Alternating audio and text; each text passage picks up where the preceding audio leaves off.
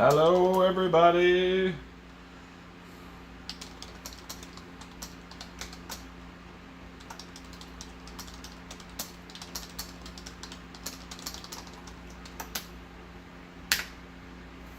did not do it properly. There we go. Hello, everybody. Lovely to see your faces, even though I can't see your faces.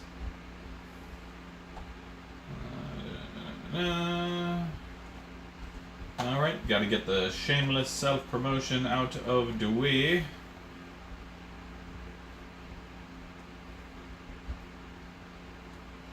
we go.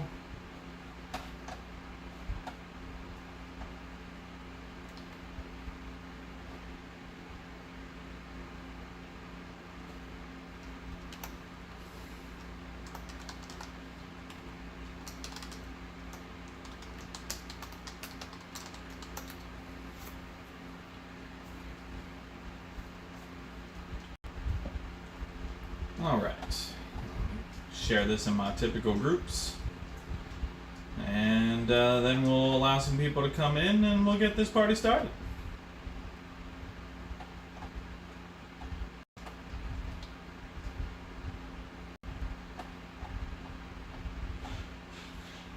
Oh, it's a beautiful Saturday evening.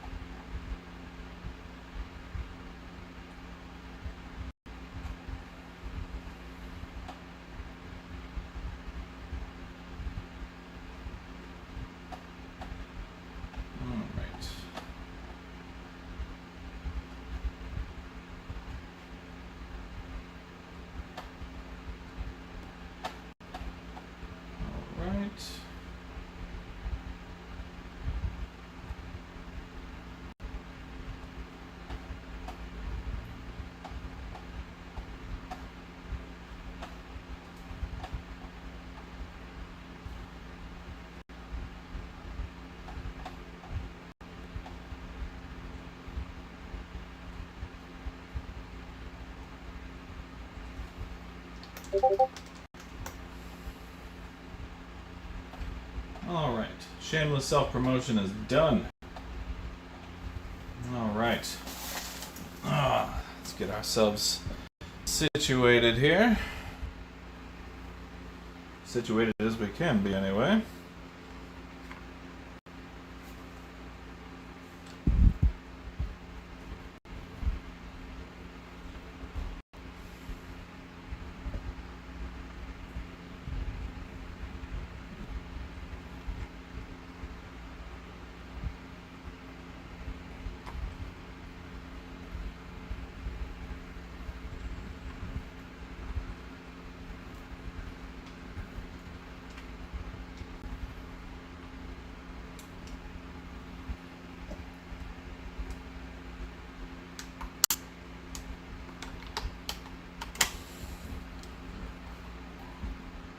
Alright, just getting my console situation situated.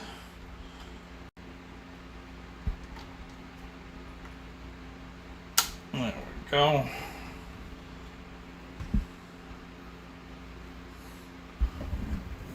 Save that. Alright. Give ourselves a few minutes to let people get in here. And I gotta check something real quick.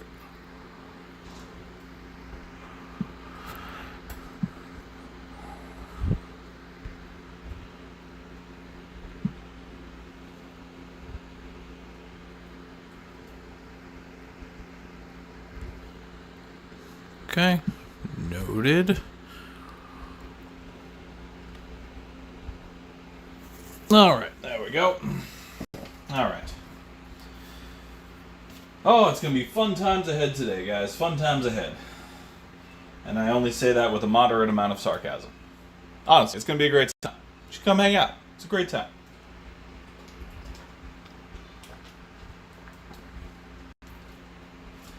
Oh, yeah, oh, yeah. I don't have my usual caffeine tonight, so I'm going with a flavored Mio, which is Less than ideal, but it does have some caffeine in it. So hopefully it's enough to push through the evening.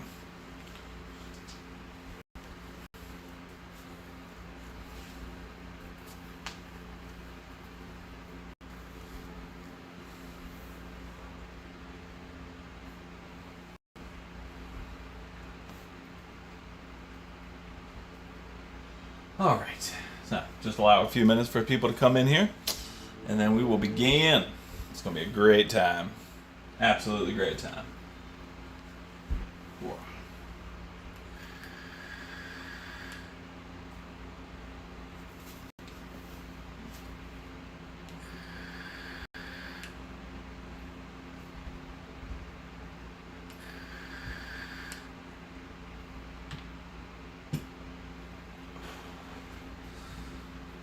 All right.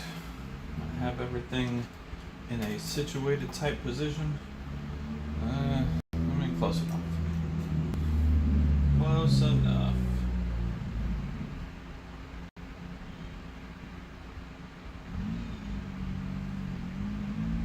One of my kitties is very upset in the other room right now. But that's because they want food. And it's too late for food. It's too late for food. So, again, just another couple minutes, let some people get in here, and we'll get all this shindigs underway. So as you can tell by the title, we're going to be working on an Asus Republic of Gaming Ally. We are going to be doing PS5 repair for an HDMI port, and we're going to work on this cursed PS4 that I picked up for a customer. Not real happy about the PS4. I don't really like working on them. It's kind of my downfall, which usually means I want to try and get better at it. I have so little success with these a lot of the time, so it's disheartening to say the least. But we pick them up, we keep them going, we do the best that we can. So that's what we're gonna do. We're gonna do the best that we can.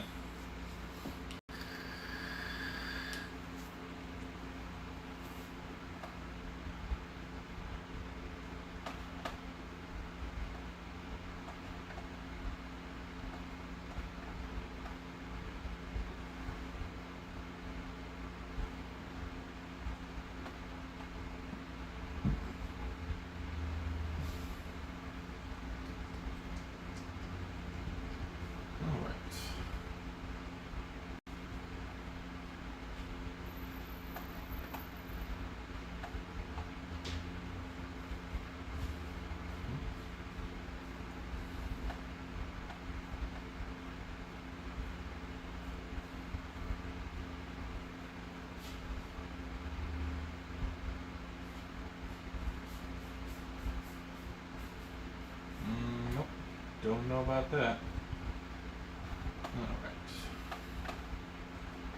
Alright, so just another couple of moments.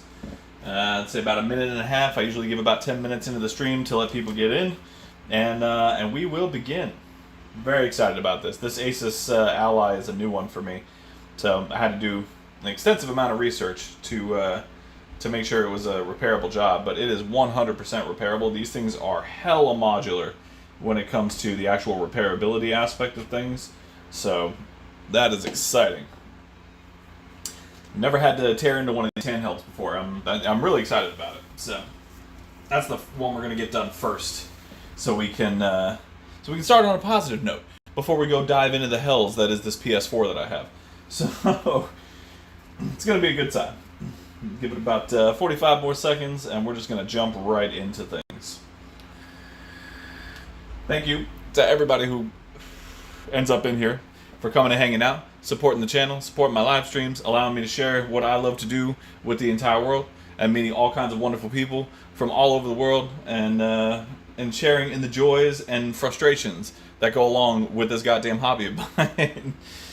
So, genuinely, I love being able to come out here and do this kind of stuff. So, to the people that show up and hang out and chill and comment and subscribe and all the other stuff, it genuinely means the world to me. So, thank you. Appreciate you a lot.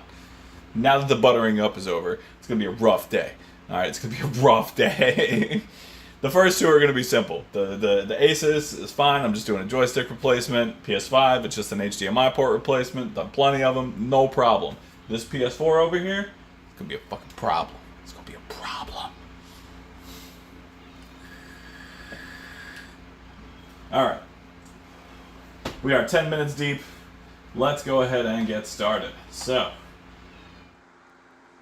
we have an Asus Ally right here. Beautiful handheld device. And this joystick right here has no left and right movement at all. So, what we's gonna do, let's see if I can make this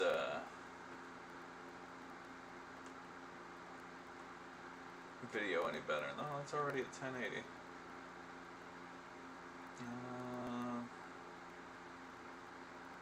Yeah, okay.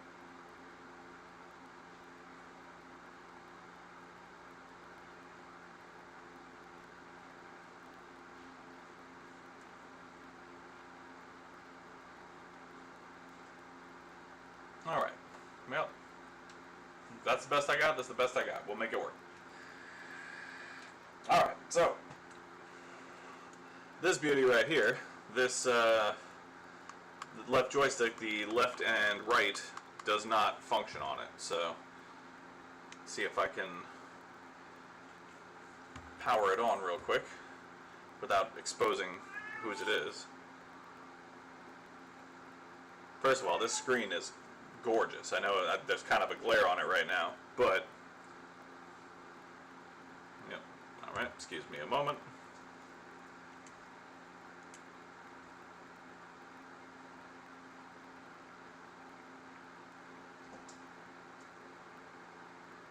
Okay, so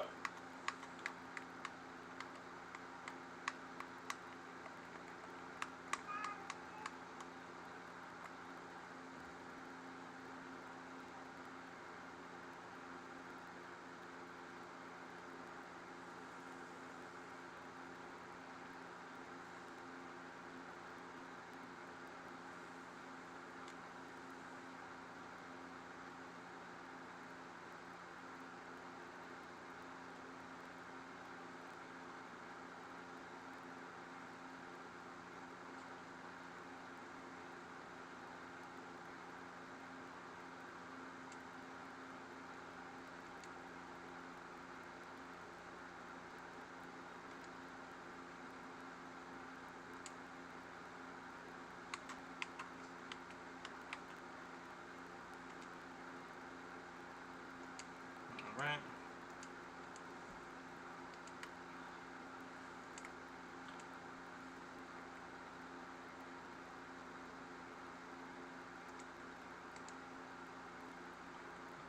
Sure.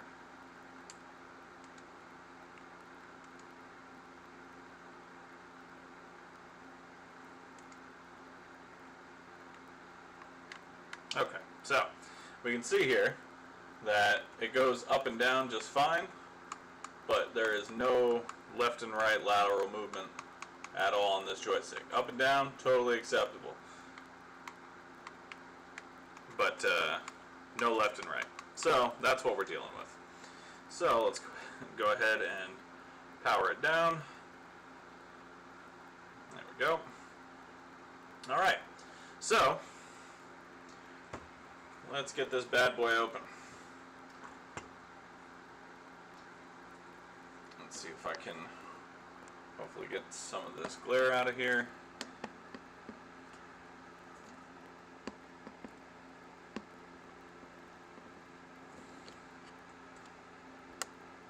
Let's see if we can just turn that off, maybe.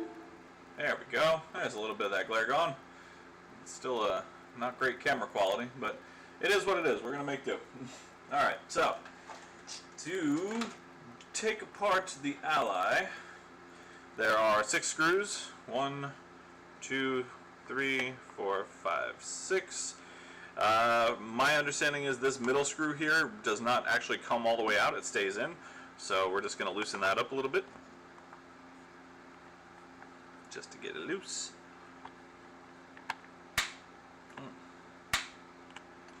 this thing been dropped before? Because that is not supposed to do that. Okay, we're just going to leave that as is. Alright, and then these come out.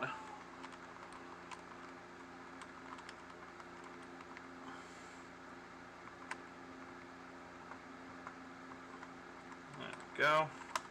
Like so. Release. There we go. And this one, same thing.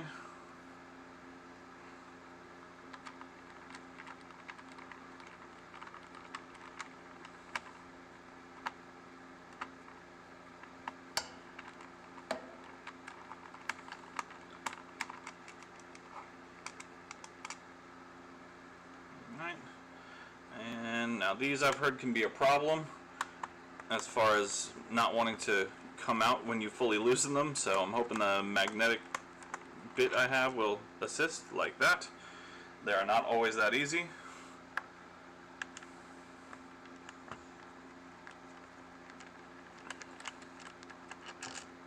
Okay, there we go. Just comparing the threading on these, making sure there's no separation. There's not. They're all the same screw. Okay. Alright, and the final screw over here.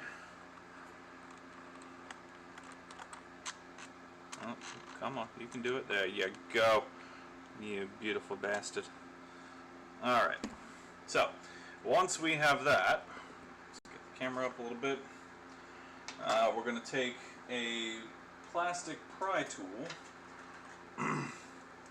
and we're going to sever, which sounds more dramatic than it is, this back case from the front case. So what we're going to do is try and get as close to this tab as possible, and we're going to insert and push back to release those clips. So insert, push back,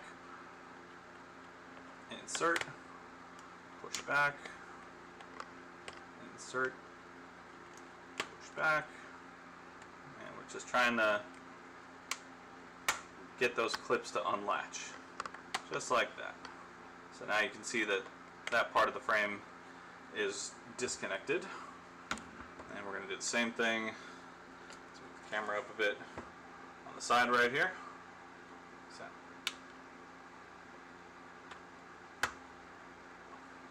Oh, there we go, and then it just kind of comes apart. So we're going to set it down right here and remove. Alright, set that aside gently, and let's come on back down. So, like I said, this thing is extraordinarily modular. All of these pieces are removable. I mean, this thing is gorgeous. First of all, this battery assembly, this dual battery setup right here, I love this. The dual fan setup to distribute the heat, fantastic. But my favorite part about it is that everything is super removable, super repairable. It's beautiful. I absolutely love this thing. From a repairability perspective, I haven't actually played it or tried it, but from a repairability perspective, this thing is gorgeous. All right.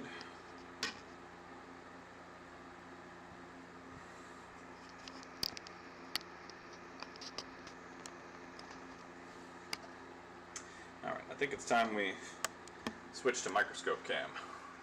I feel like microscope cam is going to be a little easier to manage here.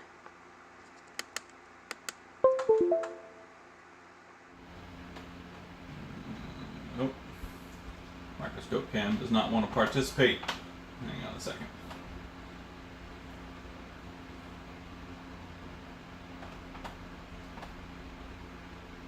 There we go. There's microscope cam.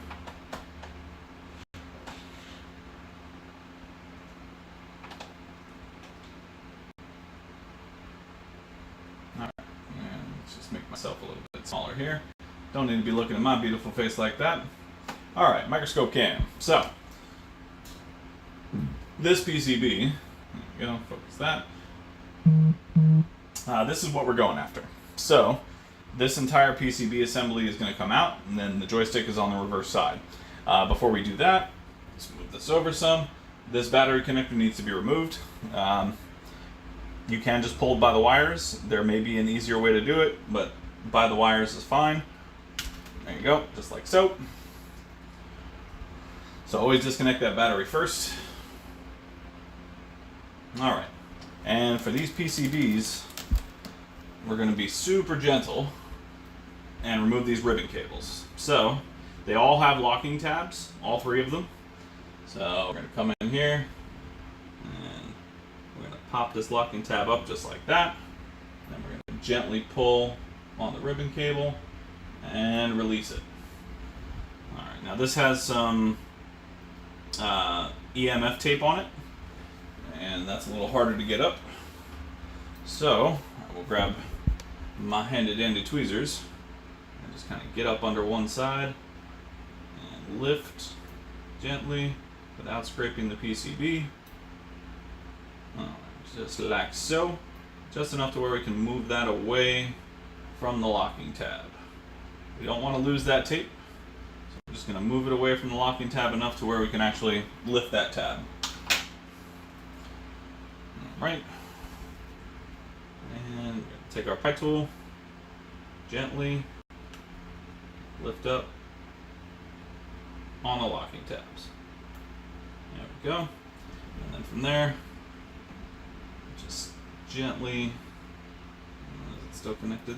Yeah, there we go. Just like that.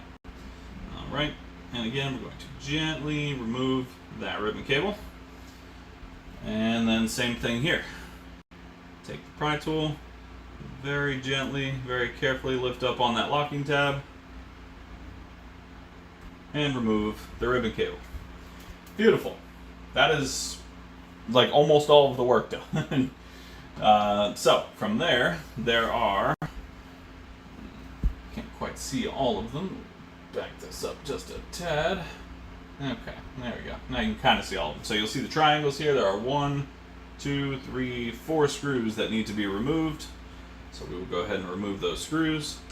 Now obviously this is backwards. I'm working on the left joystick, so that's going to be on the right side because the unit is upside down.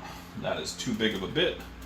I'm going to drop down a bit size for this. So I believe this takes a 00 if you want to be accurate with it, and I'm pretty sure what I now have is a 00. Yep, perfect. And there are 4 little baby screws that we're going to take out.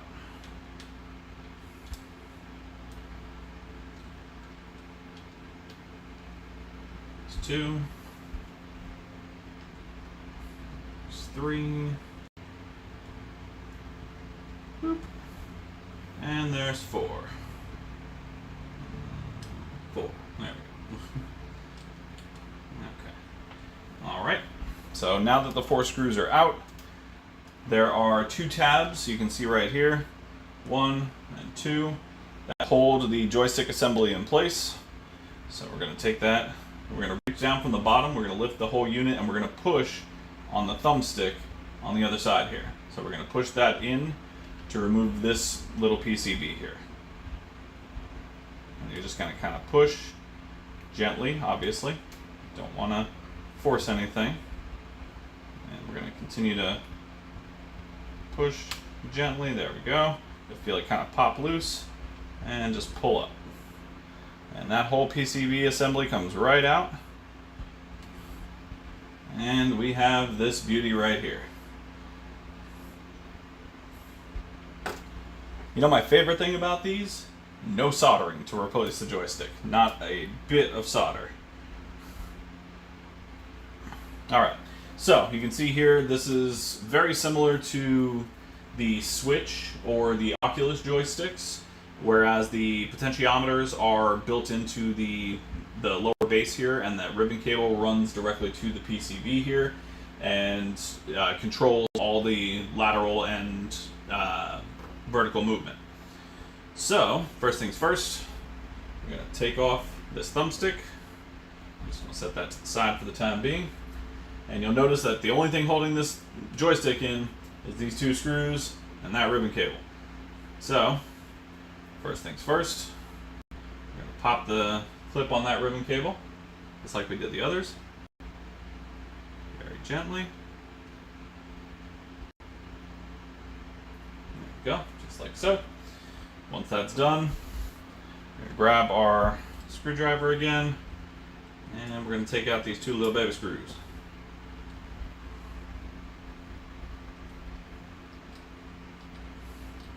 Super easy repair. If you guys have one of these or get one of these in, I highly recommend doing a full teardown on it and just checking out exactly how modular this console is, because, or handheld PC gaming type thing. I mean, the first time I saw it when I was doing research to do the repair on it, I was flabbergasted at how well Asus designed this for repairability. I was totally shocked in all the best ways. Alright, so now that the two screws are out, I'm going to lift up, and you can see that this already came right out of the holder, and so it is clean. So I do want to take a look at this ribbon cable and potentiometer and just kind of see if I can figure out where the failure happened. So let's move this off to the side for the time being. Now, a lot of times with these potentiometers, if you've ever worked on the Switch or anything like that, these potentiometers specifically are known for getting drift. I mean, it's something that happens. But to have a failure on just the lateral sides usually means that the potentiometer itself went bad, at least for the left and right movement. So, checking the pins, I don't see any significant damage to the pins. So let's see if we can get a better look in here. And no, the pins look okay. So I'm guessing it was probably the potentiometer itself that went bad for the left and right movement. Let me see if I can feel any kind of delay or drag on them. No, doesn't really feel like it, so probably an electrical fault. I'm not going to take the time to tear it apart and figure it out there because I have other things to get to today. So we're just going to hop right to the replacement. Let's bring this back in view here.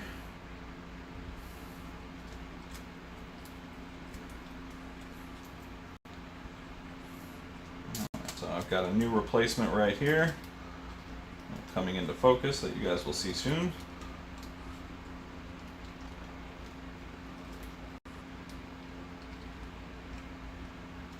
Alright, and this is our replacement. Alright, so what I'm going to do is just ease that ribbon cable right in and fold that locking tab over. And you can see that the screw holes line up perfectly. You don't have to force this ribbon cable in there. It's not required. It slides in very easily on its own. And you'll know you have it right because the bolt holes or the screw holes will be lined up. And you can see here, they're lined up perfectly.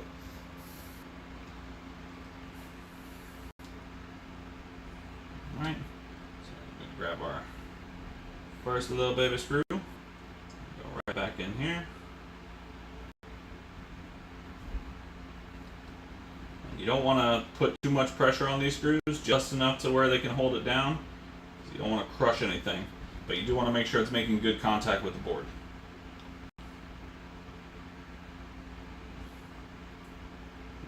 Same thing here.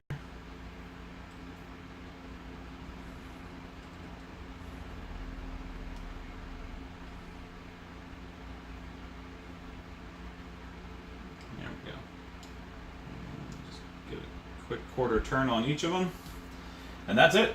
That's a brand new joystick installed on the Asus ROG Ally. So let's go ahead and get that baby back installed and get it tested.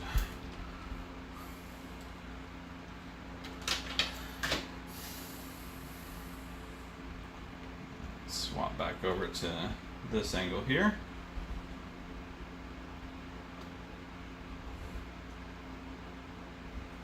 Alright, so first things first, do make sure you put the thumbstick back on and in the correct orientation. There we go, nice and good. Alright, and again we're going to lift up, we're going to clear these ribbon cables out of the way.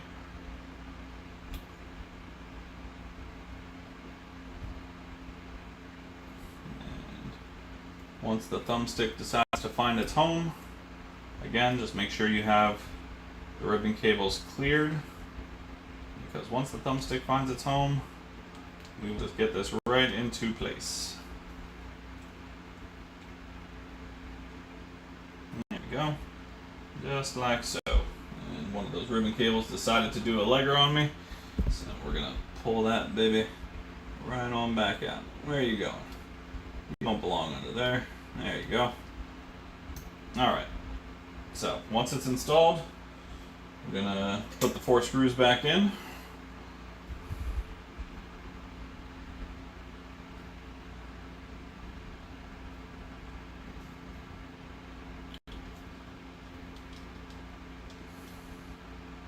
There's one.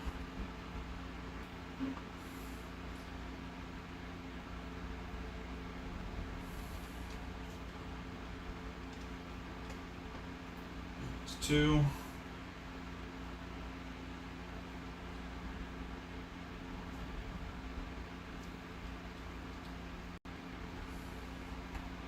Three. And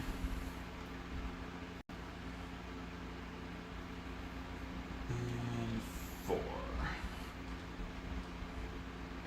Alright, so those are all down in place now. And so next step, obviously, is to replace the ribbon cables. So, first things first, I'm going to gently slide that in and lower the locking tab. Boom. Second one, we're going to peel back this tape a tad so we can actually get the thing in place. And we're going to slide that right into its receptacle. And we're going to lock that down.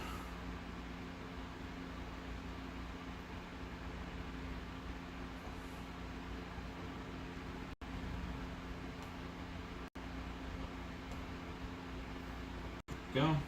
Place the tape right where it goes. And for this one, I think we can probably just slide it on in. Yep. And fold down the locking tab. Alright. And there we go. So all the ribbon cables are back in place. Locking tabs are all down. And I think we're ready to test this baby. However, before we do that, always make sure to plug the battery back in. Don't forget to plug the battery in. You're going to have a bad time.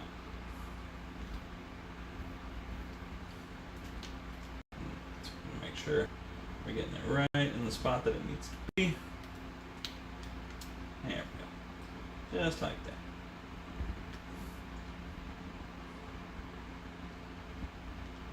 Okay. Battery's back in place. Let's go ahead and replace the cover.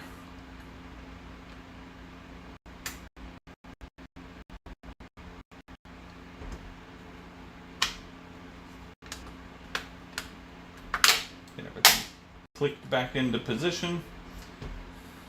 Before we put the screws back in it, however, let's give it a test.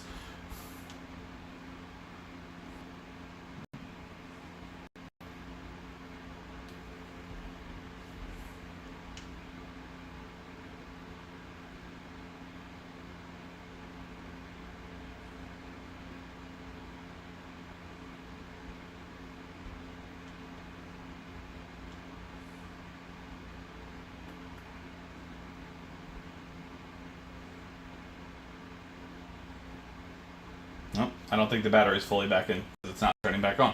So that's why I didn't want to screw it in, because I wasn't 100% sure on that battery. So let's get it pulled back apart and let's fully secure that battery connector.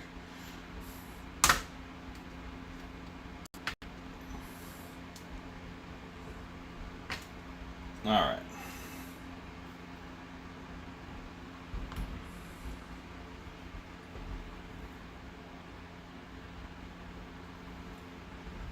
Let's just make sure we're not missing anything. Nope, ribbon cables are all connected, and the only other thing we disconnected was the battery. So, let's go ahead and give this thing a good push down to make sure it's secured properly.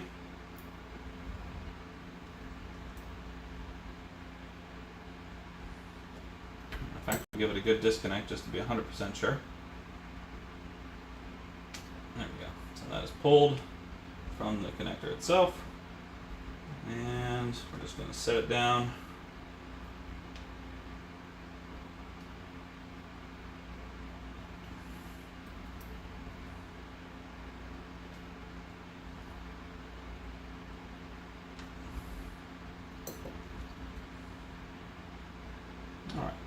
Yep, that looks pretty level.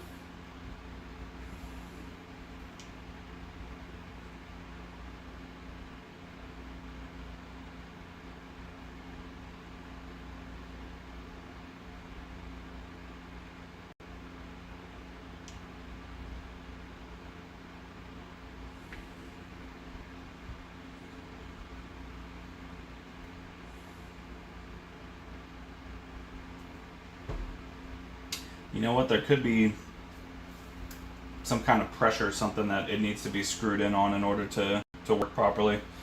Not 100% sure on that, but it would make sense. So let's go ahead and get it fully screwed back in. Make sure it has all the pressures it needs to have, whatever the case may be.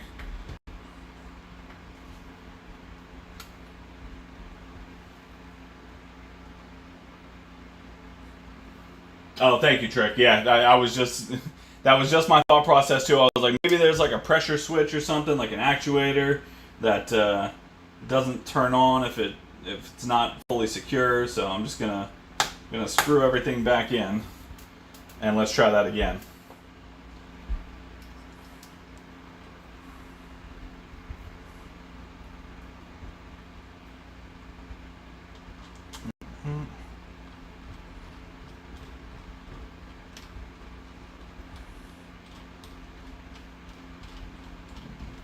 Get the back screwed back on here. Realize you guys can't see a whole hell of a lot right now. Unfortunately, my the camera that I'm using to try and do the down angle is not cooperating right now. So I'm gonna have to try and make do with what I've got.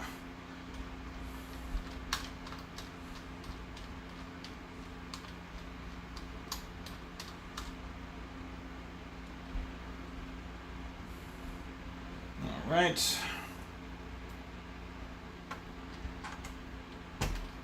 Let's get all these screwed back in here.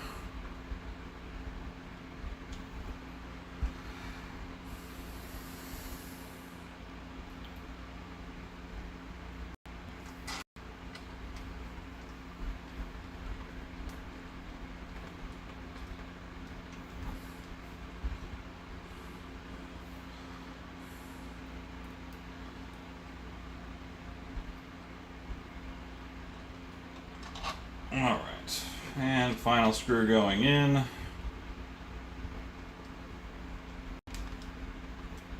There we go. Alright, all screws are back in. Back plate is reattached.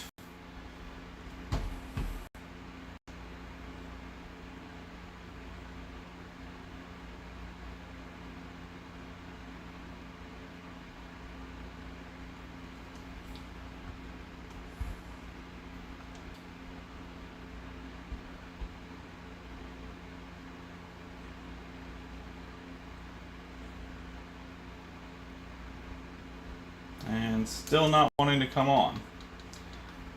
That doesn't make any sense. All I did was disconnect the battery. And it had 68% battery.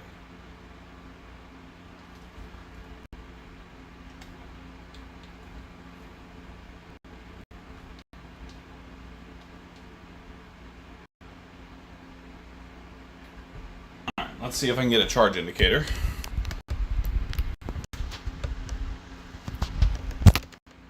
Oh, okay. See?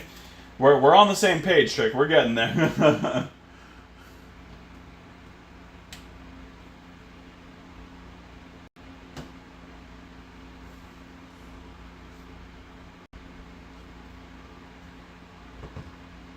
Alright, so I've got a charge indicator. So it's definitely, the battery's in because it's taking a charge.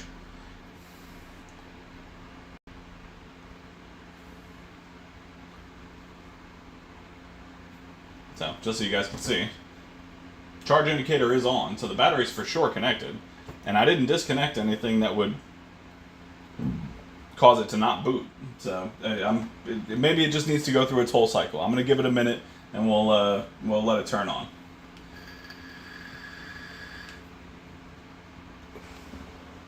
Give it like 30 seconds.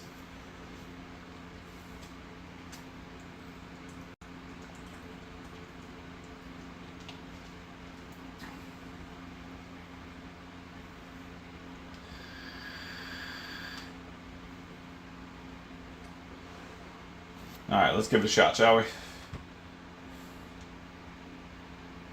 Yep, there it is. Alright, so here we are. It is booted back up. Trick, you made my anxiety go down by like 32.5%, so I appreciate it greatly. This is actually for a buddy of mine, so I wanted to make sure that, yeah, everything's good. But everything is good. So, let me put his passcode in real quick before it loads onto the screen here.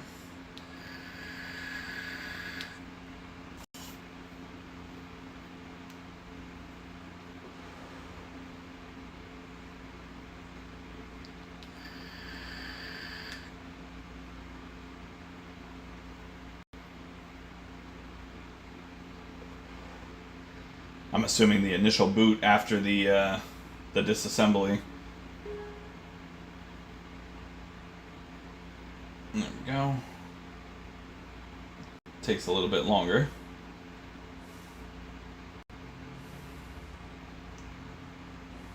Nope, it's got to go through the whole welcome screen.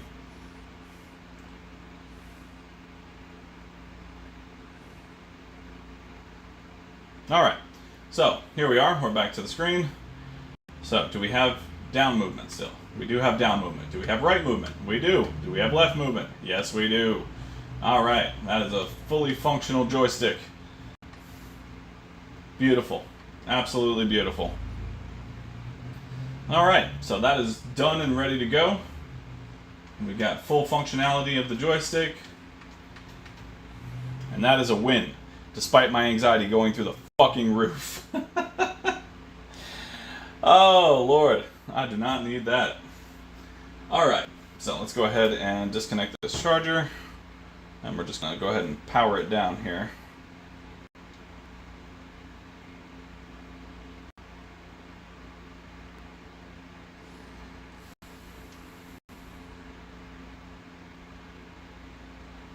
Alright, powered down. And charger disconnected. Right. And I will put that back in its case and holder and all of that in due time. However, on to the next job. Whew! Trick, thank you, dude. Seriously, you made that far more palatable. I was having a fucking breakdown. I would have gotten there eventually, but you telling me as I was thinking out loud made things a lot better. Thank you. Alright. Job number 2. PS5, baby. So HDMI port issue. Guy said he tripped over the cord and no longer has a display. It's kind of hard to see, but the port is slightly off center. Let me see if I can get that on there. So it's a little bit off. You can kind of tell. I'm assuming it's probably got the inside push damage or something like that. Oh, well, good. I'm glad you were here for that. It's like that was panic inducing. Because if I had to do a full breakdown and like try to trace a bad power joint somewhere, I was going to lose my mind. Alright, so... Why are you being stubborn right now? So we're going to get the PS5 going first. Alright, next I should say. There we go. Ooh, this PS5 is clean. Oh... Look at this. No dust, no dirt. It's beautiful. No roaches. The best.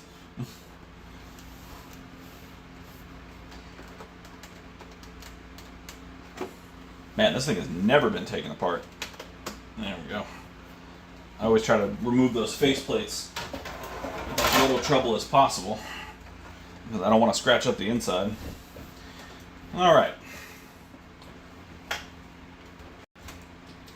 Some of this over. My desk is a fucking horrendous mess right now because of this PS4 and my general laziness. However, that's a different problem. Alright, I'm going to see if I can make this down cam work. Hang on.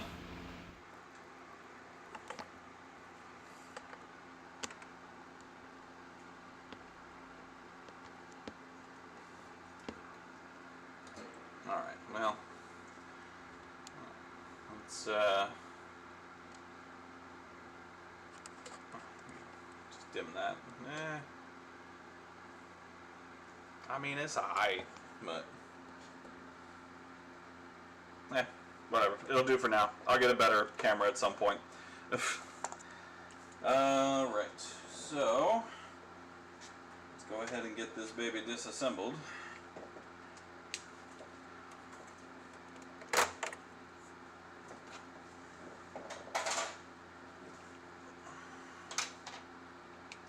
And take out the M.2 cover.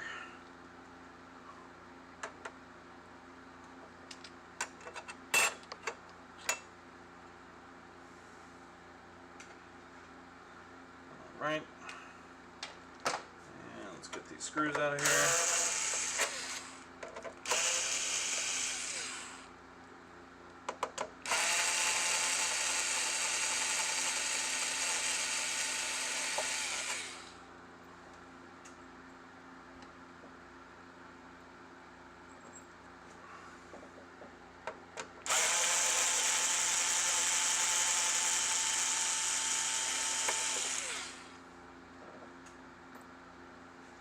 All right, fan cover off, and let's go ahead and get this sticky off.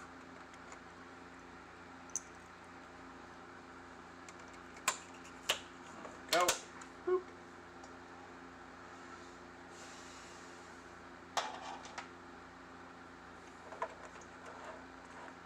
All right, and go ahead and disconnect the fan. Beep. Alright, and we're going to take our lovely warranty sticker off. Who needs a warranty?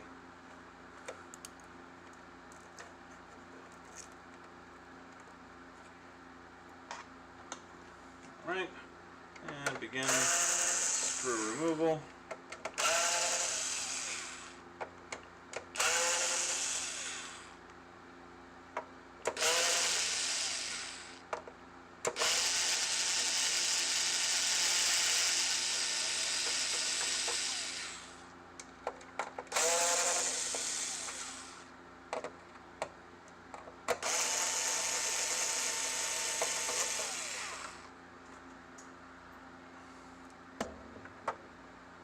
Gonna move the camera for a second.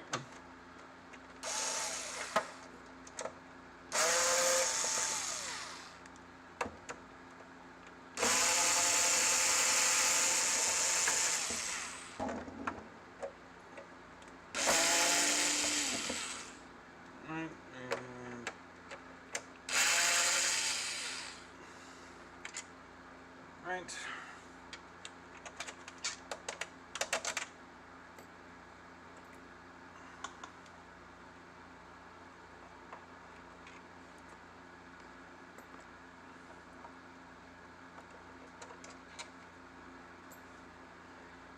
There we go.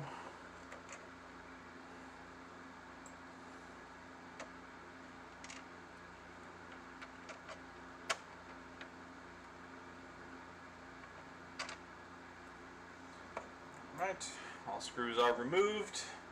Let's put the camera back. There we go. Alright, with those screws removed, we can... Nope.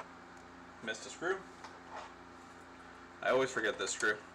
I've been working on a lot of digital editions lately, so the screws are all in different places and it messes me up. Alright, anyway, we're back. Now we can pop this frame off. Oh, apparently I still forgot a screw. It's fine. Screw recovered. Alright, so this is the newer series. This is going to be a 1215 model, I believe.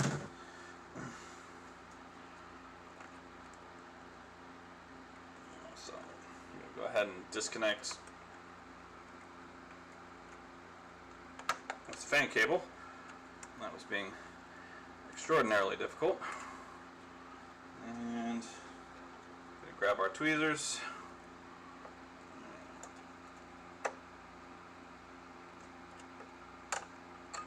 Pull off the safety tab and pull out the DVD ribbon cable and remove the disk drive. There we go.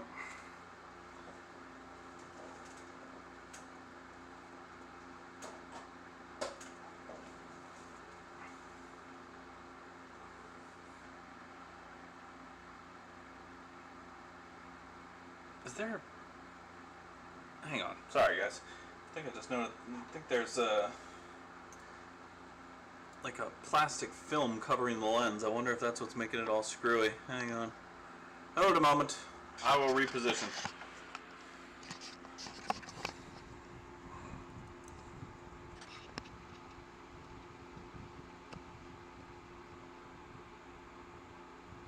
Nope. That was not it.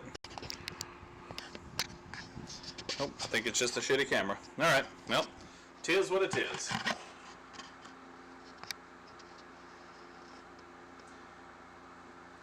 Alright, so DVD is removed. We're going to take off these Wi-Fi antennas, Bluetooth antennas.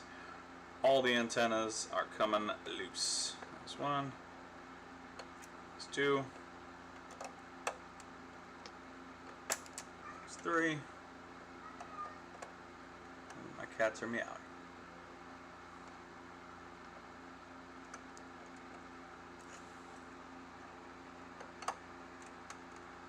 There we go. That's four. Alright. And just move these antennas out of the way while not destroying the tape, hopefully. There we go. Beautiful. And now to take out 37 screws. I don't think it's actually 37, but it's probably not far off. Lift this up some so I have some room to work.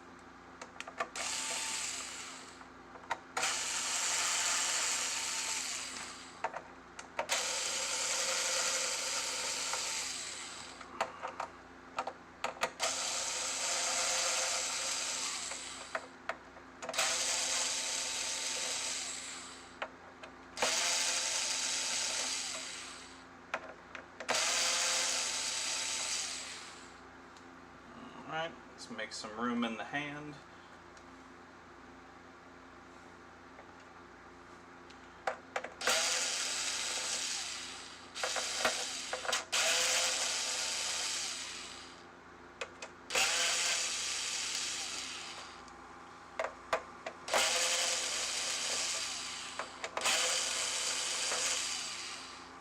Alright, almost done.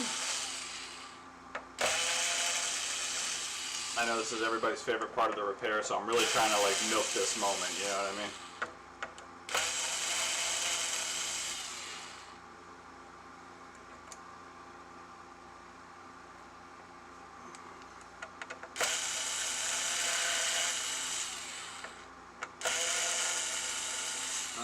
And final screw.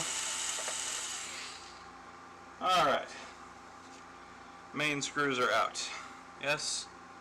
Yes. Alright. Take off this little removable plate here, which I don't, you know, this I never understood the change with. Why this? Why of all things on the PS5, when they upgraded the board, did they decide to do this little removable piece here? The rest of it was fine. It's just an unnecessary piece.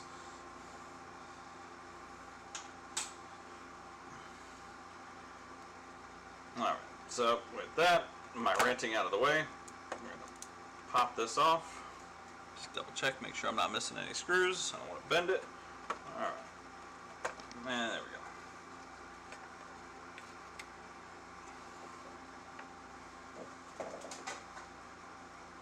Alright, we are down to motherboard area. Let's go ahead and disconnect some ribbon cables, LED, power button, and where's my flat tweezers? I'm gonna need those.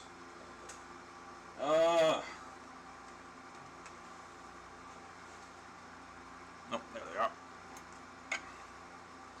Alright, push down on security tab, remove USB ribbon cable. Alright, and there's 3 more screws holding the motherboard in place. We got 1, 2, and 3. Yep. Alright, and then of course we got to take out the APU clamp screws.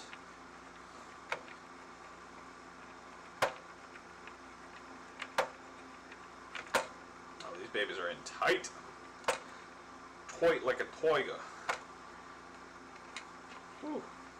There we go.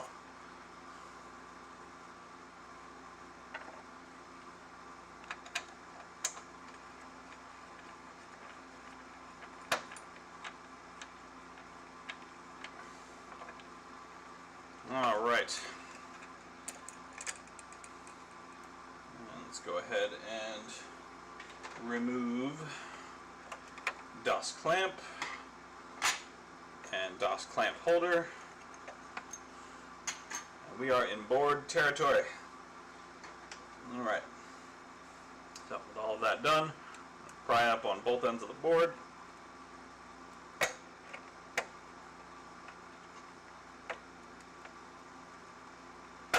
There we go.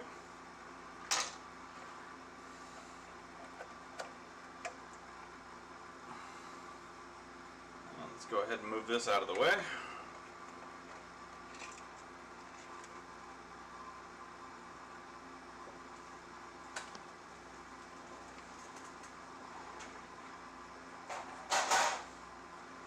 All right.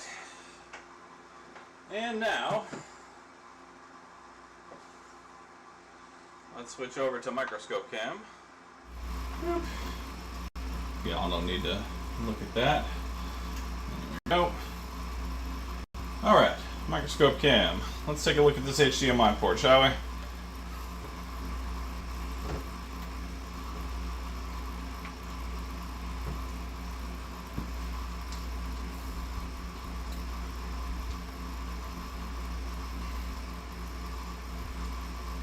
Alright, yep. So, classic PS5 HDMI port issue. Has this been fixed before? No.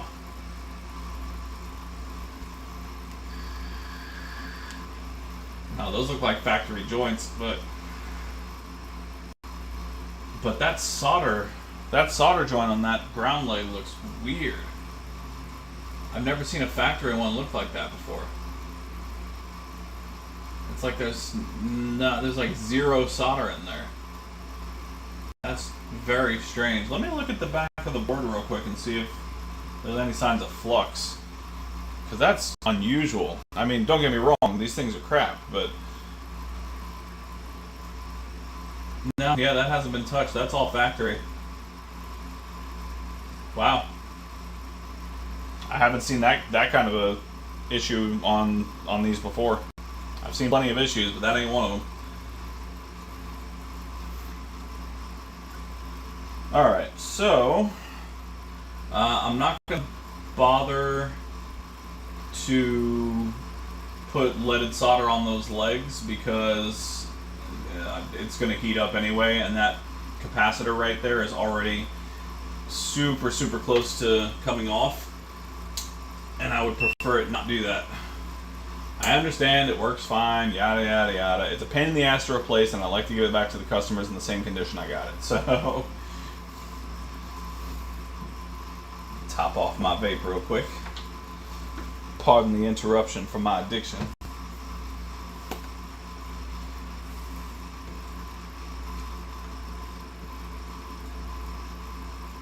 There we go. All right.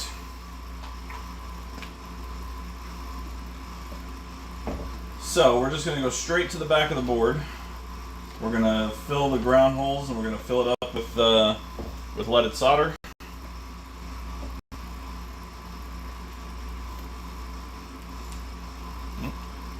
After I put the nozzle back on my bit, that's an important one.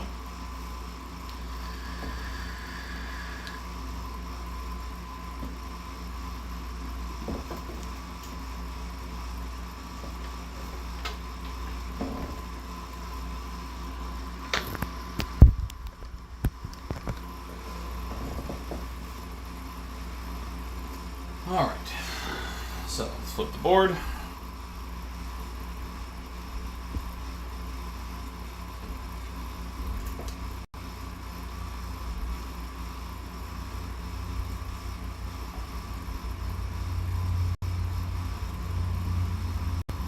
Go ahead and remove this nonsense right here.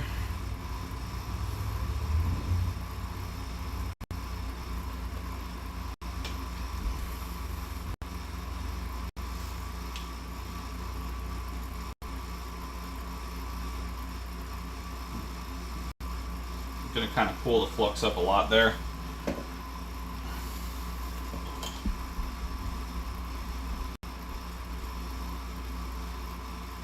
Alright, there we go. Let me clean my iron real quick.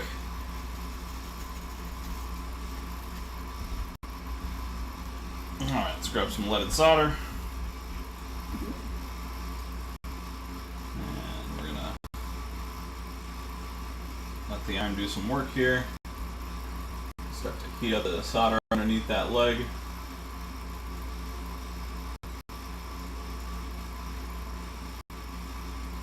And we'll just kind of flow some leaded stuff on there. There we go. You can kind of see underneath it started to bond and melt. So that's what we want. There we go. And we're going to keep that heat there for a little bit. Put a little extra dab in there. And we want that leaded solder to mix down in with the unleaded stuff.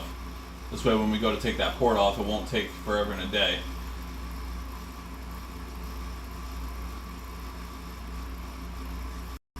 Just give that a few minutes to let the heat do its work. There we go. Come over here. Now that the board's been kind of pre-warmed in that area, this one's going to melt a little quicker. There you go. You can already see it starting to bond.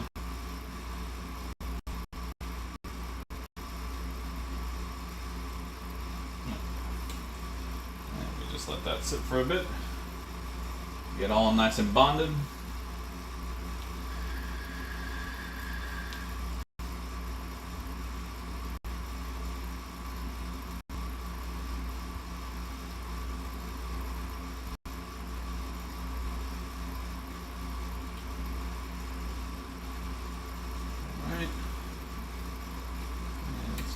Here. There we go.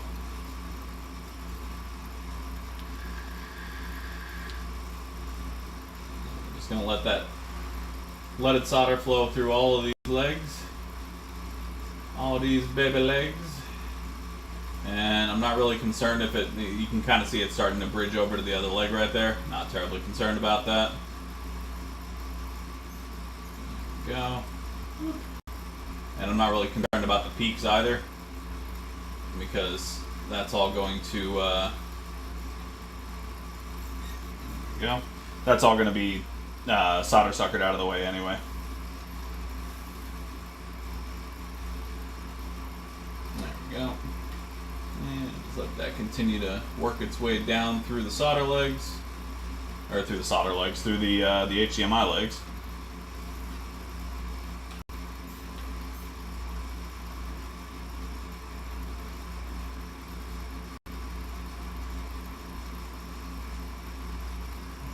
You can always just remove those peaks, but it doesn't really matter. Unless they want to be douches. They can be douchey sometimes, and that's fine. That's their right. Alright. Alright, so now that the leaded solder has worked its way through the unleaded stuff, we're going to grab our hot air gun, 480 degrees, full blast.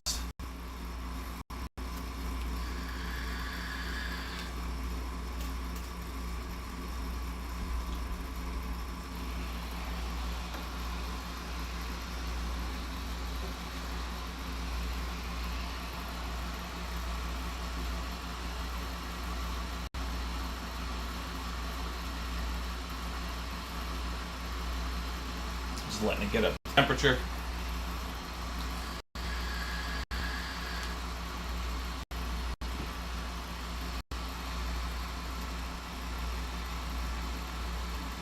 Alright, we are up to temperature. Alright, we're just going to come in here. I'm going to circle around the port a little bit to kind of get the whole area around the board warm. Push over here to get some of the flux back in place. Alright, there we go. Slow the circles down. Start hovering over the actual legs on the HDMI.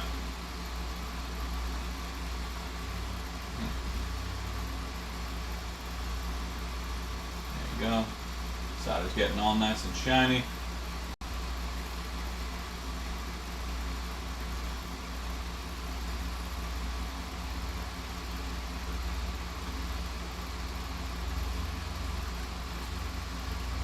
Because I didn't add any unleaded solder to the actual legs, it is going to take a little bit longer, but not much.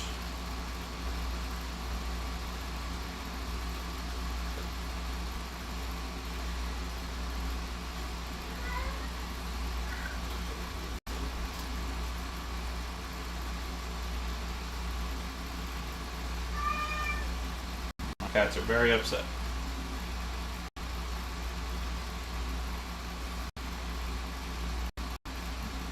Just want to gently give some downward pressure, but not a lot, because you don't want to rip any of the legs from the pads. There it goes. And it just most of the time will fall out on its own.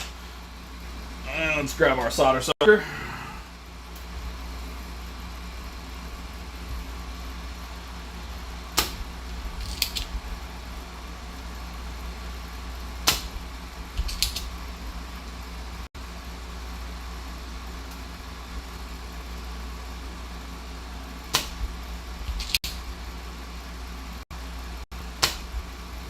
Go. Beautiful. Absolutely beautiful. Alright, and we're going to come in while the board's hot, clean up some of that flux.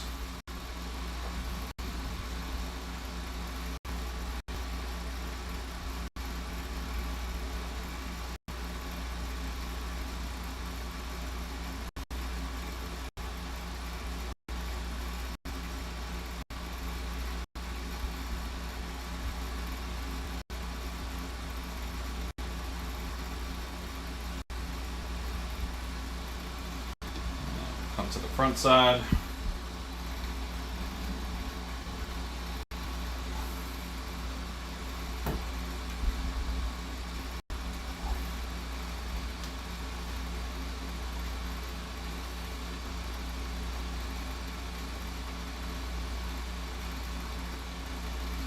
I knocked a component. Uh-oh. That's not good.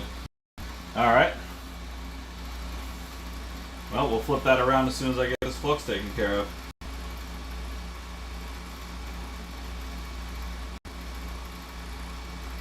Alright, yeah, let's flip that board back over. Hold on. It's been a while since I've done that. Let's see here.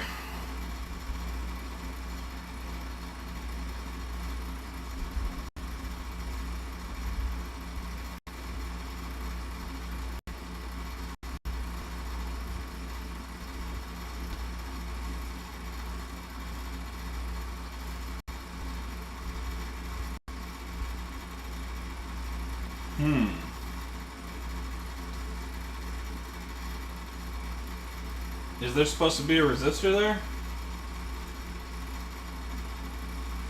There might well be.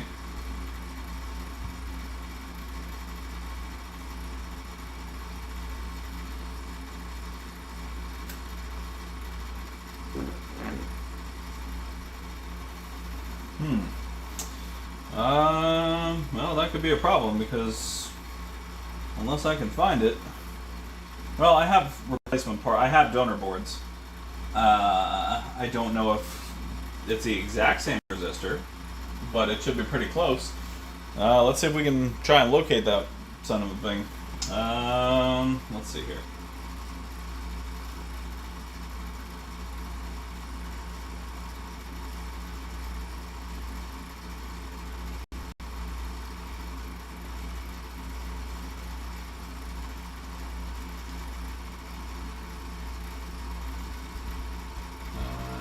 see if we can, nope, that's roach remnants.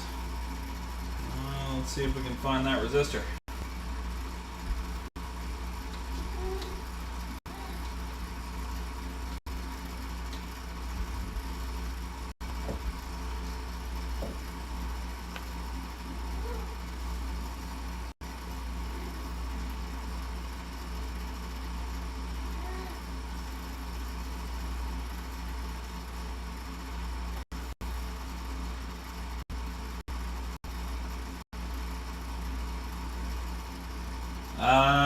Did you happen to see if I knocked it when I was doing the solder sucker, or when with the Q-tip?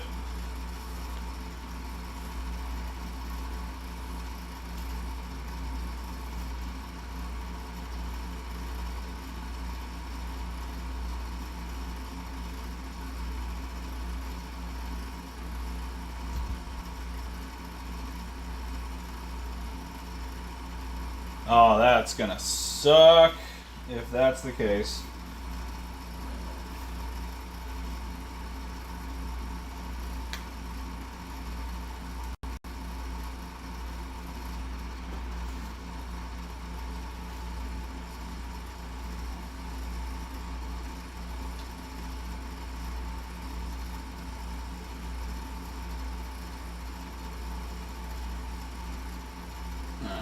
Damn, I was hoping that might have been it. Alright, let's grab the solder sucker and see if I can retrieve that component. I mean, I have donor boards from like EDM 020s and stuff, but finding the correct resistor could be a problem.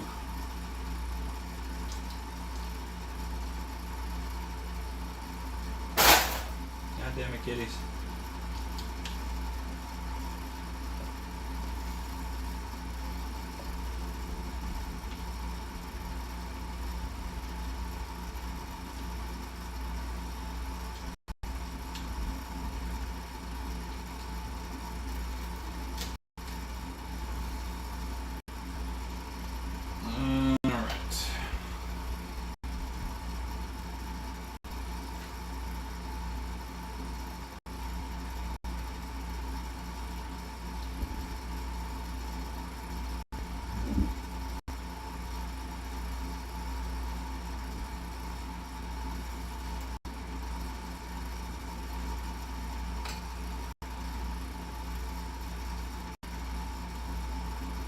Alright, that resistor's lost to time. Not a problem. We will pull the HDMI. It's the same one. Yeah, so the same one that's going to be by that diode right there on the other board. So, yeah. I had a feeling it would probably be the same one, but I gotta tell you, it's the first time I've lost that resistor.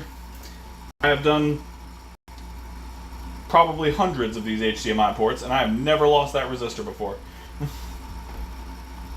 I must still be anxious from the damn power thing with the Ally. Alright, well, not a big deal. That's fine. Let's grab a donor board. Let's get a resistor off. That's why I keep donor boards around.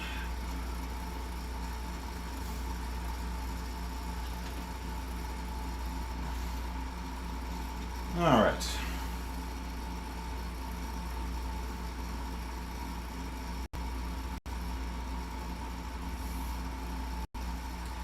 move this board out of the way for the moment. And let's retrieve us a resistor.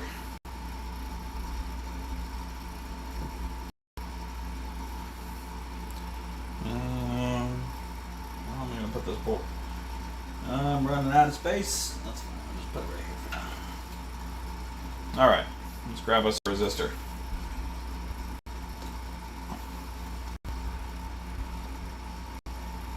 Yeah, so I'm assuming that's the resistor, because that's the same one that's right by that diode there. So, alright, let's grab a resistor.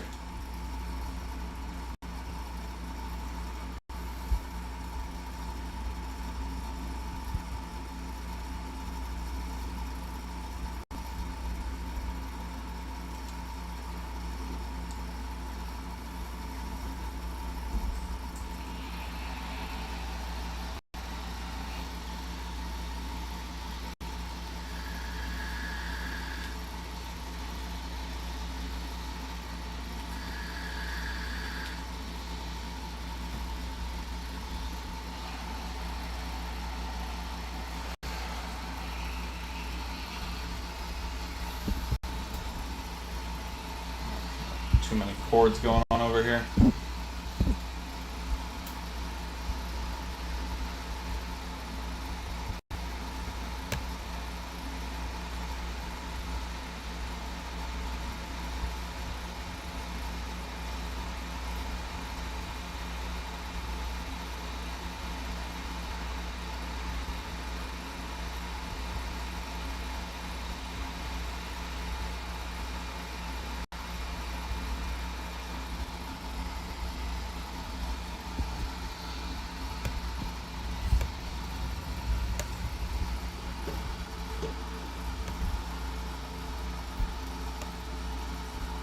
Alright, resistor is grabbed.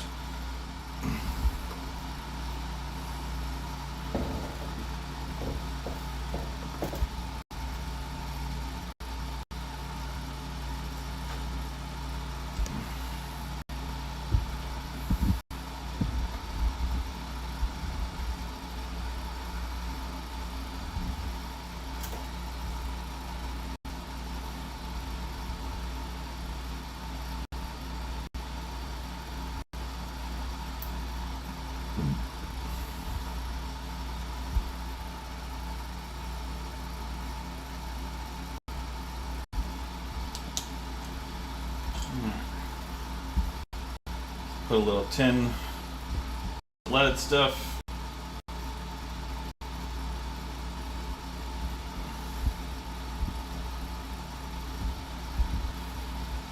Alright, sorry, hang on a second. I gotta try and move one of these cords. Alright, we're fine for now. I'll put it back in later.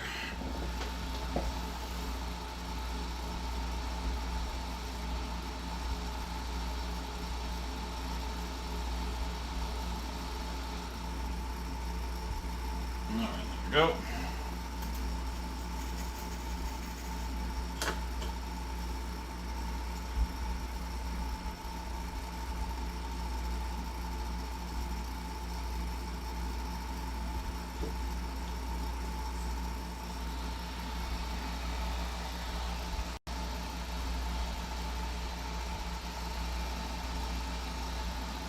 Let's actually get up to temperature.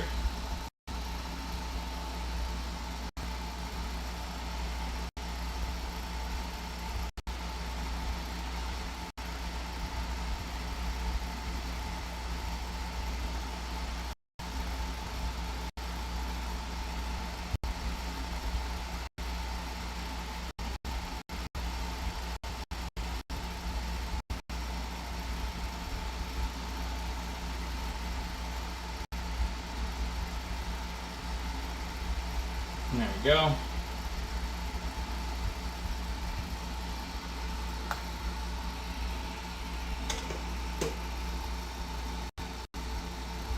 Everything else still in place? Yes? Fantastic. So make sure that resistor is actually in place. It looked like it flew into place, or floated into place. Let's just make sure it's not going to want to run off on us. Nope. Solid as a rock. Alright, awesome. Thank you guys for pointing that out. That would have been a bad day.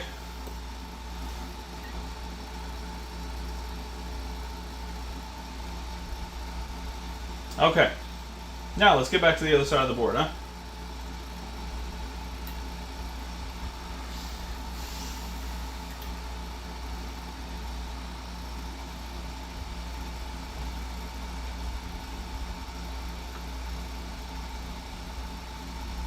Alright, I am removing the down camera.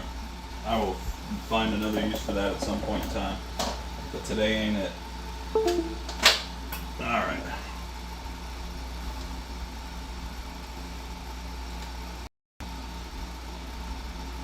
It's over.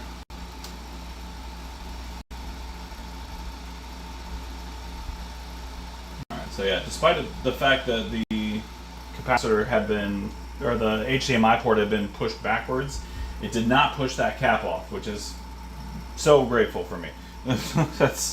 I've lost that cap so many times, and yeah, I know it doesn't affect it, it'll still work fine and all of that, but it's just it's an OCD perfectionist thing for me. I want things to be exactly as they were.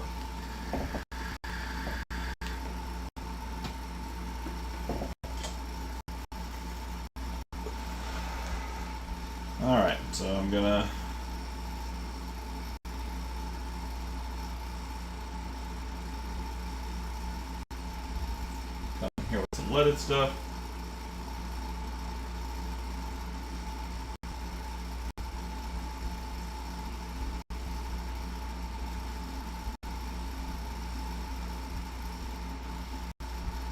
You're not wrong there, PLW. I could not have done a lot of what I've done without the help of this community, man. So I appreciate it.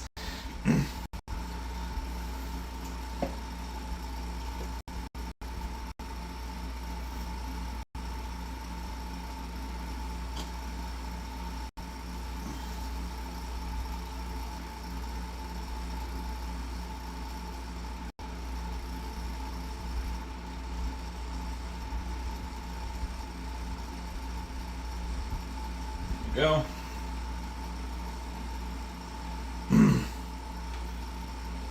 Alright. Come in with some fresh leaded stuff.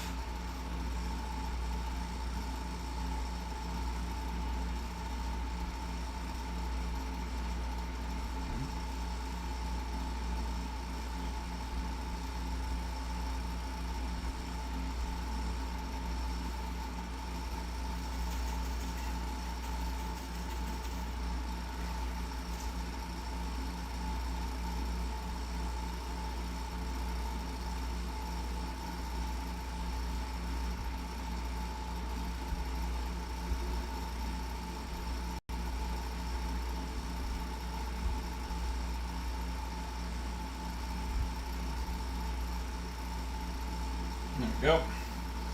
Alright, let's clean up that dirty flux.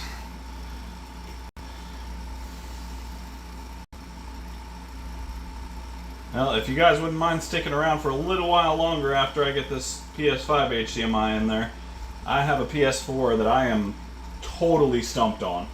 I have gone through as many things as I can think of in my limited knowledge. So if you guys would have a little extra time and wouldn't mind sticking around, I could sure use the help on it. Obviously, no pressure, no obligation. But I'm pretty stumped. So we'll see. We'll see how it goes. In the meantime, let's worry about the task at hand.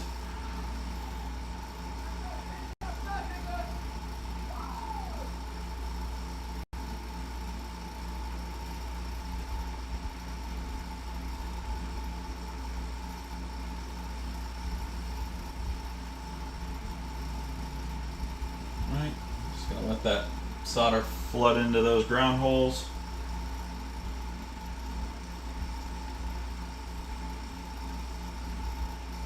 Again, not terribly worried about the spiking.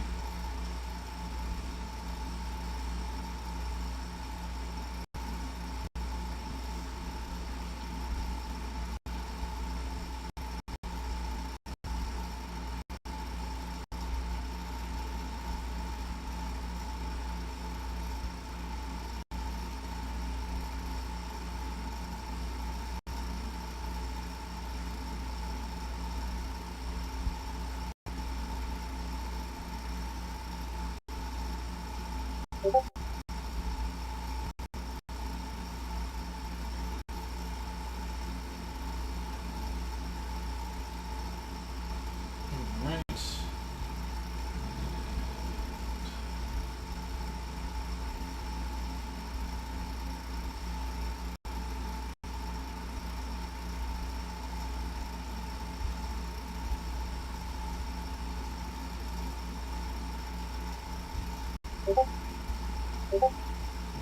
there we go.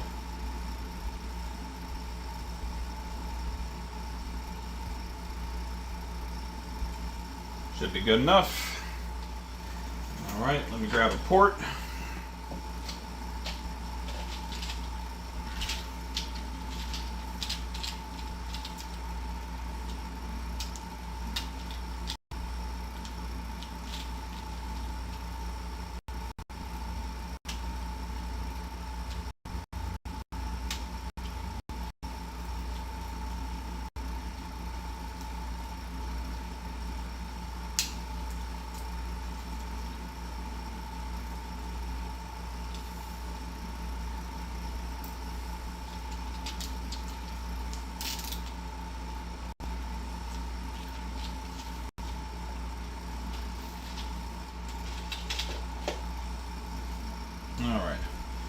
I say this every time I do these, but yeah, you never know when there's new people coming in. So I like to tin the port itself. I feel like it helps it bond and makes it easier to have it just go the first time around without having to touch up the joints. I have had enormous success this way. It is not required. I will repeat, this is not a required step. You can do it without doing this.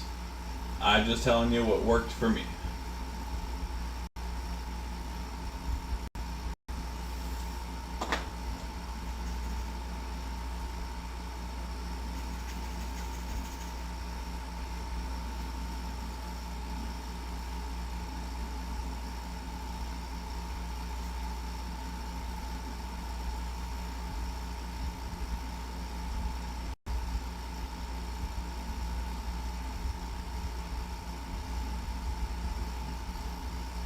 Putting a dab of solder across the legs here.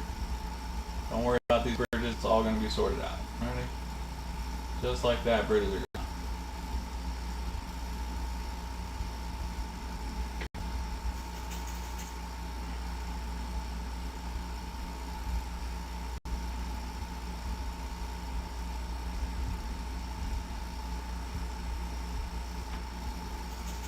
Clean the iron off.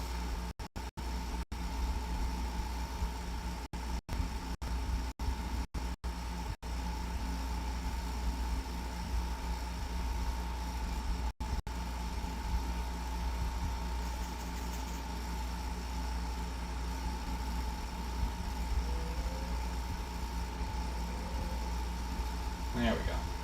Bridge is all taken care of. Alright, and with that, we are ready to begin.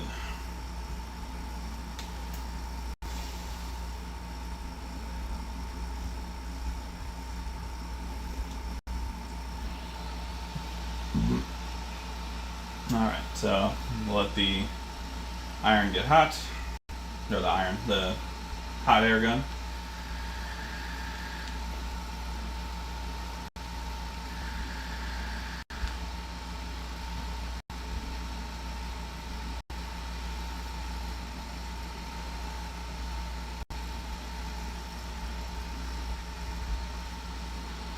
Alright, come under the board.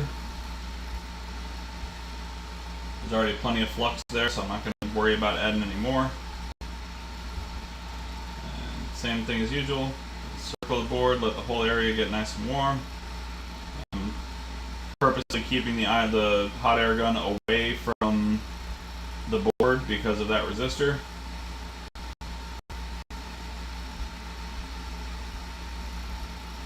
Alright, and there we see the solder get sucked down into the ground holes.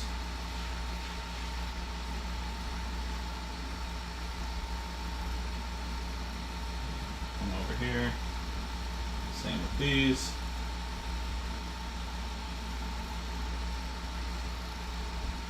Alright, and then this should be ready to just drop right in.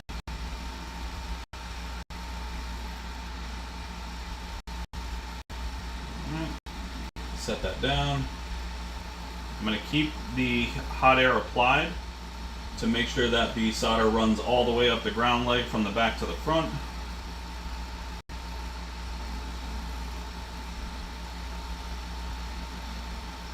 There you go. You can see it on that left one there. It's pushing up through. There we go.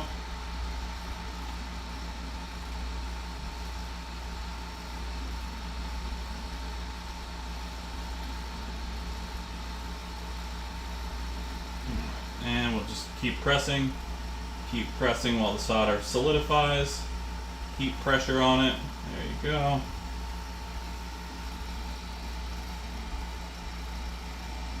Keep pressure. Keep pressure. There it goes. Alright, and 3, 2, 1, release.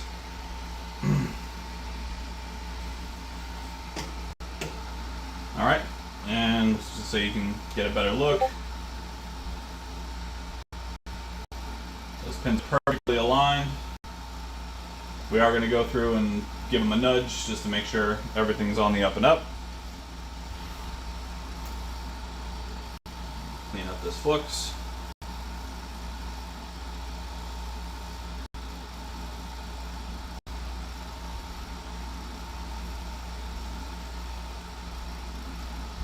That capacitor looks like it's trying to fly off, doesn't it? No, you don't, Mr. Capacitor. I did not go through all of this just to lose you. Oh no, he's good. Never mind. He's fine. He's chilling. Okay, so we're gonna flip the board. Not flip it completely, just 180 it. And we're gonna come in. Nice look.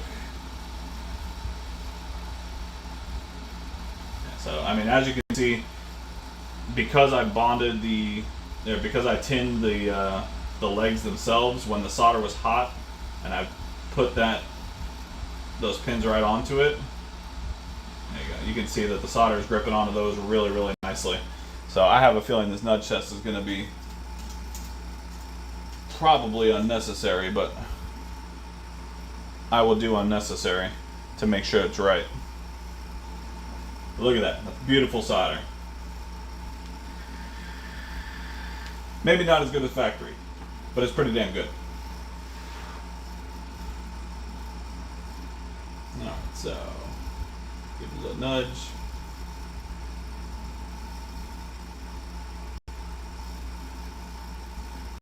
Don't worry, we're going to come in here and clean up all this extra flux.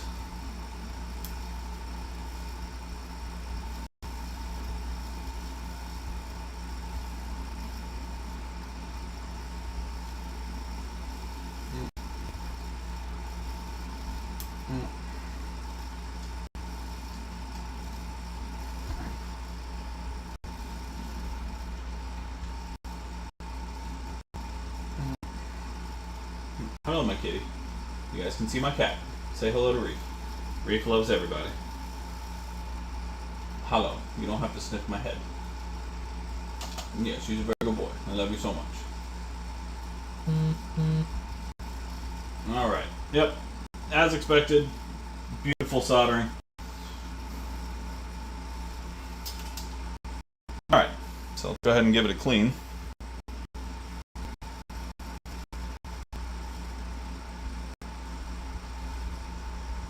Alcohol.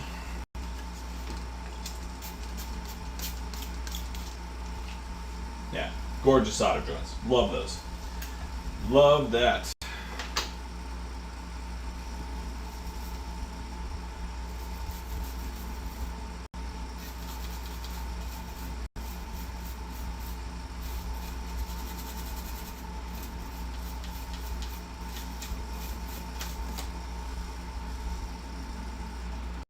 Alright, let's flip the board to the back. I know there's going to be extra flux around here that needs to be cleaned.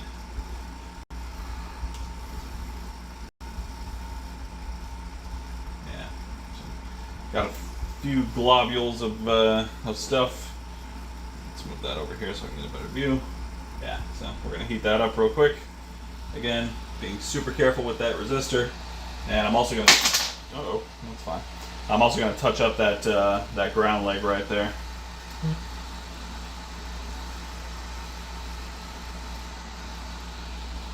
Still a little extra solder on there. Make sure it stays put. There's always one, and that's the one. All right.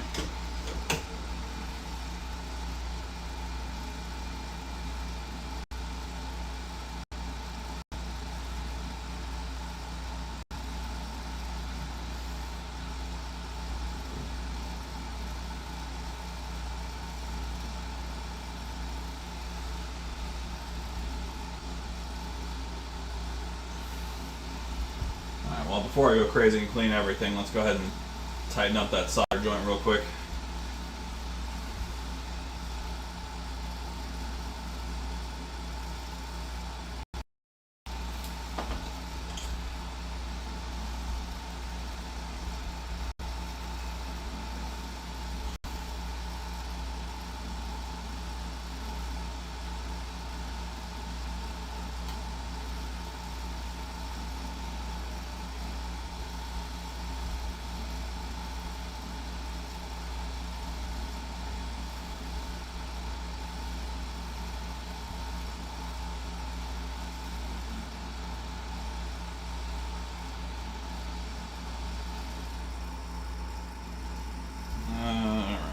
flux.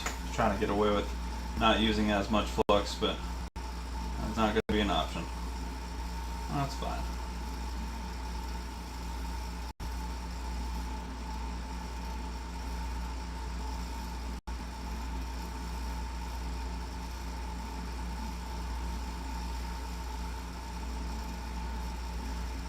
There we go. Alright. Now that leg ain't going anywhere. Alright, let's give it a spritz.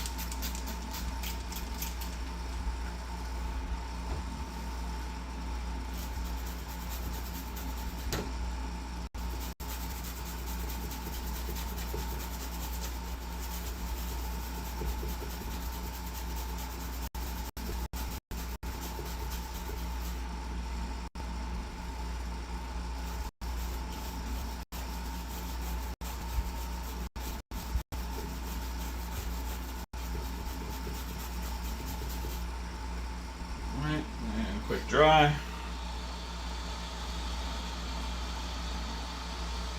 Alright, and we are ready to give her a test.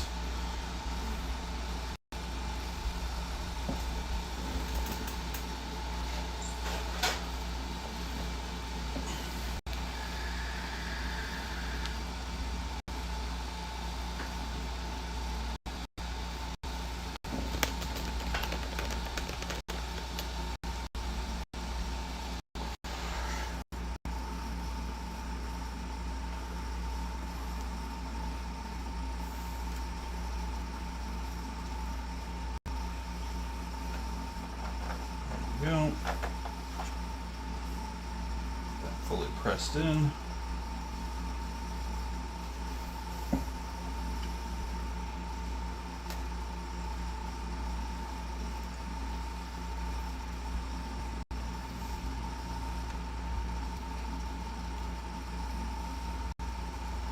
Alright, and grab the APU clamp.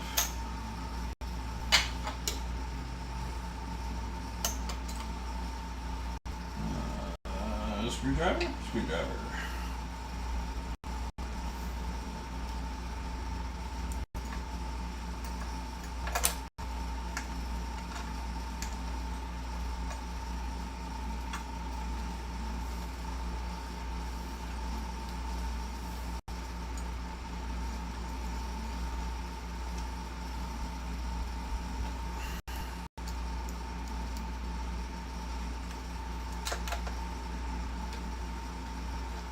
Right.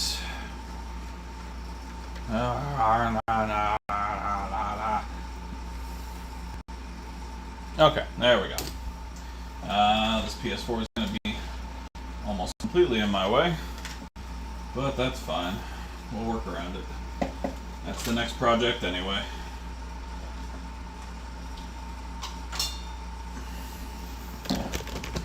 Alright, let's come over here.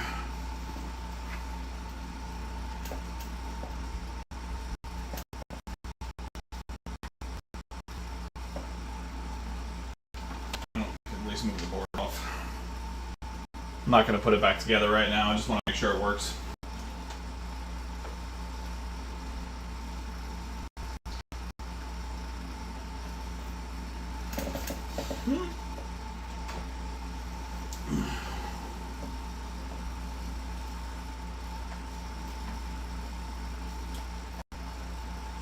All right. Gives the beep.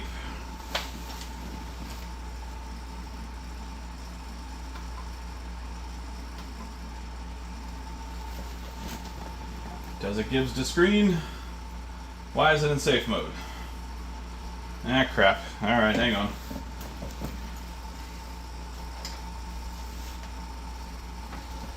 Let me go grab a controller. Hang on a sec.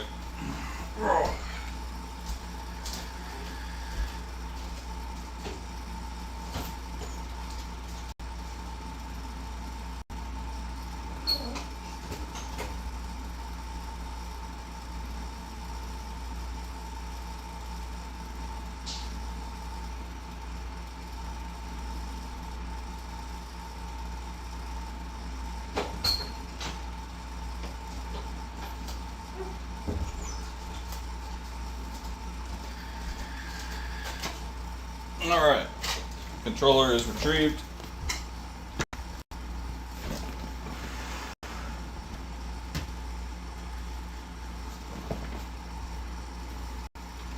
Actually, I need to go grab another cord as well. Sorry, just a moment.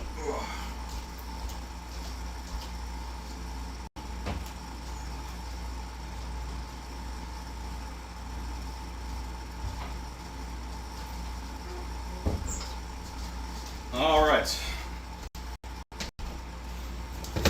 Oh.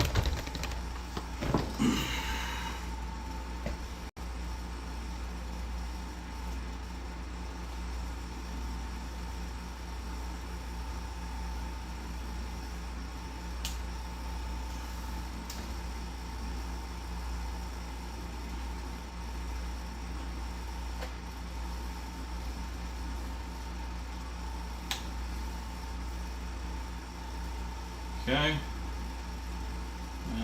I guess let's just try to restart it. I don't know why I went straight to safe mode.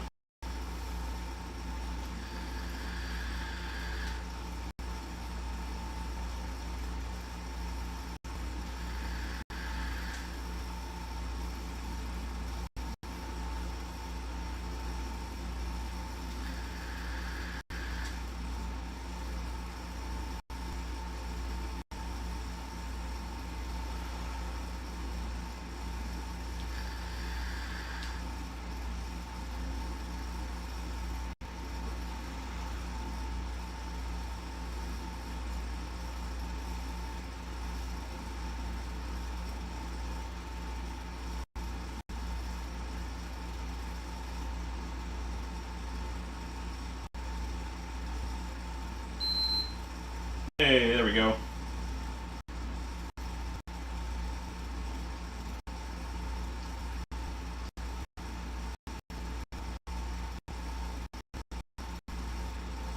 Alright. No blurry lines, no glitching. We're good. Alright, awesome.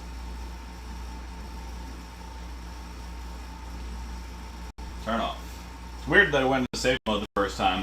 That doesn't usually happen.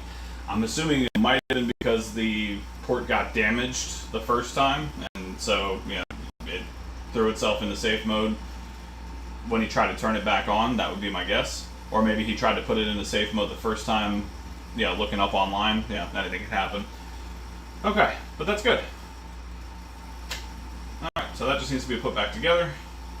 I will do that at another time.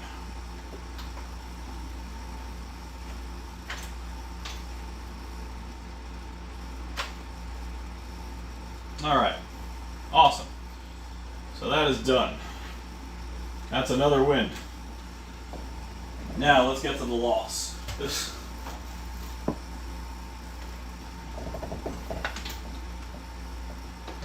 Alright, so if you guys have hung around long enough, I appreciate you, because if you guys are more familiar with this than I am, I could certainly use some help. So, trying to think. Yeah, let me do this. Let me at least get some of this put back together. Hang on a second. At least put back together enough to test.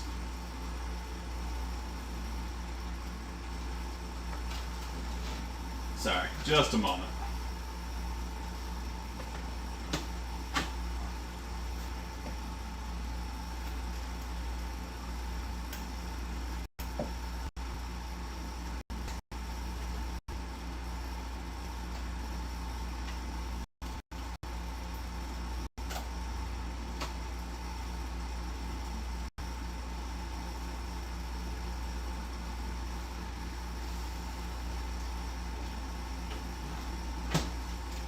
Alright, so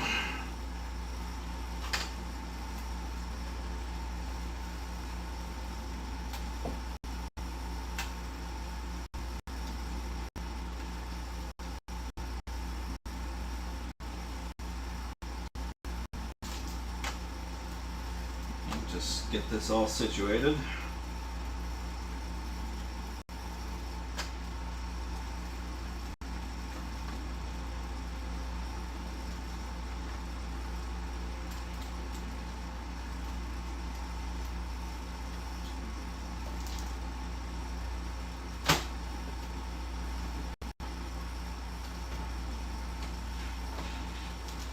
Okay, so what I've got here is a PlayStation 4 Slim that came into me for no power. Let me try and get you guys in here a little bit. Came to me for no power. I opened it and found a roach infestation. So, roach infestation to me, 99% of time, is power supply. Roaches got in the power supply and didn't turn out well. That's the best way I can put that. And killed the power supply. So I did test the original power supply that was in here while it was plugged in. And I couldn't get any power readings off the connector, the little connector for the power supply. So I assumed it was dead. So I bought a new power supply, brand new, not refurbished, brand new, and tested it, and I'm getting the voltages. I have 12 volts going in, I have 5 volts coming from the connector over here, but I still have no power. So this is where I'm kind of getting stumped, because I spent the better part of an hour trying to trace a short and something like that, but we'll get to that. So let me plug this in.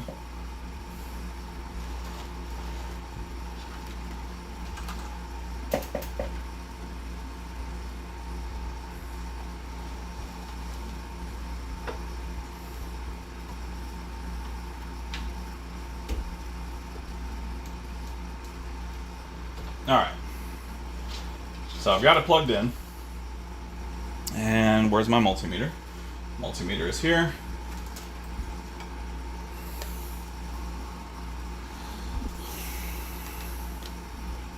Alright, so I realize you guys are going to have a tough time seeing for right now. I'm going to try and maneuver some stuff, so just bear with me here.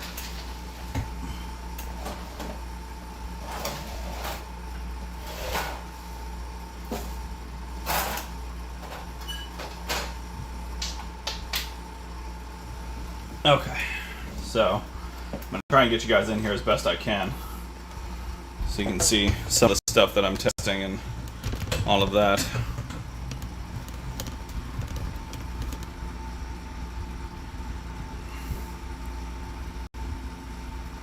Alright, well, that'll have to do for now. I'll get a better setup one of these days, guys. Alright? For right now, we're just going to make do. We're going to pretend that it's the best setup ever, and that it's going to do exactly what we want it to do. So, multimeter, voltage.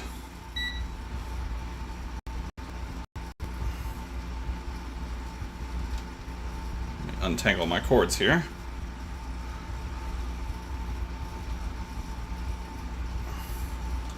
Alright, so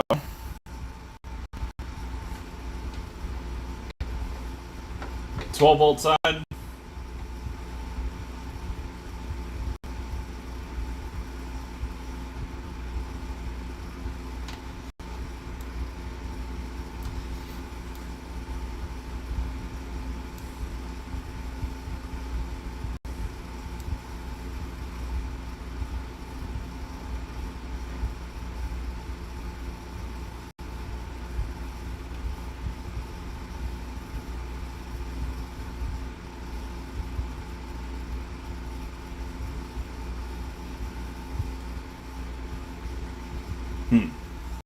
Is it not making full contact? Hang on. Hold a moment. Or do I have... No, the 12 volt definitely is not shorted. I checked it for a short. There's no way.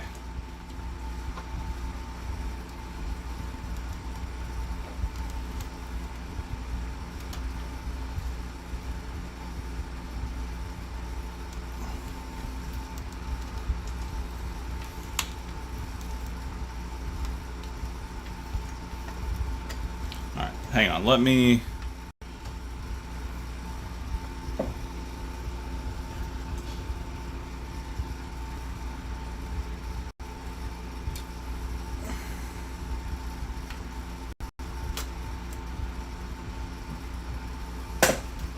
screw this in to make sure I'm getting enough pressure.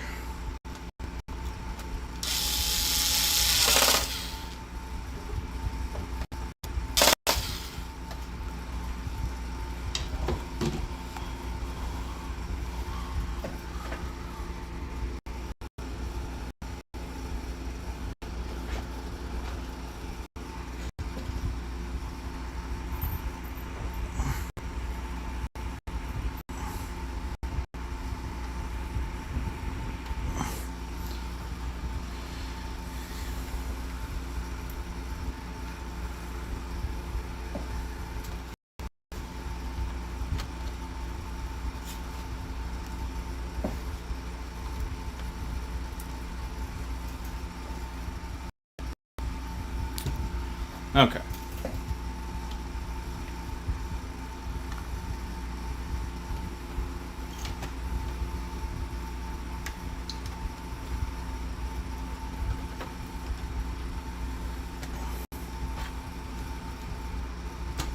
Okay, let's try this again without making me look foolish. Alright, so.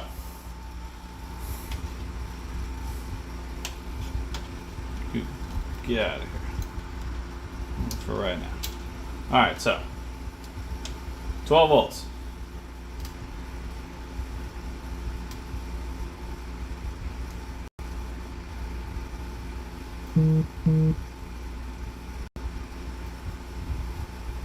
Really? This is what we're doing?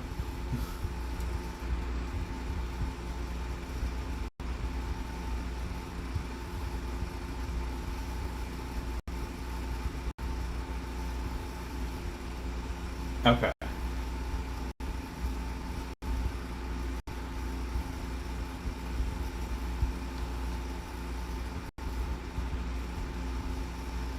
Well, that's interesting. Alright, so I've got 5 volts coming from the connector side right here.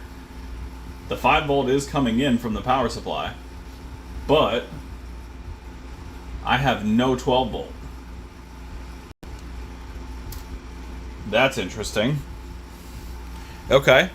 Well, that's new. The power supply is 100% good. I mean, hey, 8-Bit, what's up, buddy?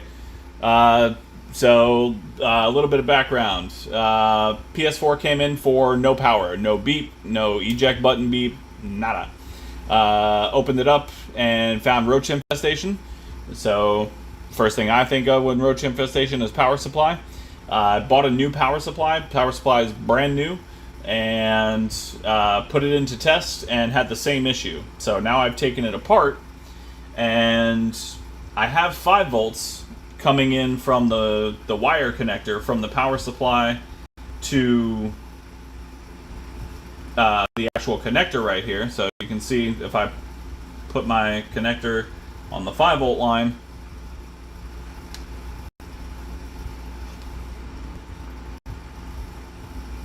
oh, I've got it in continuity mode. Hang on. Go back to voltage. So, on the 5 volt line off the plastic connector, got 5 volts coming in. No problem. 12 volt coming from the actual power connector, I have no 12 volt. I've got no 12 volts at all.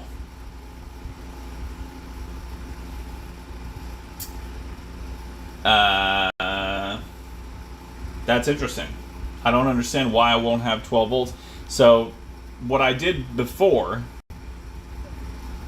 was I had my power supply hooked up and I connected 12 volts directly to the prongs on the board and totally fine.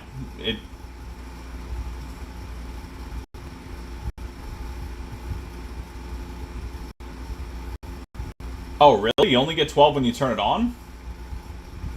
Interesting. I didn't know that. Okay. Well, let's disconnect this power connector.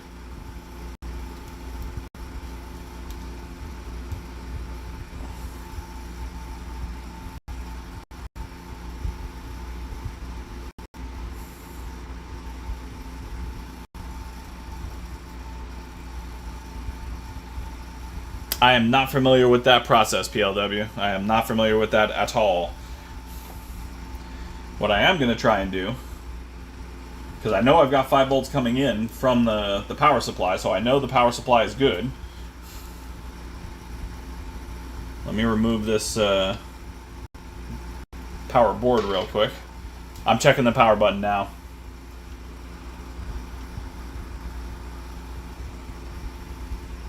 Alright, so I've got power button here. I mean, power button does look a little rough.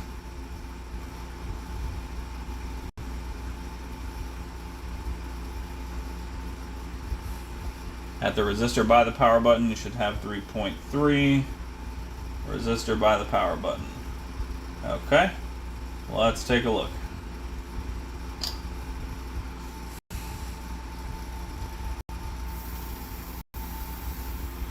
Let me put that screw back in. This thing doesn't go moving around on me.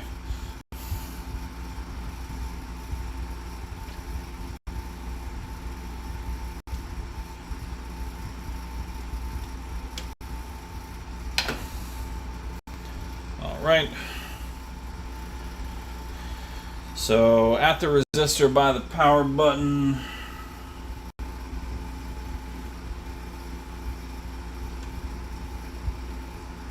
there appear to be multiple resistors.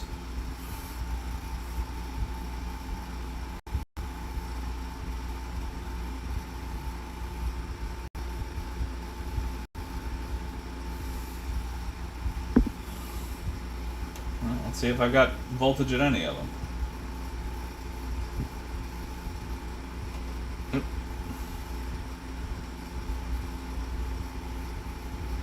I've got 5 volts here.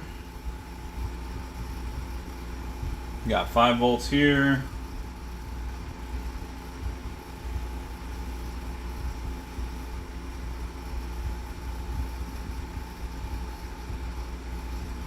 I got 3.7 volts coming off the converter down at the bottom.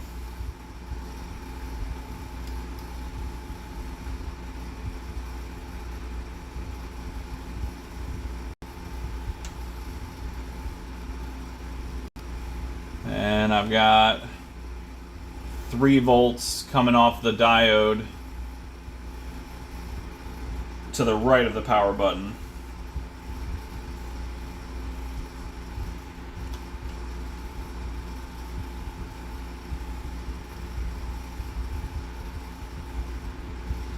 So it seems like I've got power there.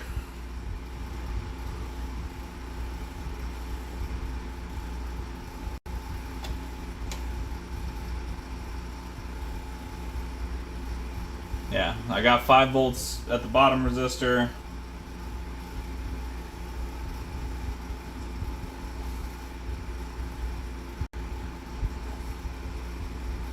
Yeah, I got 5 volts. So 5 volts on all the resistors just to the left of the power connector. I got 3 volts on the 2 diodes to the right of the connector. And I got 3.7 volts on the diode underneath the connector.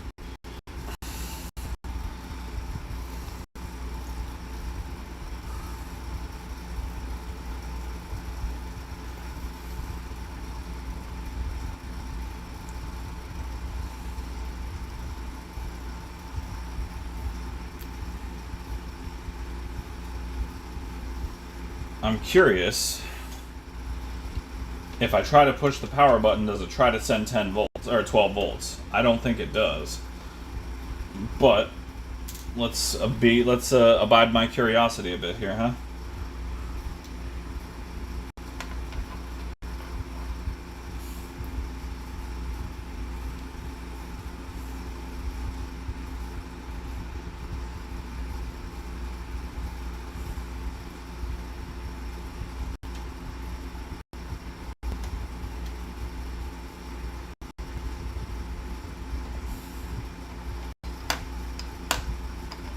Alright. if I try to power it on, do I get 12 volts? I do not. I get no volts.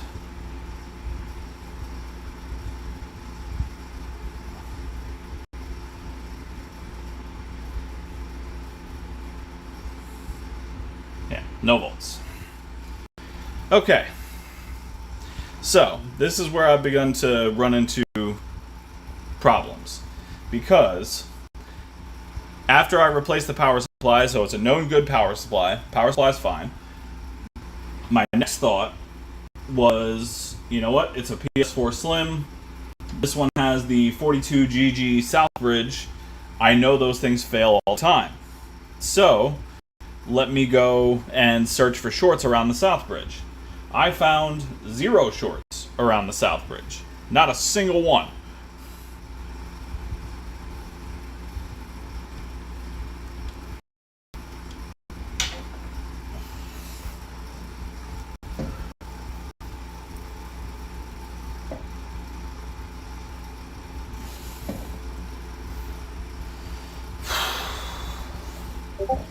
So I'm gonna get it back under the microscope here.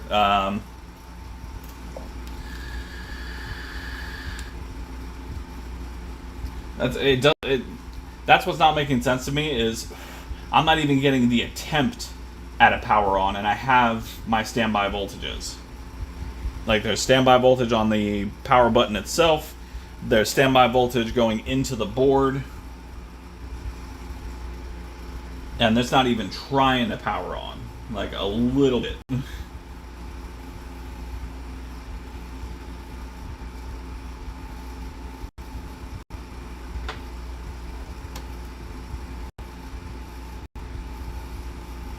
Yeah, see, I've got 5 volts going into this area of the board.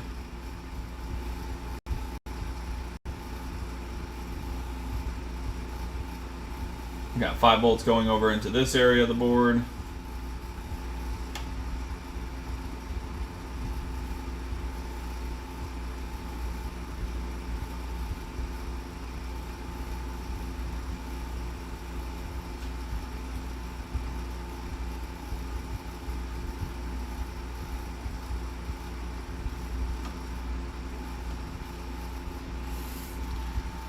Alright, hang on. Let me see if I can make this work a little bit better for all of us, shall we?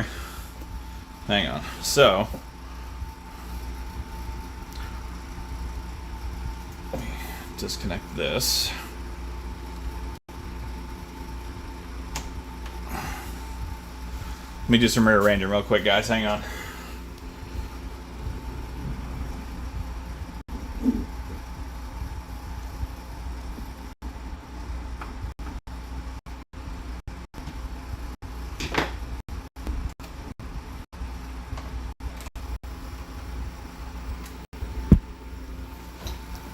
Alright, let me back this up some.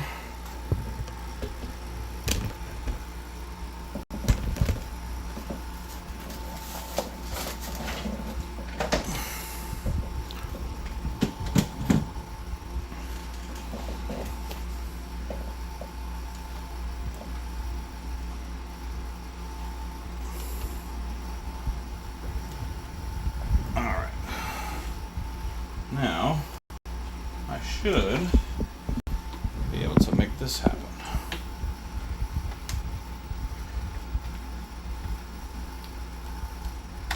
There we go. Okay, now I've got it under the microscope.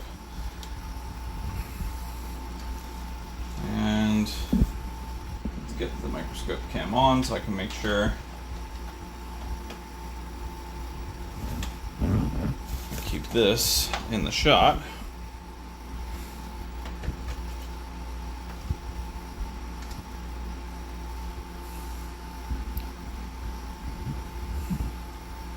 Alright, so here we go.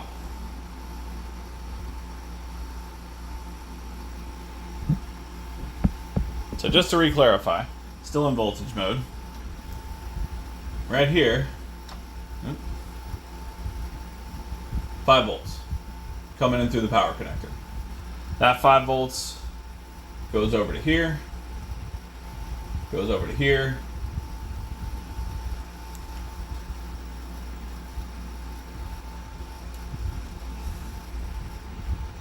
I believe comes up through here. Nope, not there. Where is it? Right there. So it comes in through this connecting area here. Comes up over here.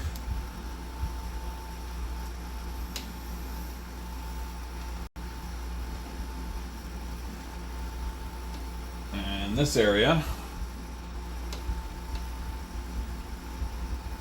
that is the South Bridge area.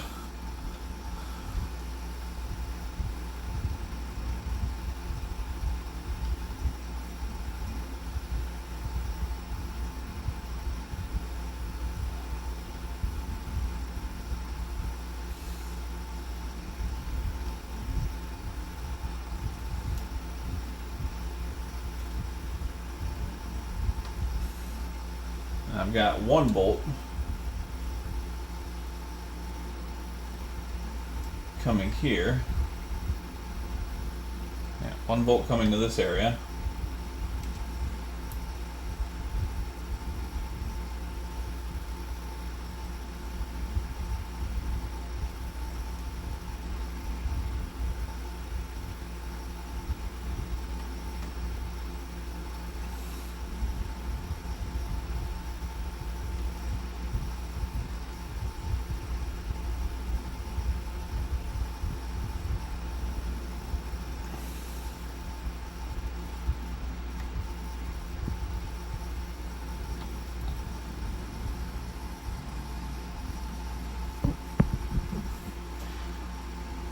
Okay, so where can I find the 3.3 test point? Because, like I said, I've got 3.7 on the diode underneath.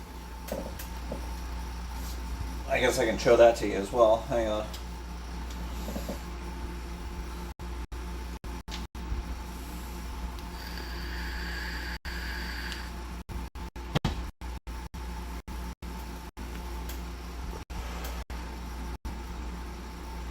Alright, so here is power button. Let's get rid of that glare, hang on. Alright, so there is power connector.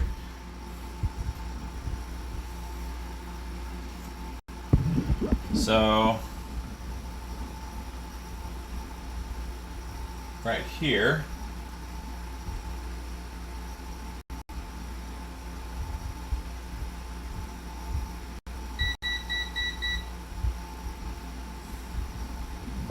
RT5069.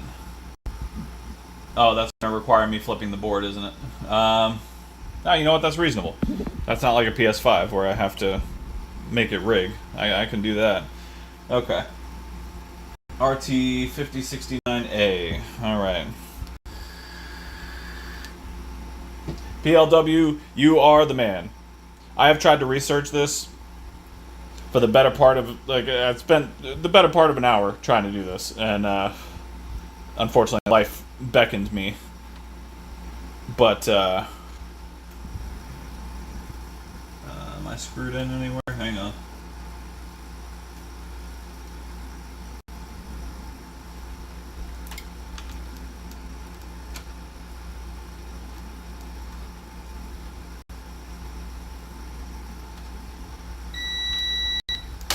There we go. All right.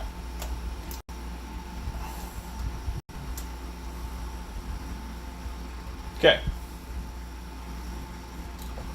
So we are at Southbridge chip. That is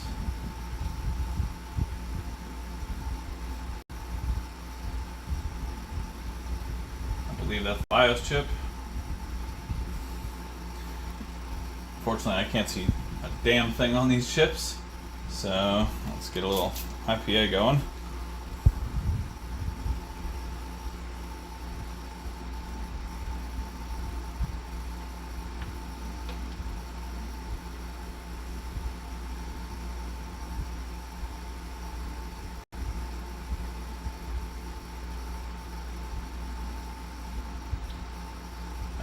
Let's RTS 080 or RT 5080. Same chip, just different number.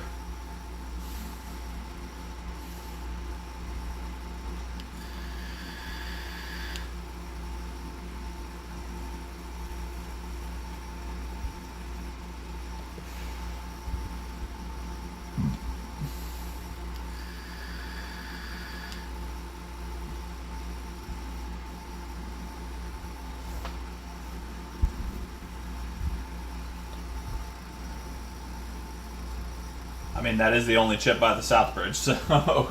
Alright, tremendous.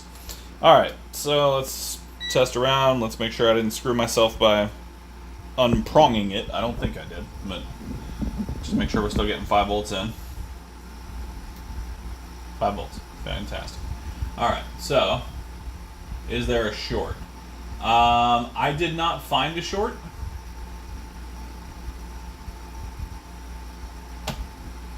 So I've got 5 volts there. I will test for a short.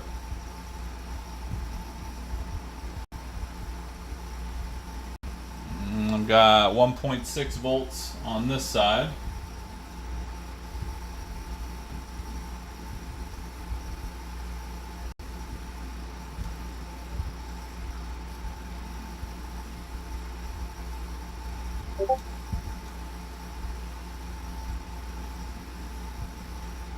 So that's 5 volts there. Yeah, there's 3.3. There's 3.3 coming from the chip, anyway.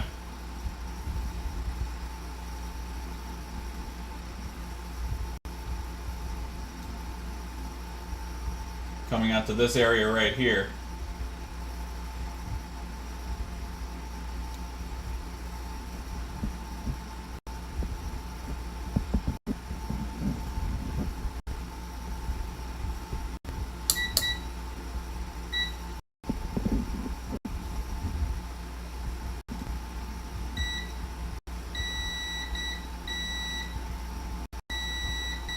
Oh, you know what? It's plugged in. It's going to show short if it's plugged in. Top left of the chip. I need to unplug it, otherwise it's going to show short, right?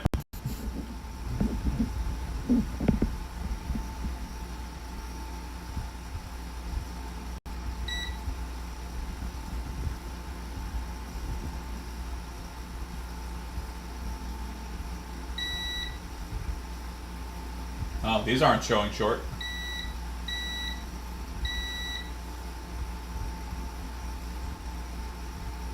Okay. Oh, well, that's interesting.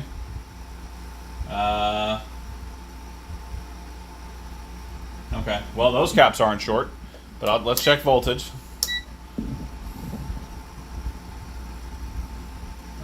Let's see, over here. I got 5 volts. Over here. I got 3.3 volts. Yeah, I got 3.3 right there.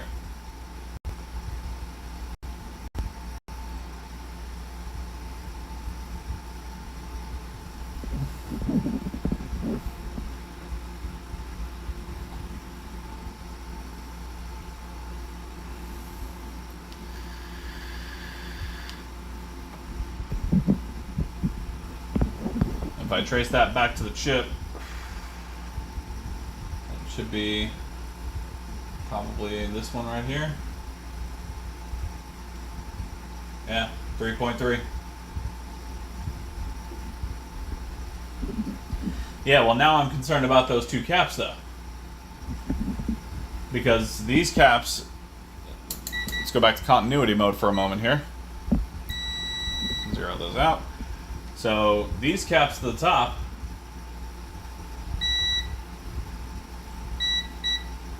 These aren't showing short. But these 2... These are showing short.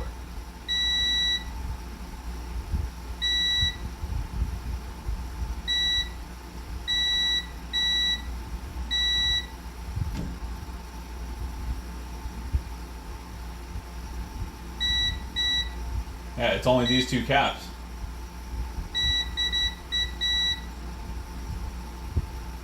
Yeah, the rest are fine. It's just these two. Interesting. I don't think I had that short previously. Or I didn't check it properly.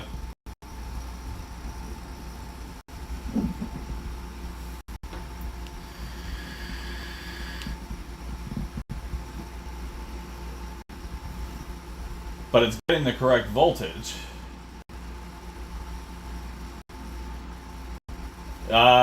Let me check resistance. Hang on. That's in continuity. Let me check resistance.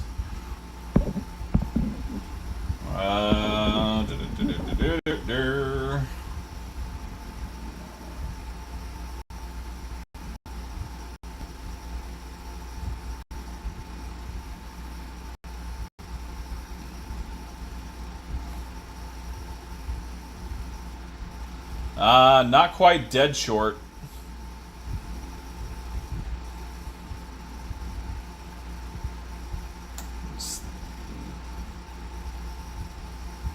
$36.9 ohms.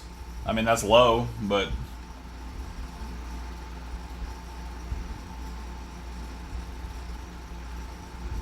yeah, this is 76. This is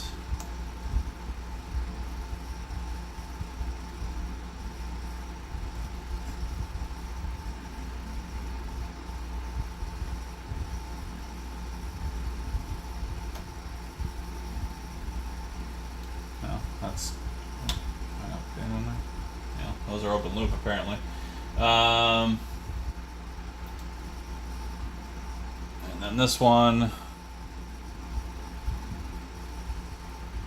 yeah, 37.9 and 36.8.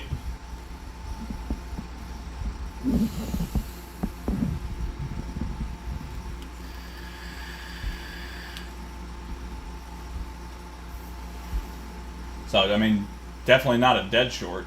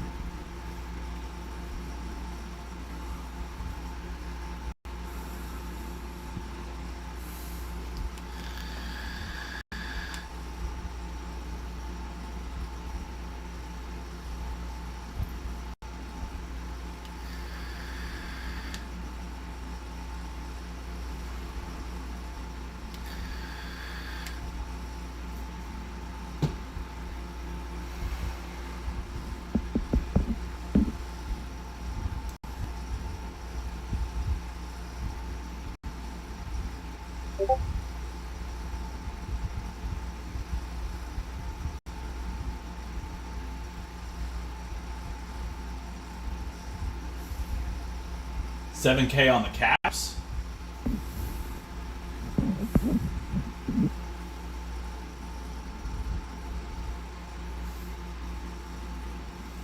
I'm assuming it wouldn't change that much between board variations. I have a SAF006 board. I'm assuming, like, if it's a SAF003 or 005, that value should be about the same.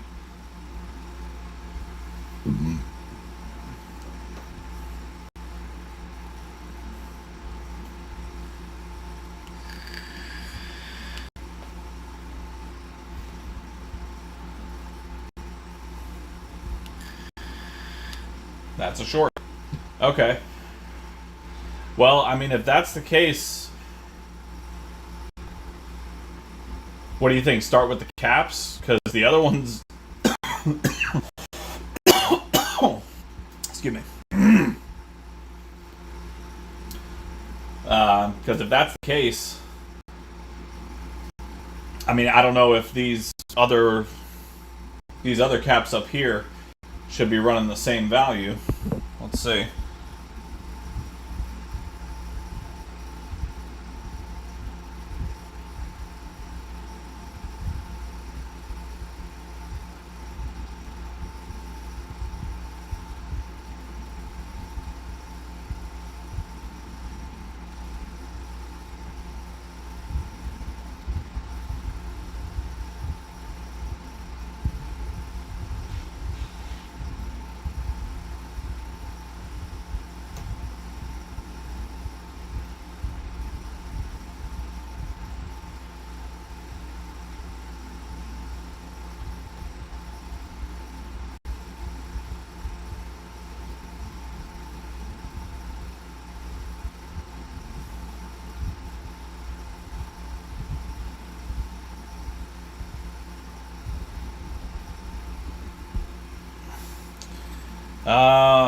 Interesting. Okay. What do you think? Move the caps and check if the short's still there?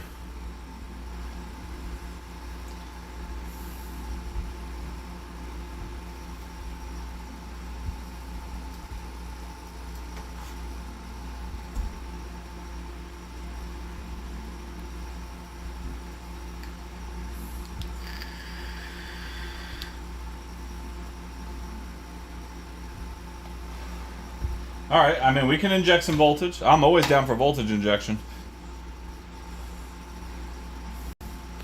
You know what? I also have a slim board here. I have a spare slim board. Let's take a look, shall we? The configuration's slightly different on this one, though.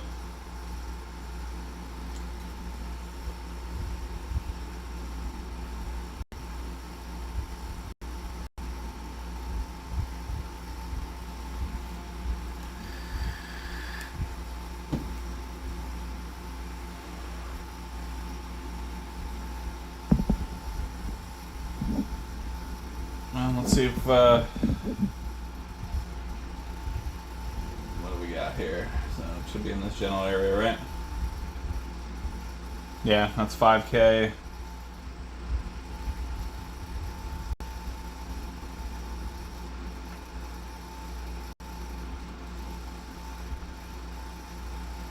That's 54K. Yeah.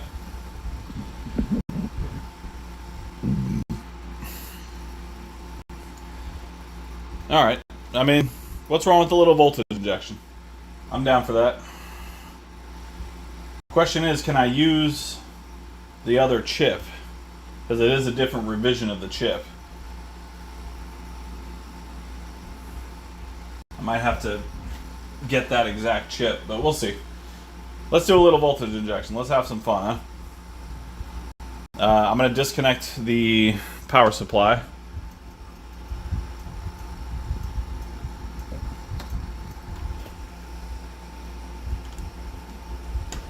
Alright, power supply is disconnected.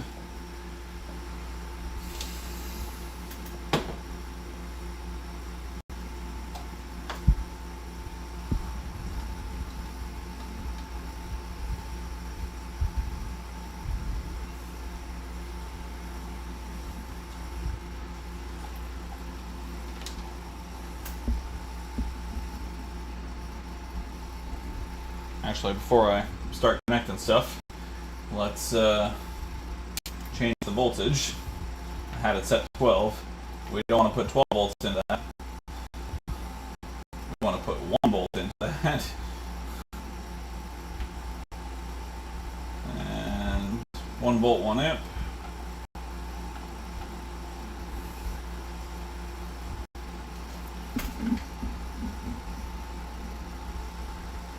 It's ground plane on both sides.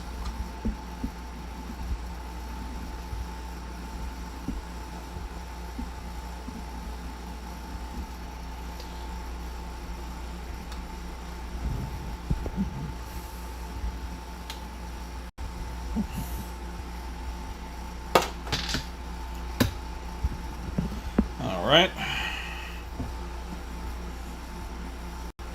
And it just so happens I have my thermal cam available.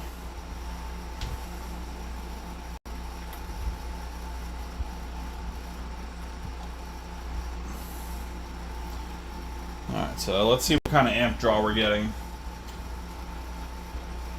just with the voltage injection.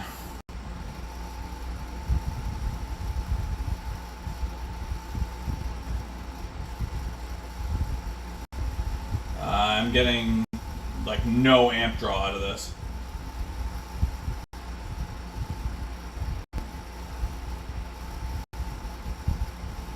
Yeah, it's drawing 0.01 amps at 1 volt.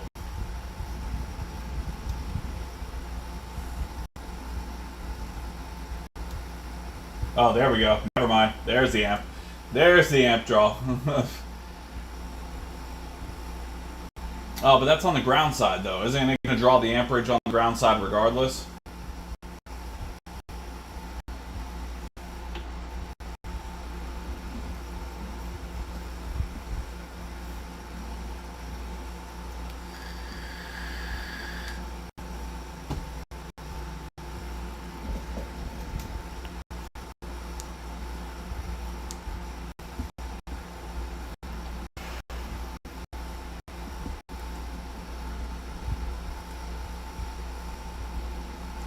Oh, you're saying. Oh, okay. So this side you're saying is the input side, or the not ground side. These two. Oh, I guess that makes sense because the voltage comes in here and then goes out to these vias. Okay. All right. Well, I've got my thermal camera.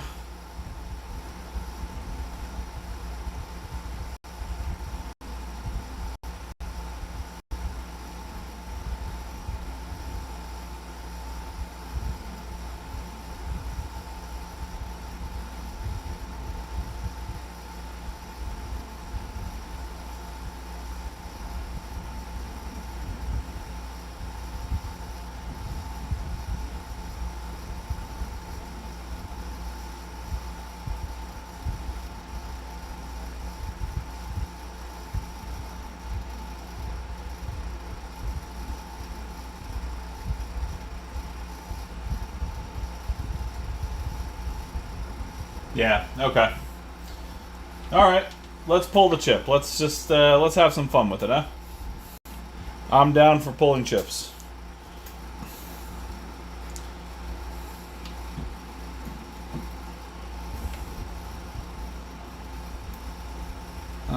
Let's pull this power connector. There we go. And let's move this apparatus out of the way. Let's have some fun.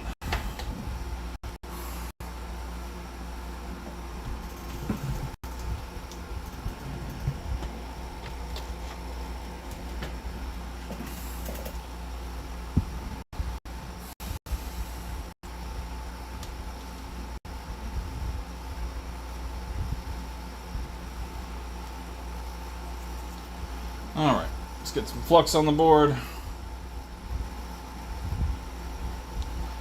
You know what? Just for my own fucking curiosity, now that there's no voltage in the board, I want to see if that still shows up as short. It's probably going to. It's just my own personal curiosity. I trust your guys. I trust your judgment completely. It's just I need it to make sense in my head, basically.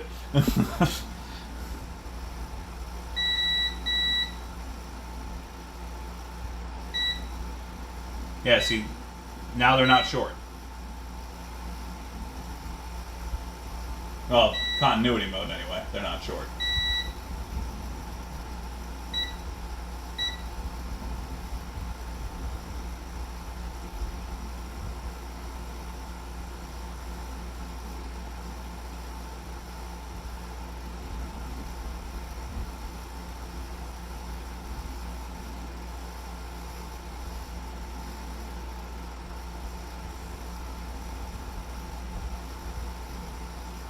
And now I'm at 5K.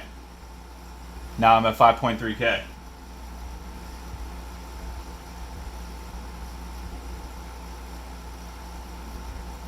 This one's going all over the place. This one's fluctuating like crazy.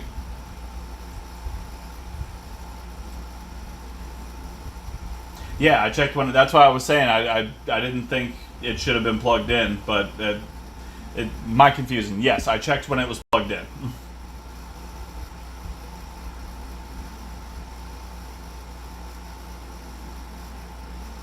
Yeah, this one's going crazy with the fluctuations. It's 19 kilo ohms and dropping.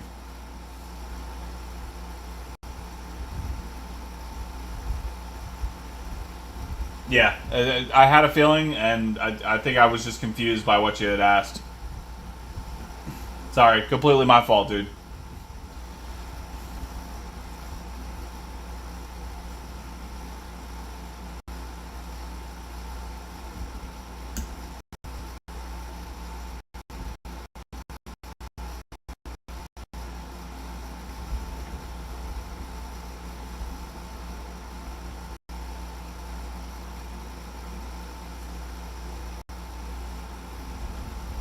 No, no, not your fault at all, man. That's I got confused.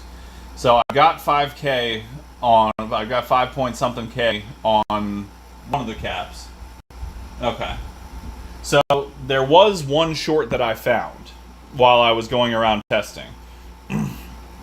But it didn't make sense, and I'll explain why. So on the back of the board, in this area right here, let me get rid of that glare.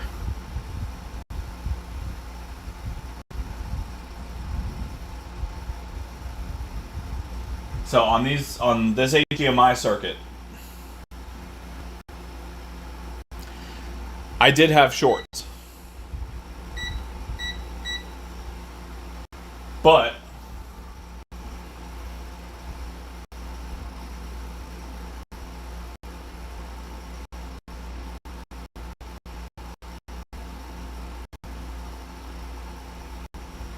okay, I'll check that in a second as well.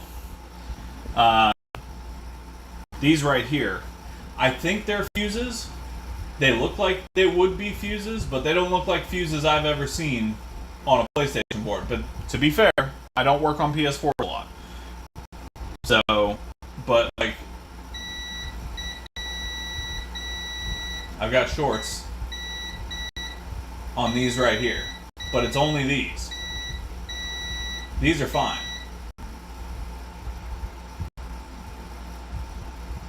It's just these little in-between ones here.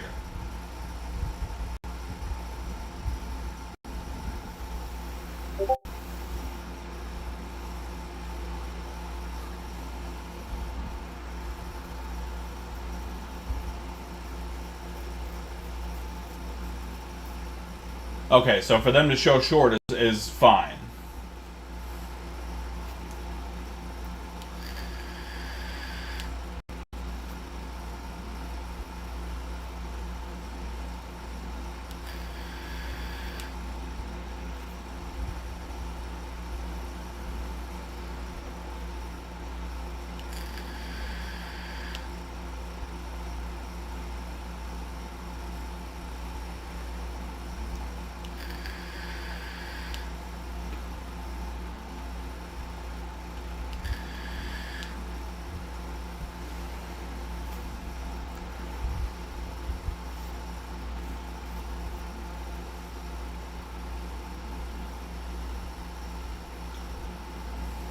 Okay, totally normal. Fantastic.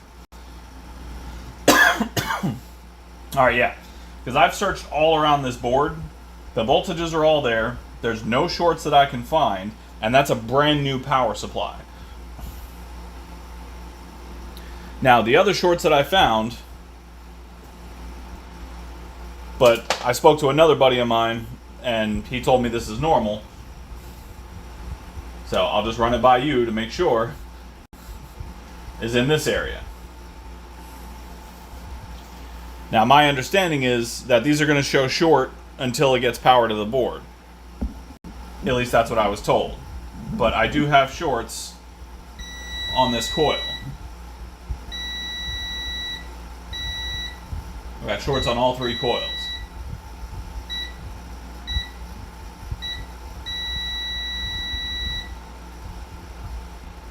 No short here. But I got shorts on all three of these coils.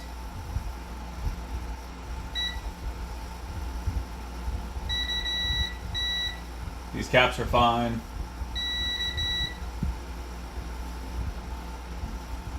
But I got short here, short here, short here.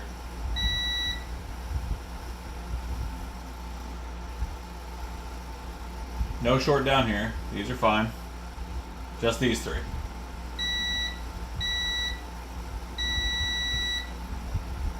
So I was told that those will continually show short until the 12 volts gets applied and all of that.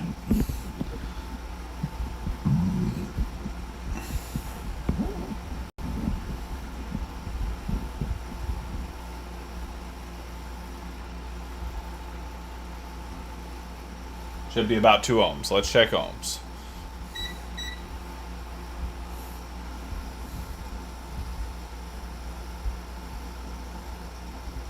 Yep, 1.3. 1.6. Okay, good. Okay, so he was right on that. All right, well, let's go back to the power supply then. Alright, let's move this board.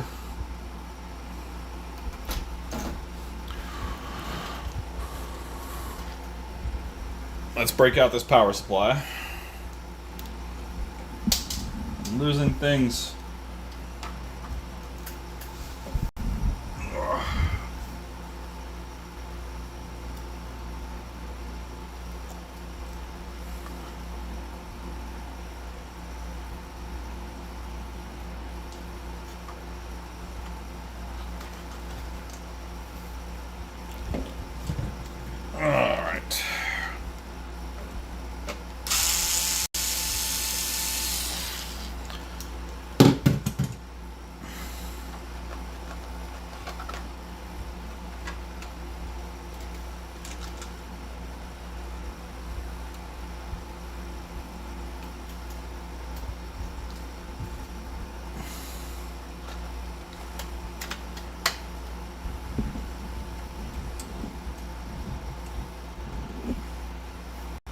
Alright.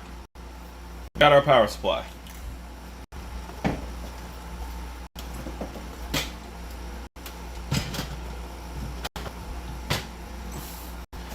Alright, so when you're telling me to check the wire, what wire are you talking about? Are you talking about this connector here?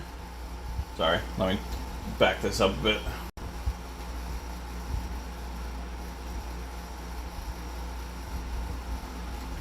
So you're talking about this connector here?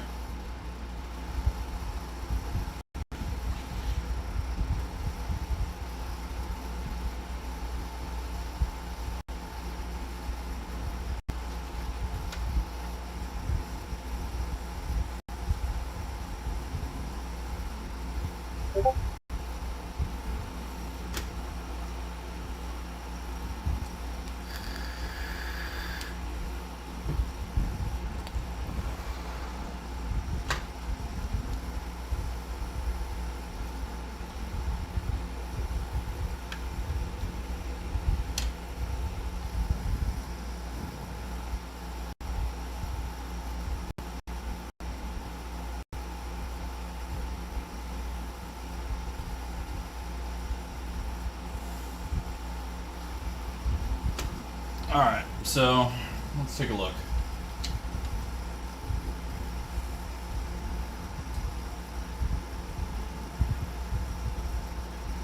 So, I mean, there's definitely some roach residue on there. That's for sure.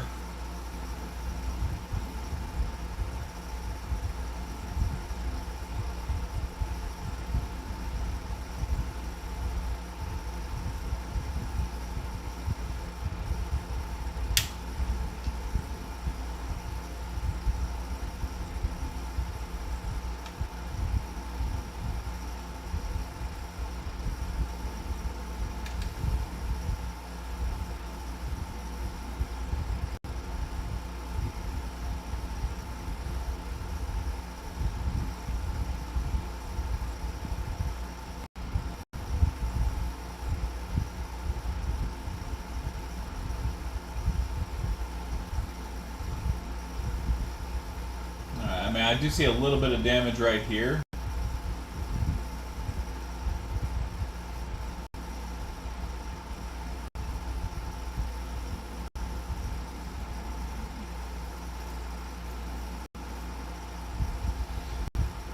Let me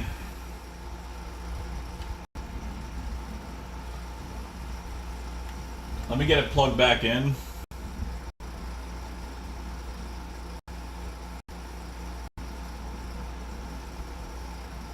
So let's check the connector on the actual power supply itself.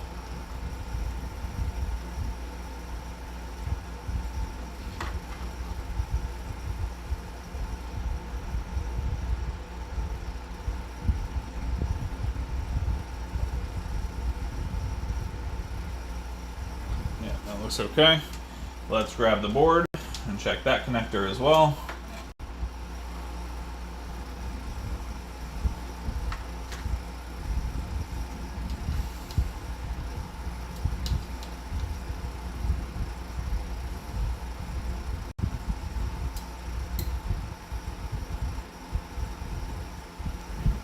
Cut this brightness down a little bit.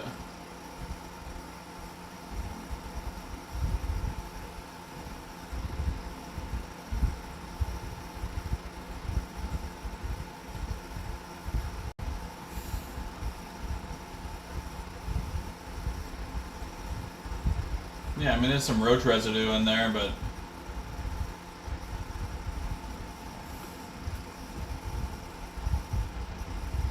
Well, there's a little more roach residue in there.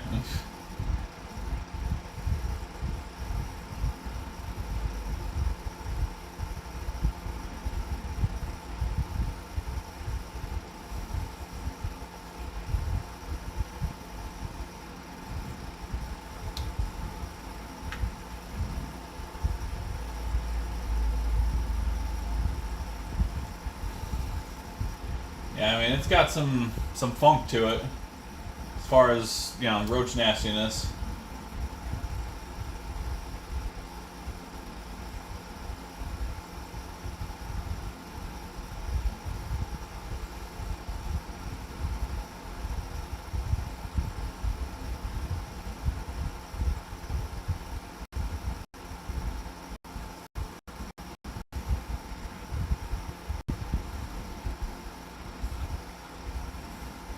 Now, I do know that these boards are super notorious for having Southbridge issues, so just to clear that up real quick.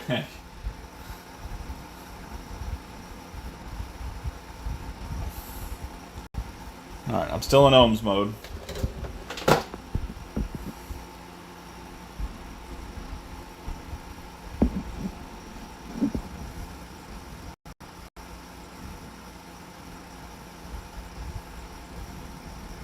Yeah, so I'm at 37k ohms.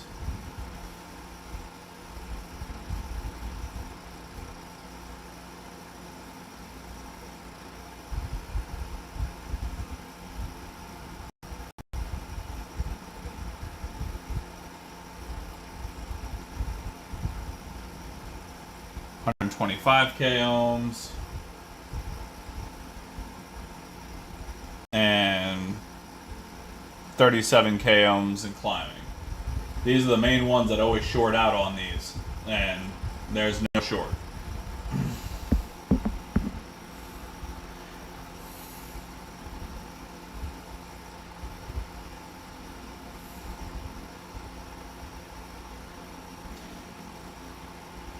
Right. So yeah, no, I mean I understand that. My concern is that I'm getting all the voltage rails. So if it was something on the connector,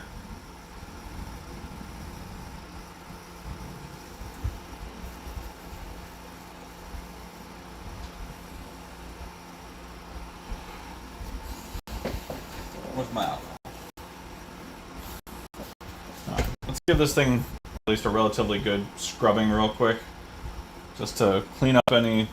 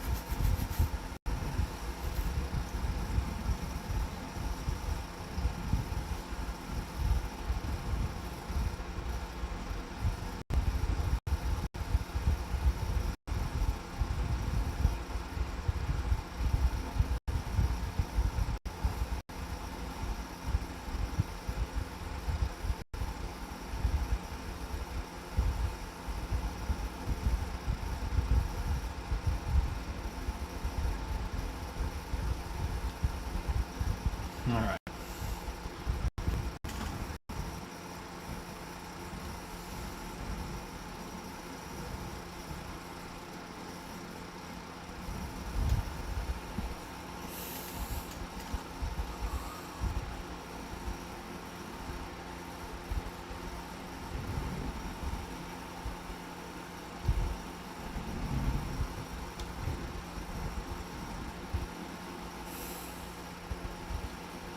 Alright, so I've got the wire plugged back in.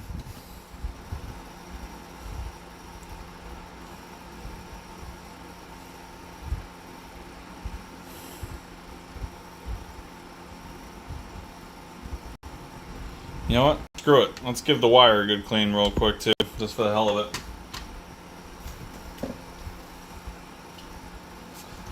Alright. Let's clean out those contacts.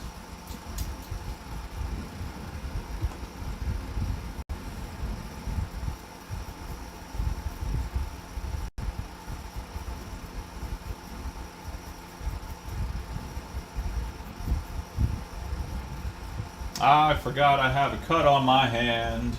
Alcohol burns the cut.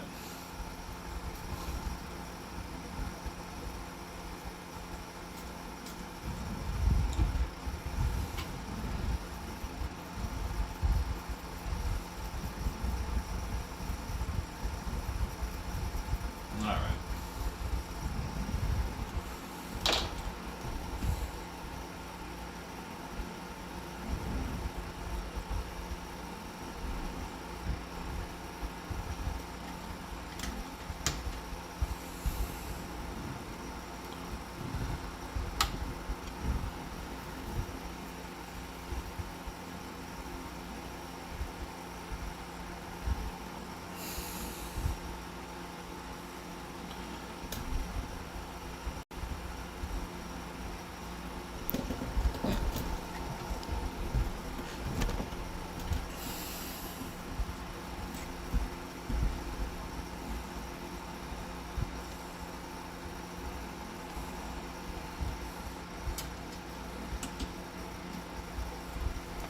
Right, so clean the wire, clean the contacts.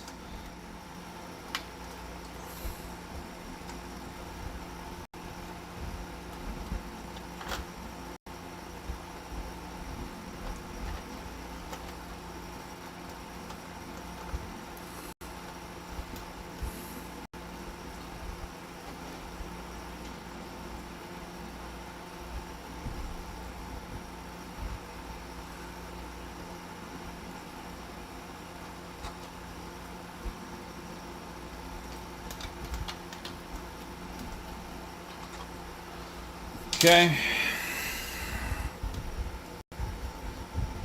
Just get one screw back in place.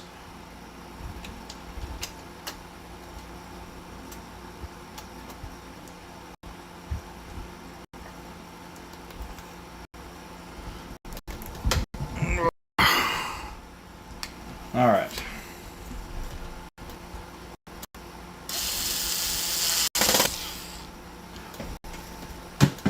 Okay. So, power supply is now back in place.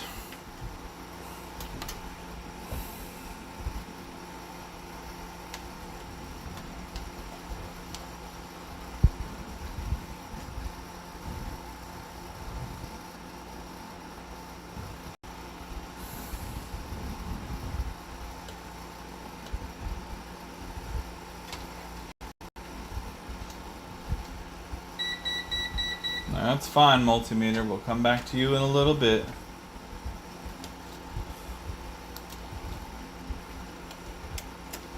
Okay.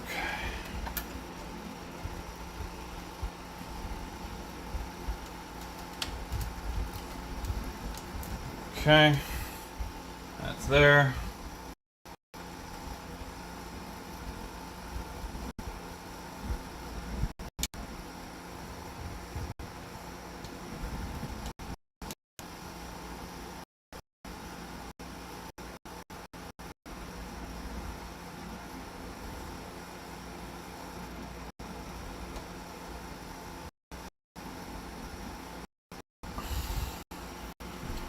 Alright, so connector is plugged back in.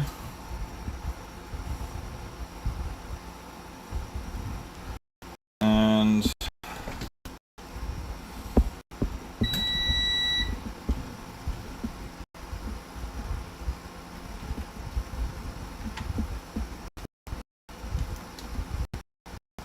okay. Alright, so connector's plugged back in. Power supply is on. Just make sure we're still getting the 5-volt standby.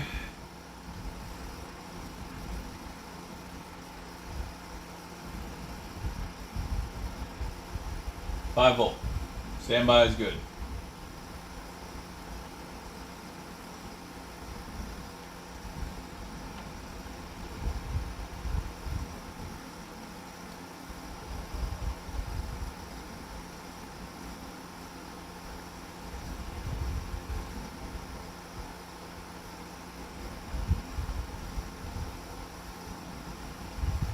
Got 3.3.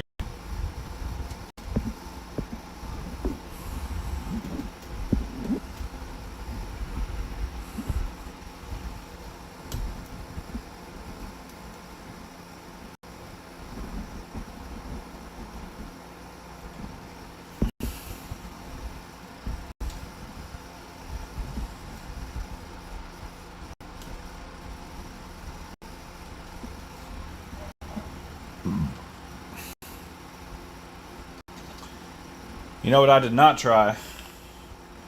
Although I think that's blue light of death issue, is putting a bunch of pressure on the APU.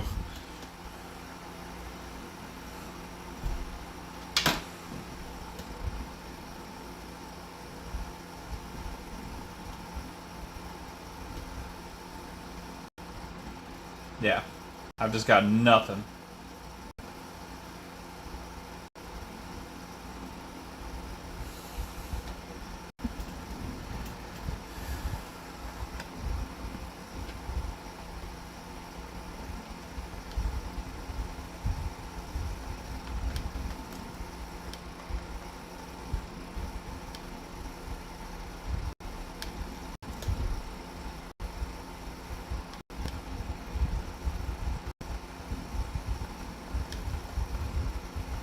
Yeah. Just nothing. No power at all. I do have...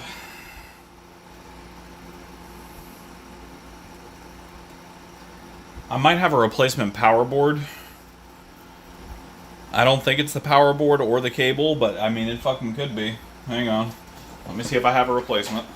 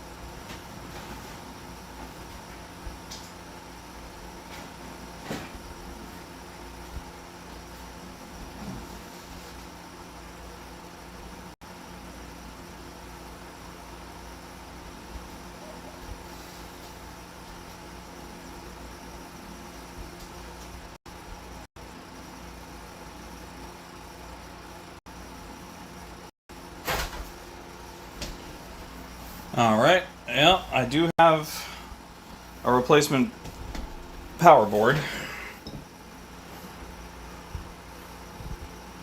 However,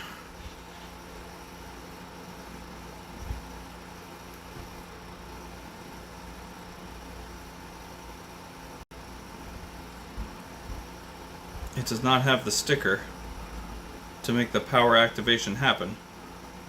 So I'm going to try and move the one from the eject button over to this one.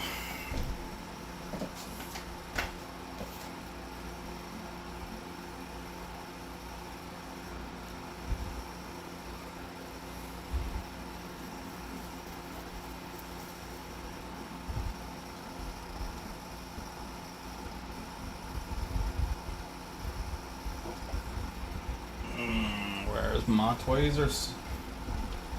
Alright. There.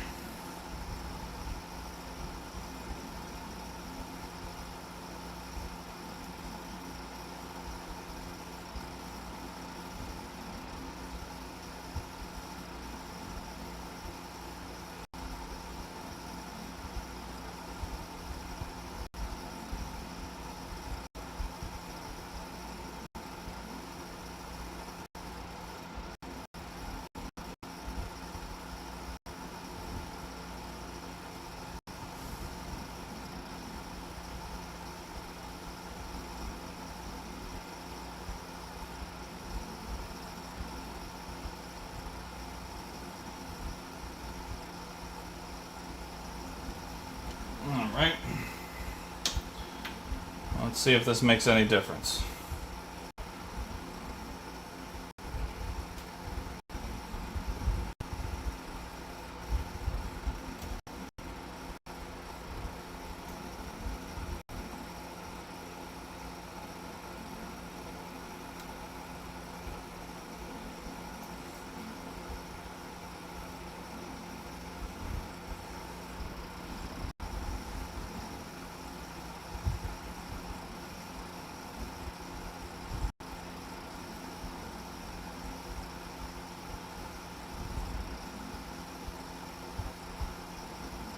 Nope, not a bit of difference.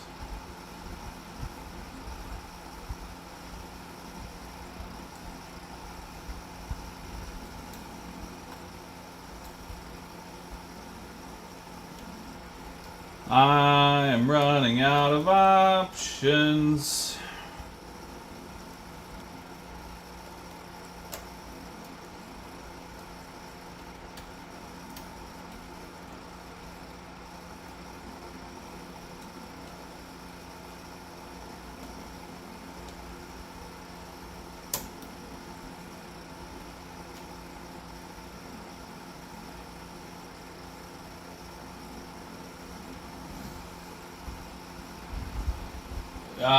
No, I haven't checked all of them.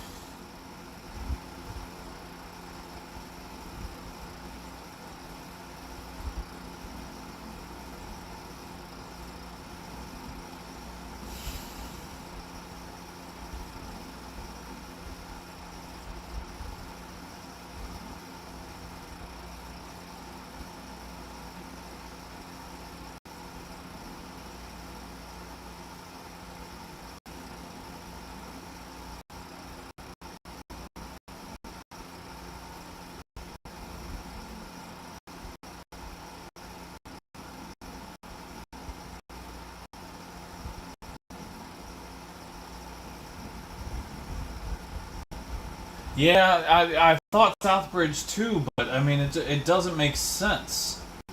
If it was a South Bridge, you'd figure there'd be a short somewhere under the South Bridge, and there's just nothing.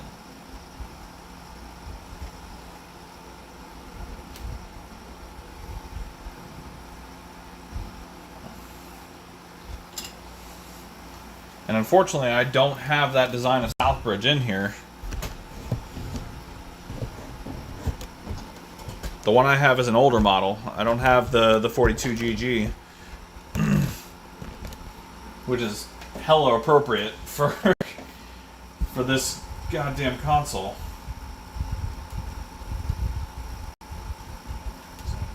Let me unplug.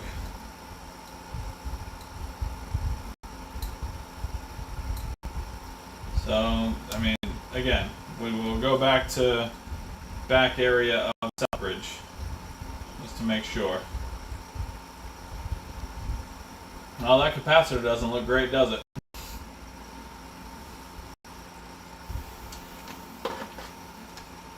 Alright, so let's turn this off. Let's check around for some shorts. The power supply is unplugged, so there should be no issues.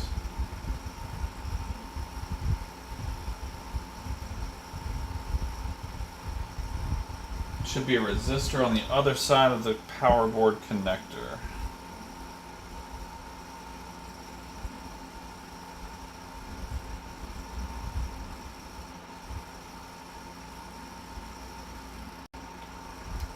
Alright, so let's bring this in focus.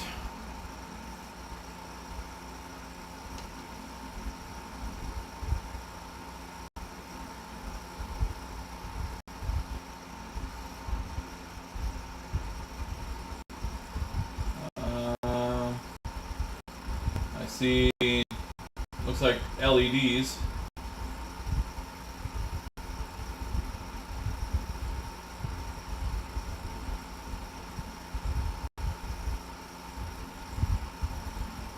And then backside.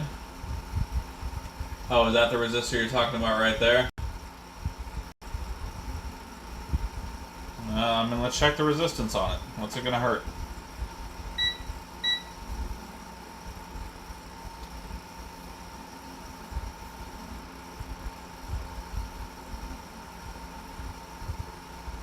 Oh.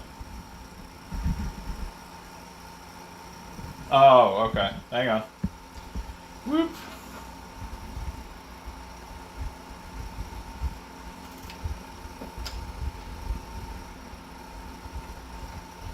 CPU side.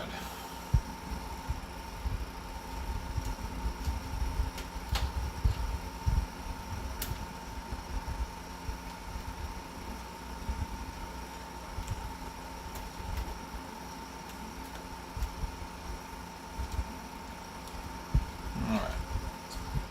Pop this bad boy out. Go. Alright, so power supply connector. There are 2 resistors.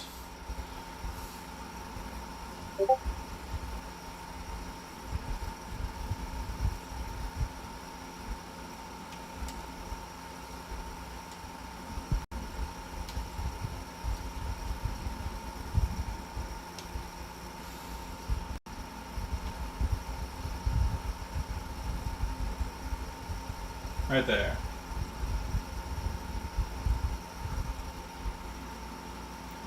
Let's check resistance. Oh, there you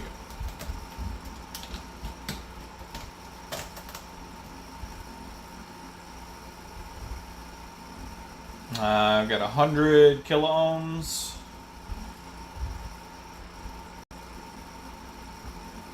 And 99 kilo ohms.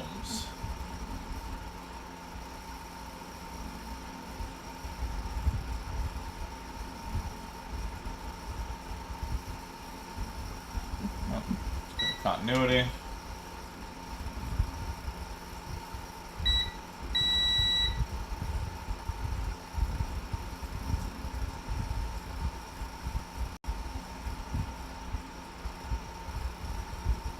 Ah, gotcha, okay.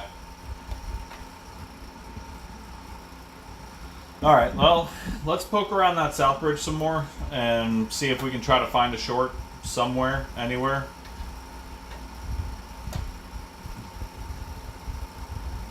I'm gonna just do some random cap testing and see if maybe we get lucky somewhere.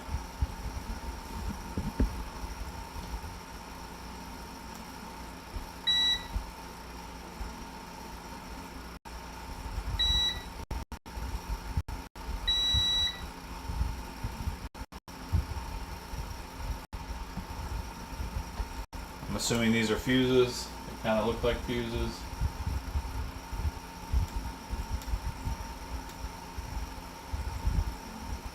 Nope, not fuses.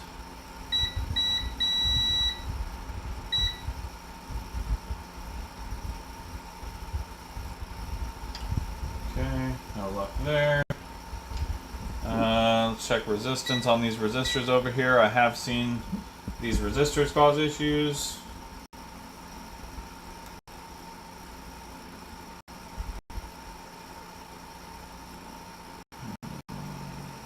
So I've got almost 1K ohms.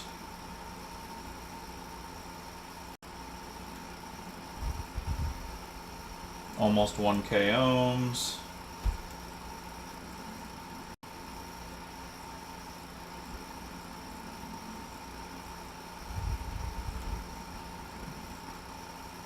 And almost 1K ohms. I'm almost positive that is the same on my other board.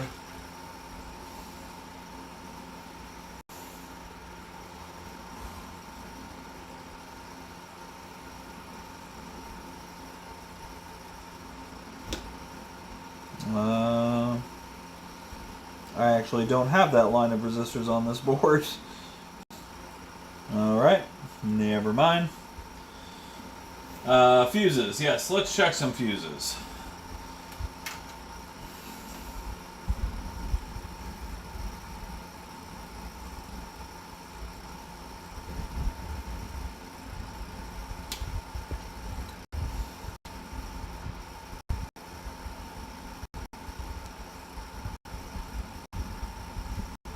Okay, so my understanding is that, based on what I believe fuses to be, that these are fuses.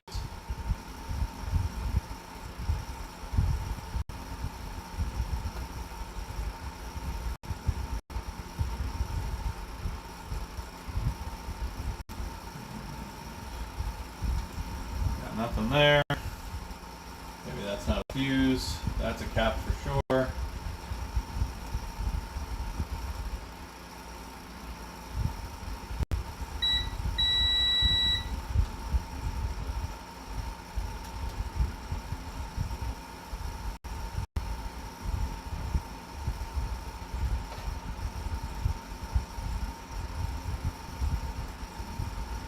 Fuses should be labeled. Interesting. Okay. So, hang on. Let's get a little closer in here.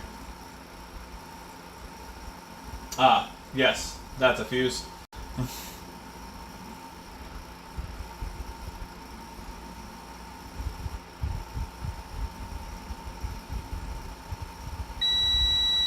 That fuse is good.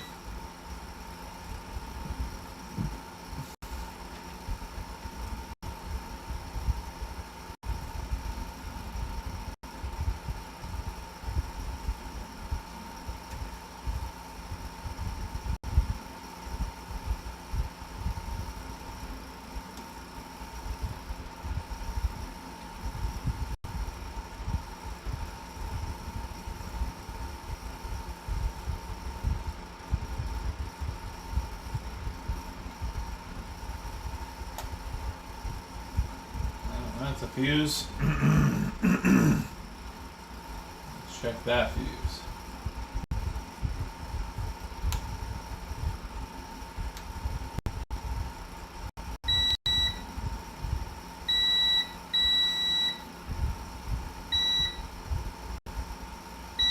Is it in? There we go. Okay. Yep, that fuse is good.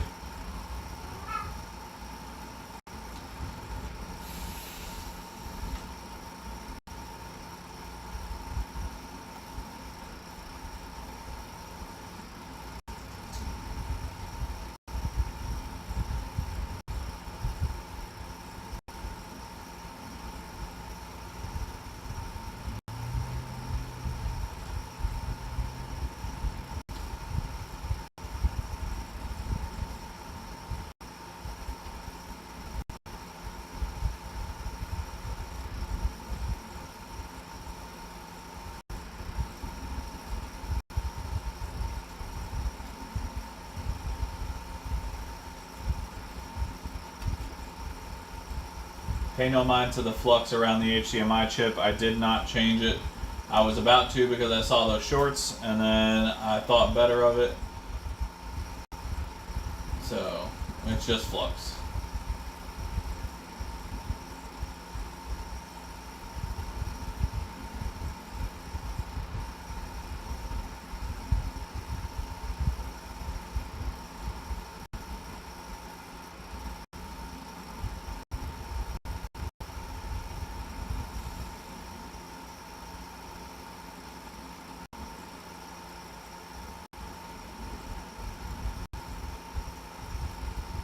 Oh, there's a roach leg. That's always cute.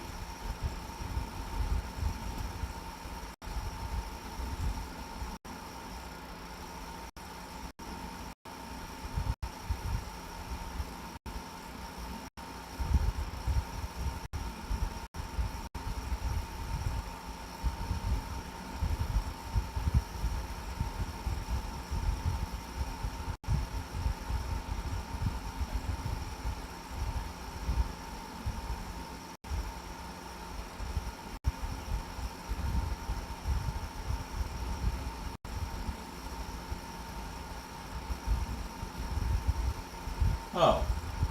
Hello. What are you? Hello. Okay. Let's take a stop here a moment. And of course that is the BIOS chip. Which also would explain if it didn't power on. If it fried the BIOS, I am fucked.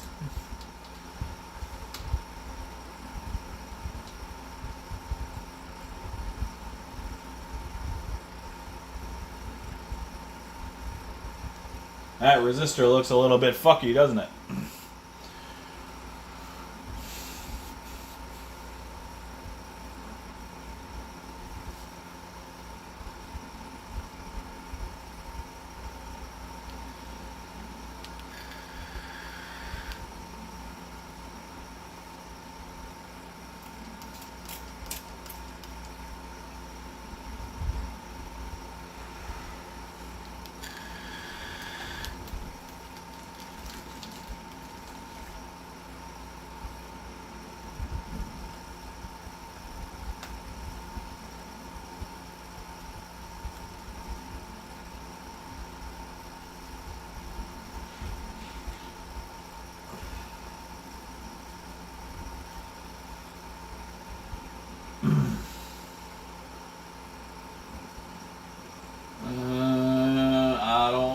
like the look of that. That could be a problem. Alright, hang on. Let me grab donor board. Where'd the donor board go?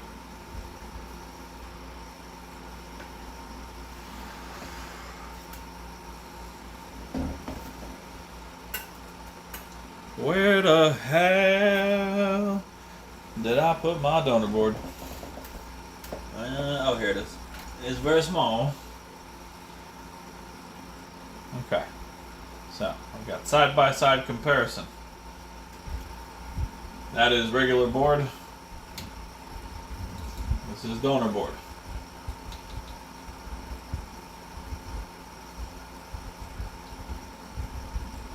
Not exactly the same, but should be pretty close.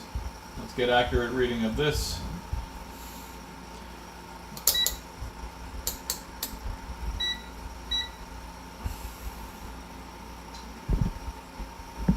Alright, so this is the donor board. And I am getting... Oh,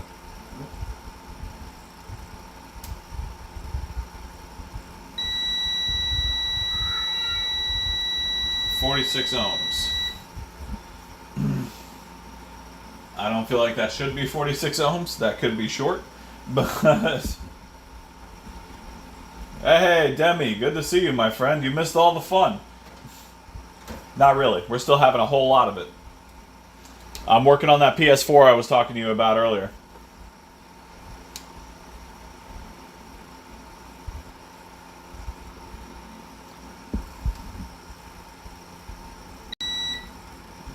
So...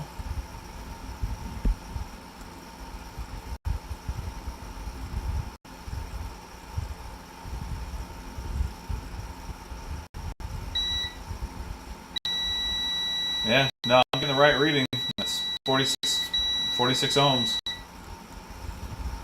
Alright, so it looks bad, but it's not bad. So, what we have is a failure to boot. Just to catch you up real quick, Demi, this is the roach-infested PS4 Slim I was telling you about that I asked a question about the APU rail. I've got all my voltages. I've got 5.5 standby. I got 5 volt standby. I got 3.3 standby. I've got 3.7 volts on the power board itself. I've got 5 volts on the power board itself. I've got 3 volts on the diode on the underside of the power button. There are no shorts under the south bridge. And I've got nothing. I've got no boot, no attempt to turn on, nothing, with a brand new power supply. Alright, well, that looks bad, but it's not bad. So, we shall continue our search for more fuses.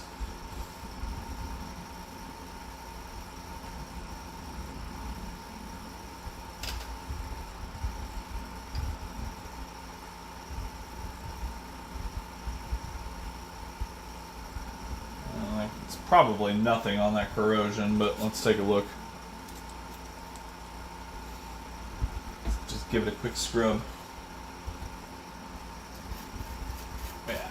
Yeah, that's gone. Alright, more fuses. Let us find the fuses.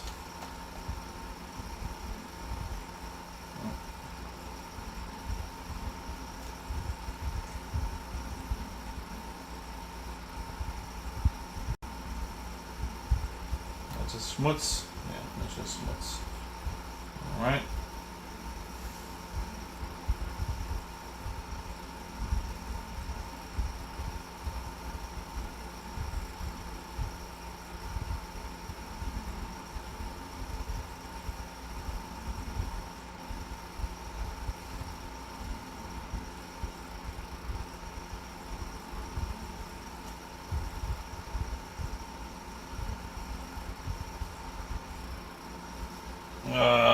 Let me just test that cap real quick.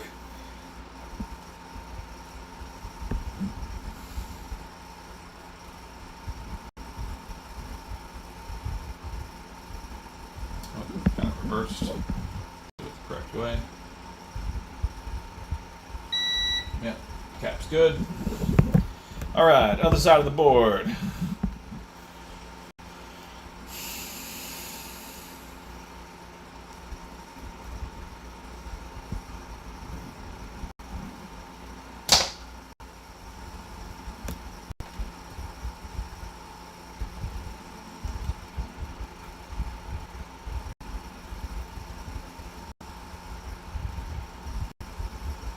Alright, that's just a filter.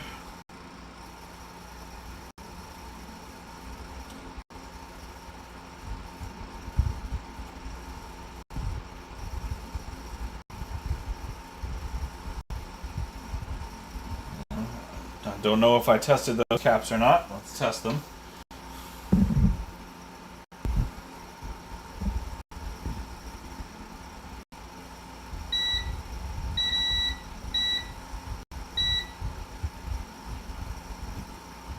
Yeah, it's all fine.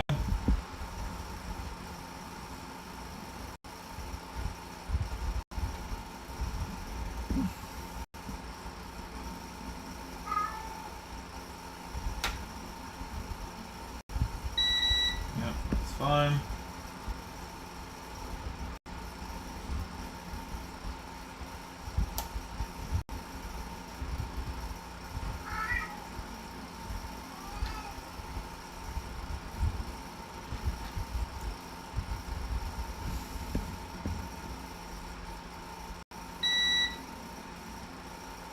That's fine.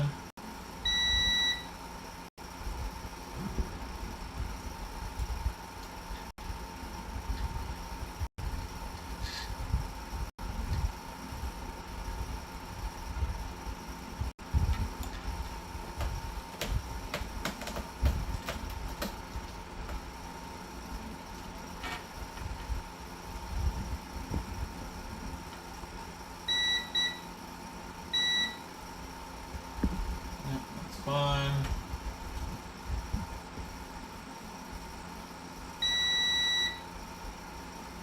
Yep, totally fine.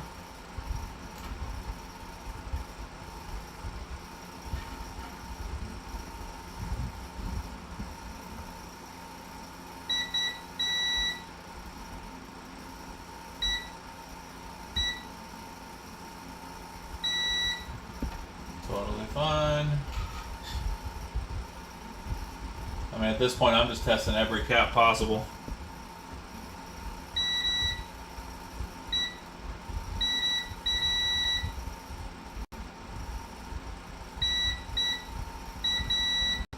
Those are all good. Moving on.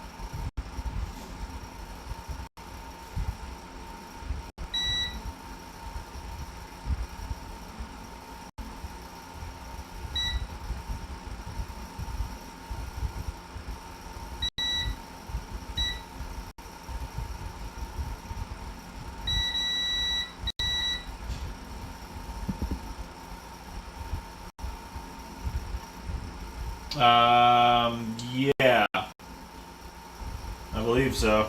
Hang on.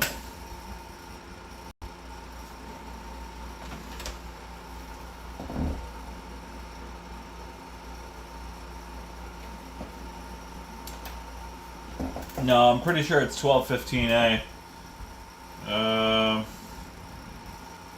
I know the board is an SAF006.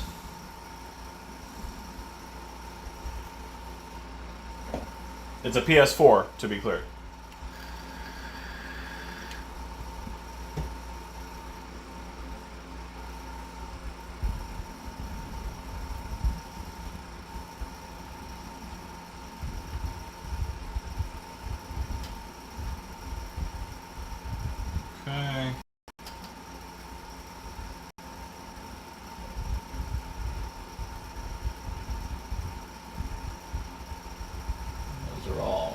resistors. Yeah, slim.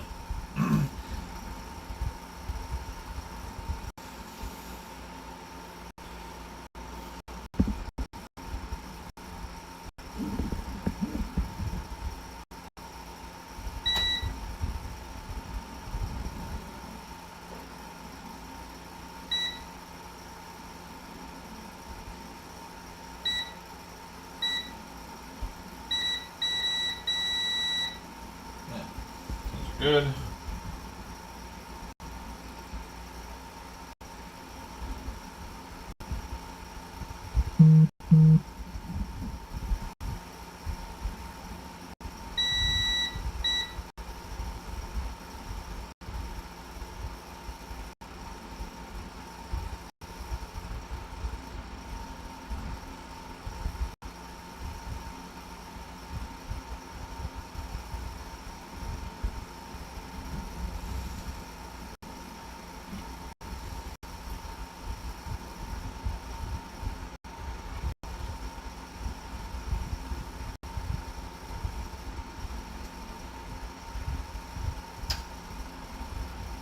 Right now I'm just going around for fuses, or looking for fuses right now. And let's check around this guy over here.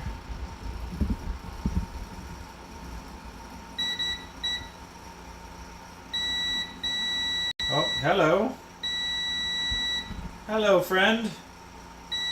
What are you doing? We has a short. You slimy little bastard. You've been holding out on me this whole time.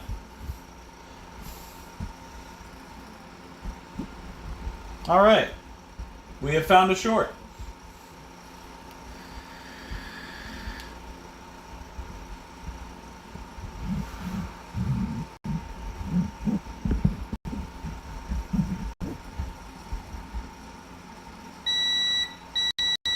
Yep, that is short on both sides. What kind of short are we talking here?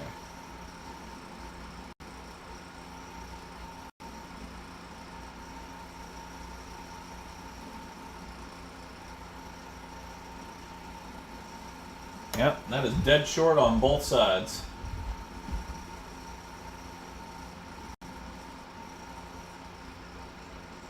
Yeah, completely dead. Oh, you sneaky little bastard. I've been hunting this thing all day. Alright, let's just check to see if it's just... I swear, if it's just that one cap, then I'm gonna lose my shit.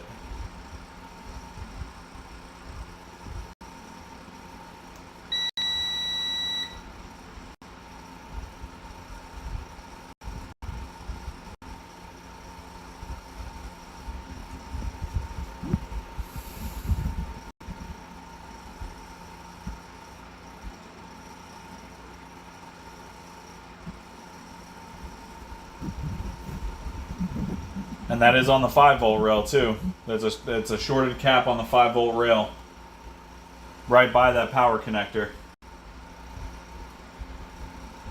Interesting, very interesting. All right, so that is the only shorted cap. Let me check this resistor real quick. Oh, there's a cap up here too. Let me check these resistors as well.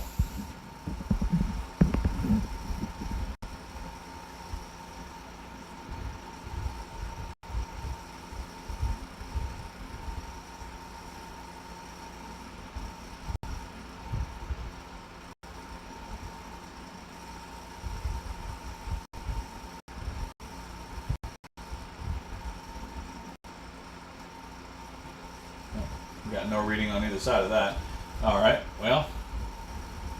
And what about this guy over here?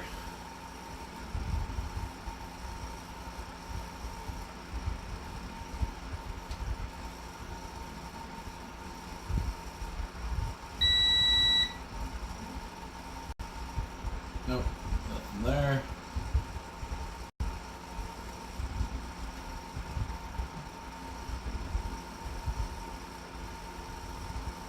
Yeah, no reading there. So just that one short on the cap. Where's my donor board? Let's flip you over and check that same rail.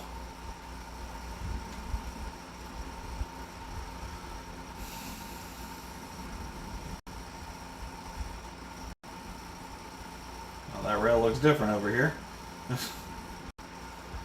Goddamn board revisions.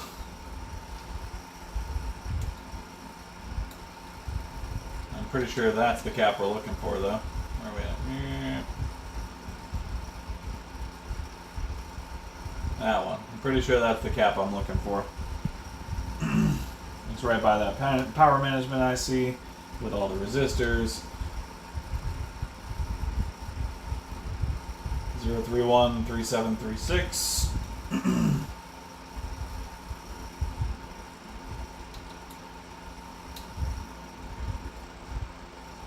Yeah, that's got to be the same cap.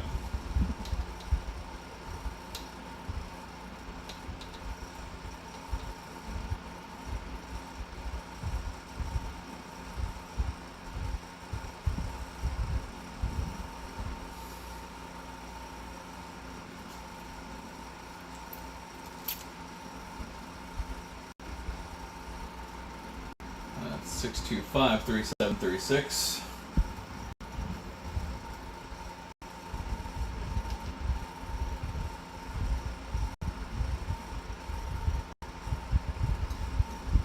Alright, so is that cap shorted over here?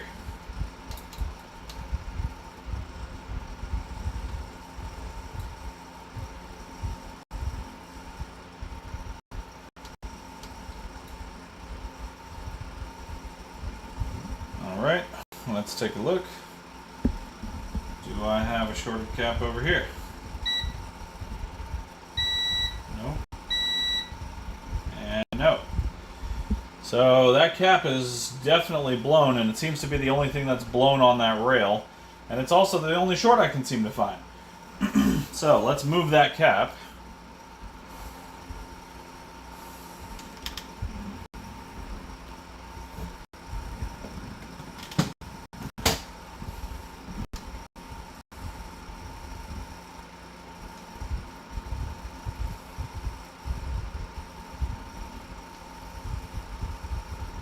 That's our problem. That's the problem component, not our problem. Could be our problem. Let's just make sure. So, really? Now you want to show up as fine? I swear to God, it's fucking with me. This machine is fucking with me. That was absolutely short.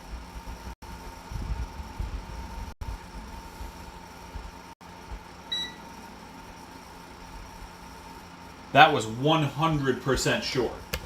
I tested it several times, and that came up short.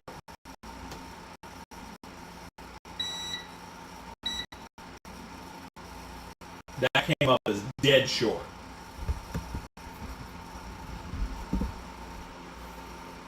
No, it wasn't plugged in this time. The board was completely clear.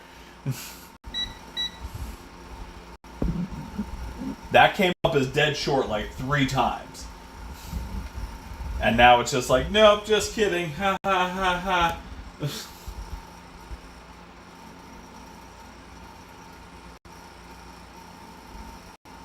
Okay, so I've got 0.4 on that side.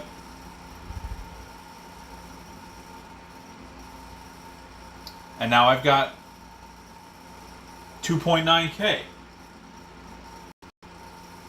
I tested that thing multiple times and it came up short, and now it's fine. Unbelievable. Oh man, I thought I was getting somewhere. I thought I had something going. Now I'm just disheartened. And I am running out of fuses. Alright, well, not short. God damn it. Oh, that's unfortunate. That is the same one, right? I'm not losing my mind? Yeah, that's the same one. What the hell? That tested short multiple times.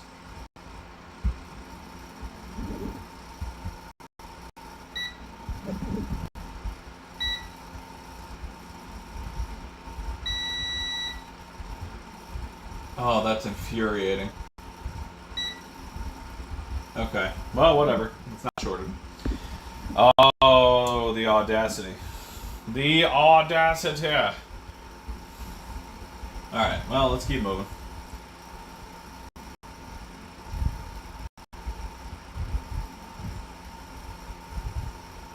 I mean, let me check these resistors just to be sure.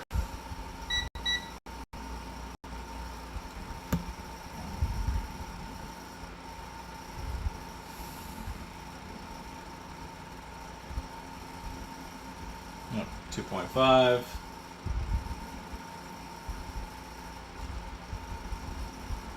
5.9, both acceptable.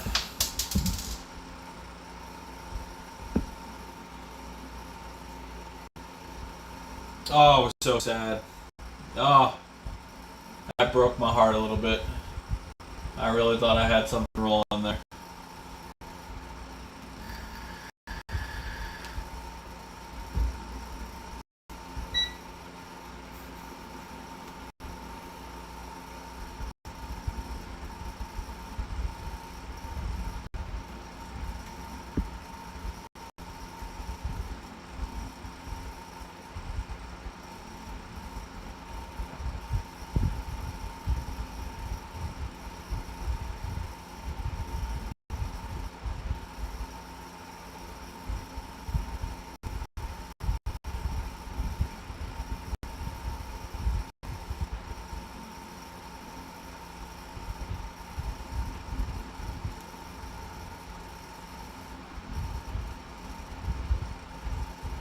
Alright. We're hunting shorts, big.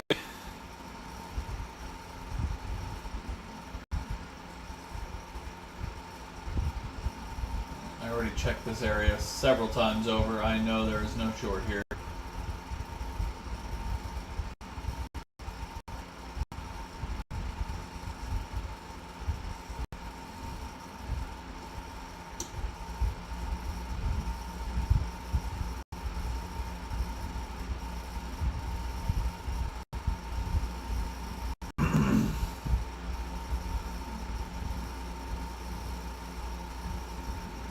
Yeah, I'll check the voltage, and I've already come this far with checking for shorts, so let me just finish my check around and I'll double check voltages again.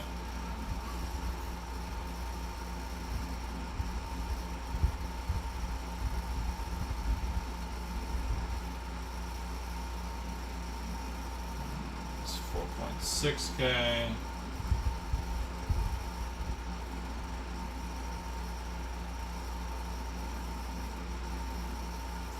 $6K.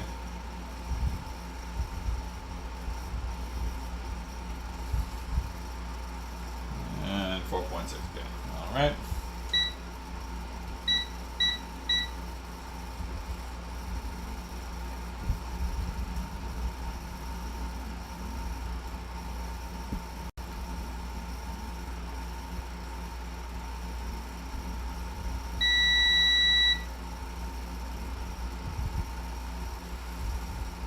Okay.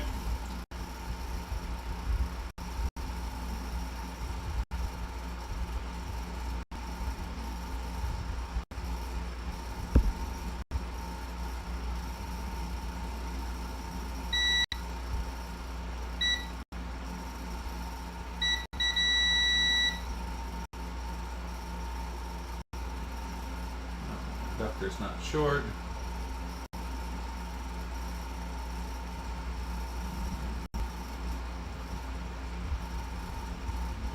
And this is under the Wi-Fi IC. Hang on, let me balance this board out a second here. Hang on.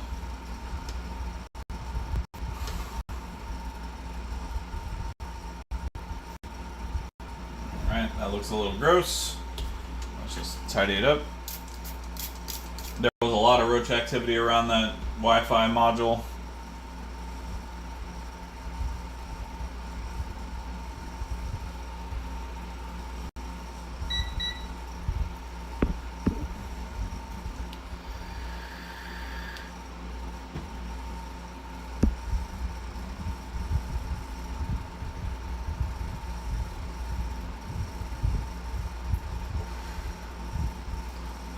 22.3 ohms. That seems kind of low.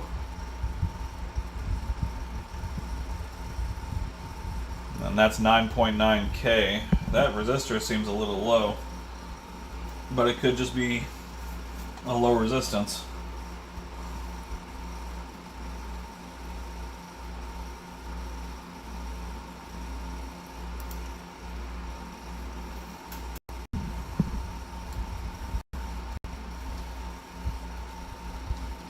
This is on a similar board. This one I think only has one resistor. Oh no, there's a second one over here. Alright.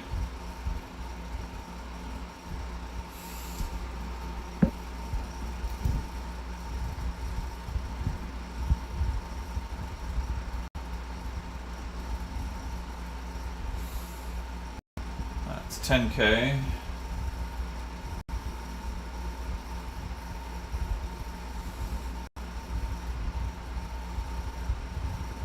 And no, 22. Yeah, one of them is just a low resistance resistor. All right.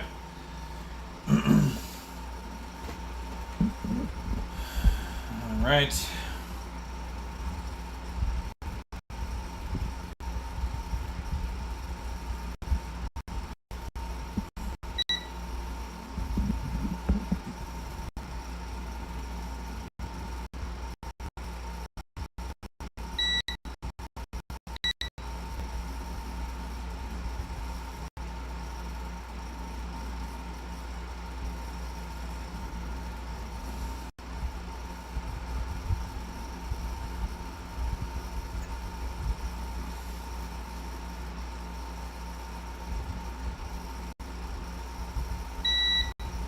Okay.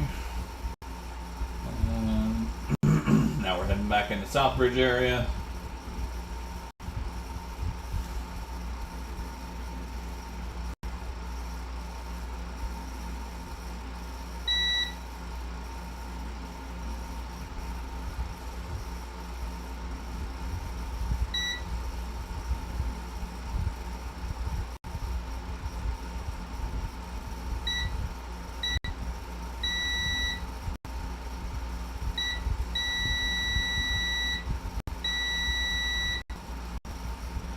Well, shit. I hope that's supposed to be short.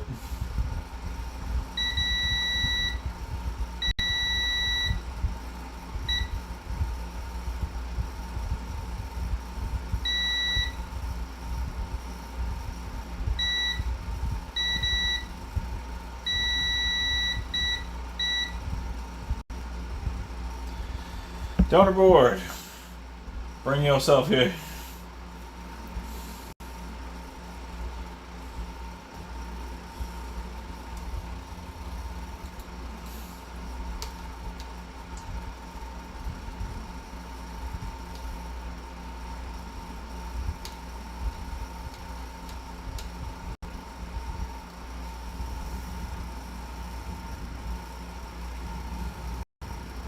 My board doesn't have that capacitor because of the different revision. So I don't know if that is supposed to be short or not. Alright, well, let's go back here.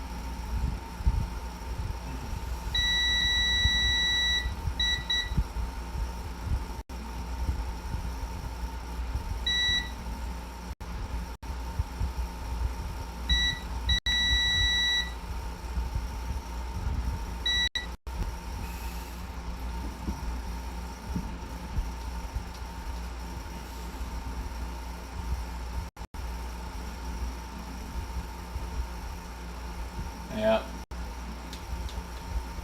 So the one short I thought I had, I do not have.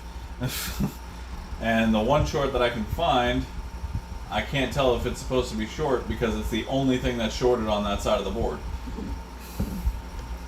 But in the meantime, I think I've checked everything I can possibly check. Hang on.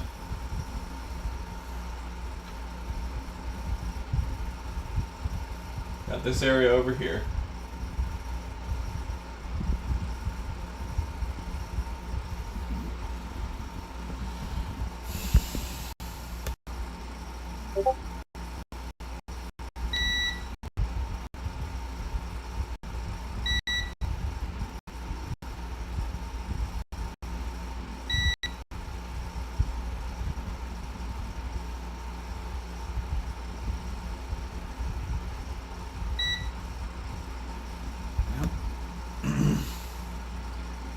Yeah, I mean, I've checked everything, so let's put it back in and let's check voltages, and I'll try not to cry.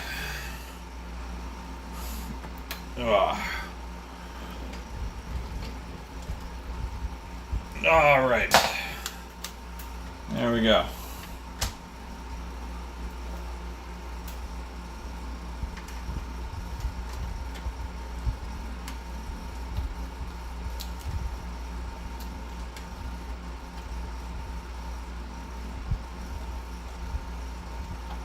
All right, we're going in for voltage checks.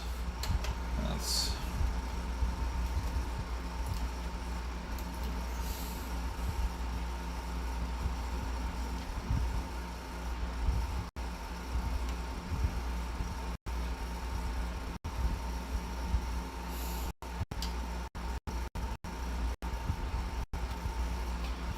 okay.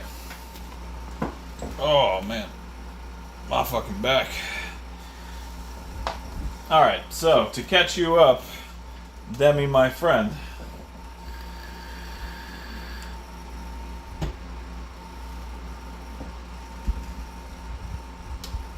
So, we have our power connector with the power supply. Oh, power supply is not plugged in. That would help.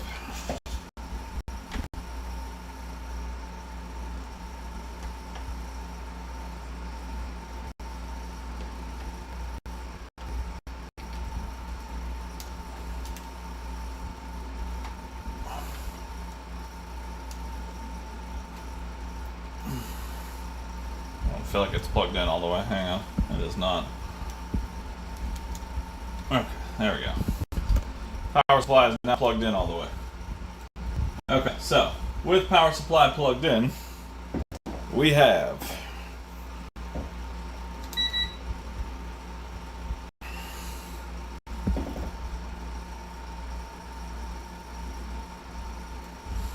we got 5.5 going. You can't see. Hang on.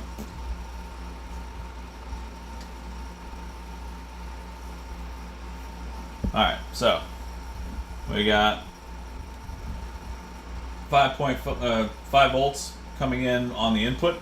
Let's clean this up a little bit. There we go. So 5.5 coming in there.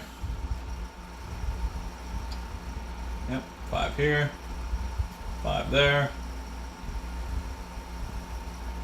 And we have our, oh sorry, so from, back up just a little bit here. Alright, so from there, 5 volts runs over to here.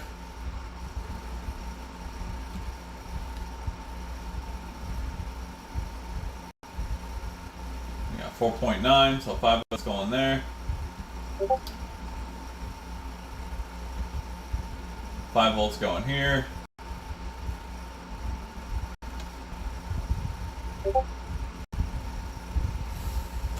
And then over here,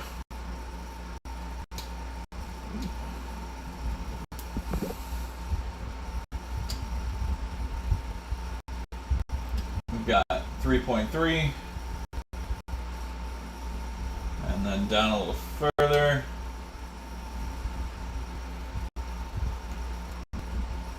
1.67, which is close to the 1.8 volt.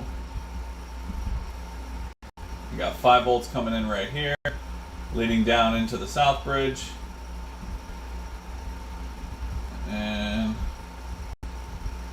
I've got 1 volt at this little relay here.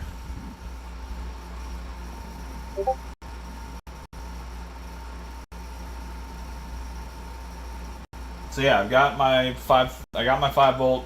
I've got 3.3, I've got 1.6, which is close to 1.8.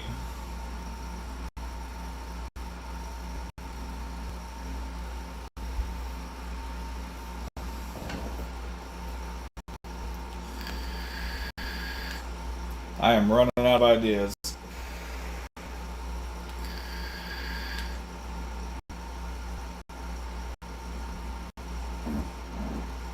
This one's got me for a loop.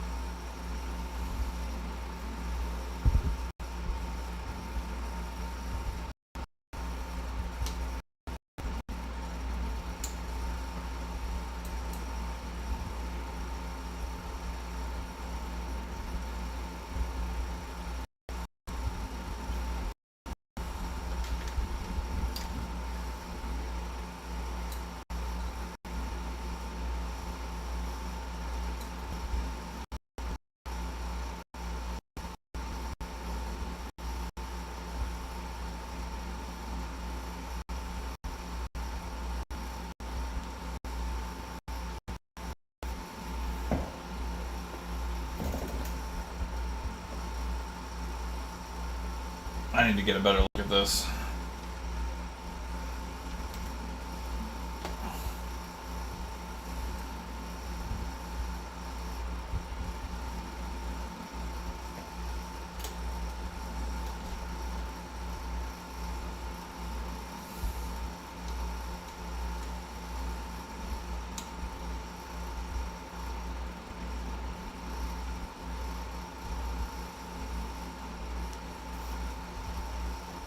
Are those even connected?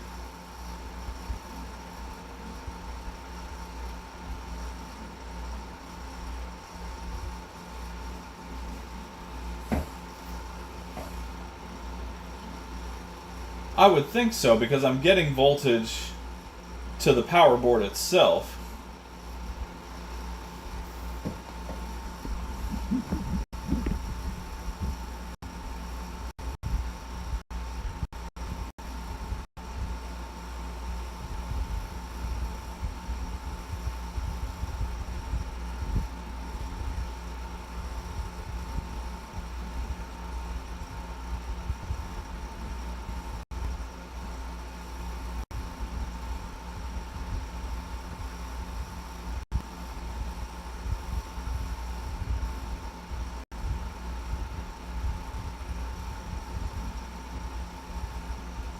Yeah, there's 3.3.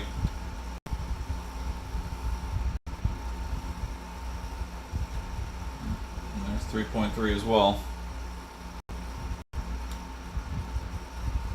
And there's 5.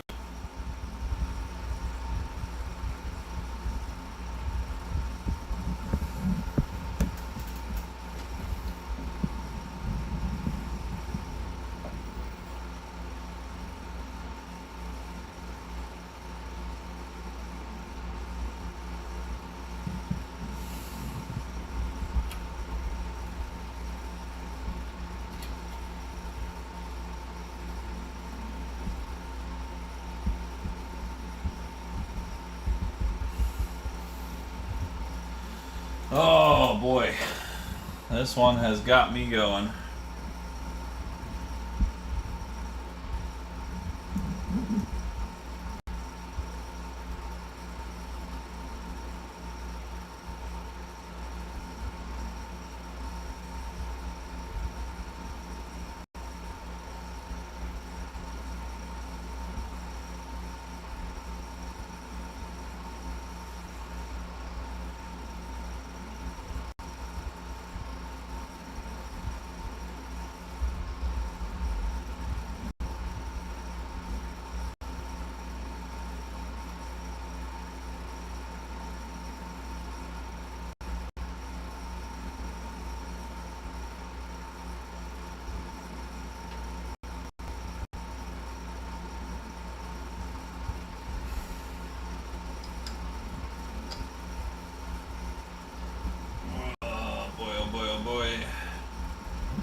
You know, I am noticing, I don't think it's anything, but no, because the other one didn't work either.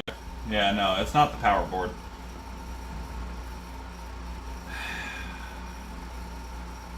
I am just about out of ideas and options. I have checked every inch of this board, and I just cannot find anything wrong.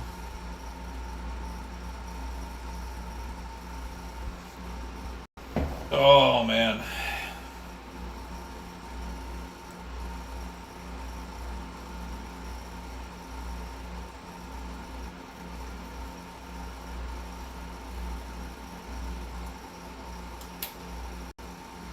I don't get it. I don't get it.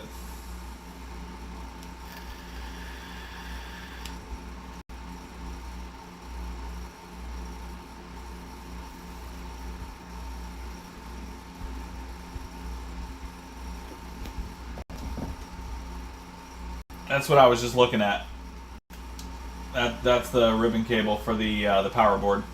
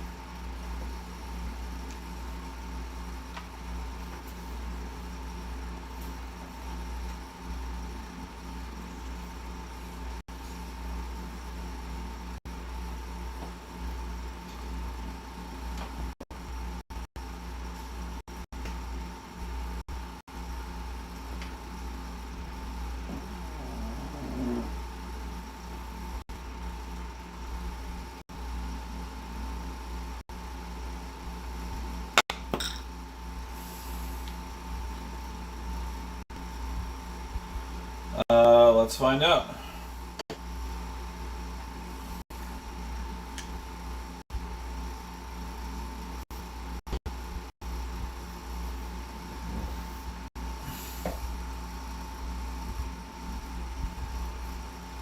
So, I've got 3.3 right here, I believe.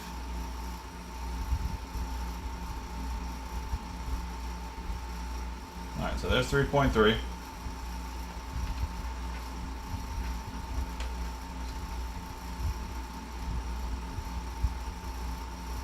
Yep. Yeah, so it's trying to power.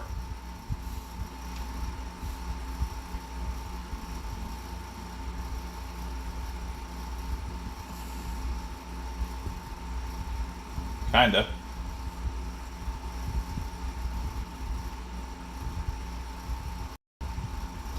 Yeah, if I hold it down, it drops to ground. If I just push it once, it drops to like 1.8 and then goes right back.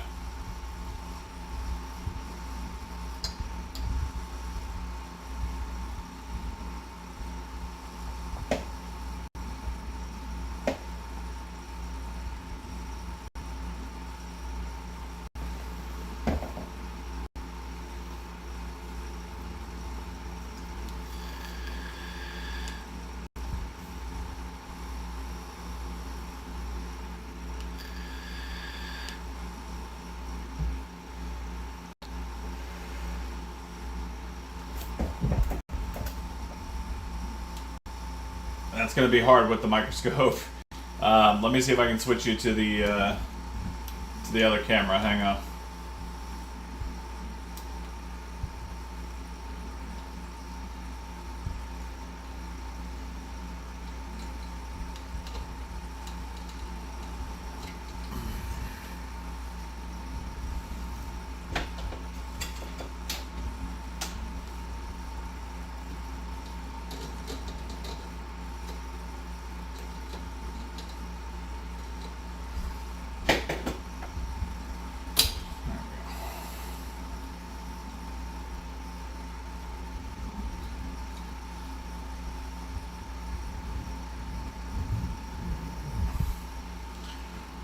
Let me switch over to the main camera. Hang on.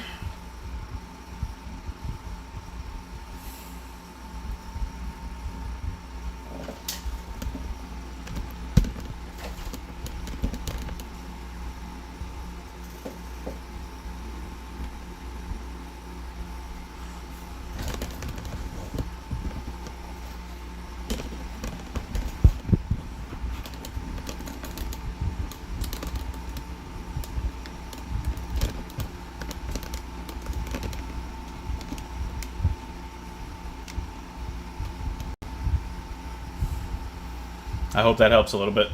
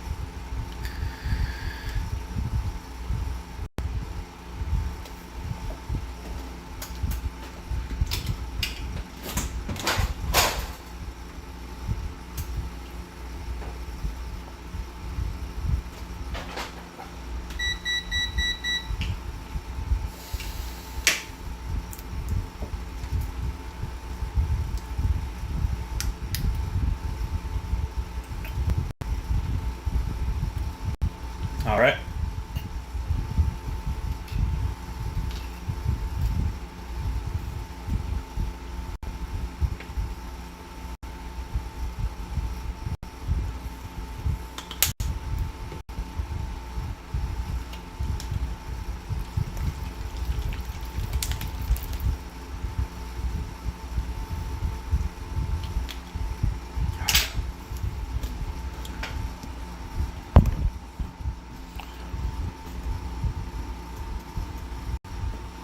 Swap back over. Okay. So power supply area. This area over here.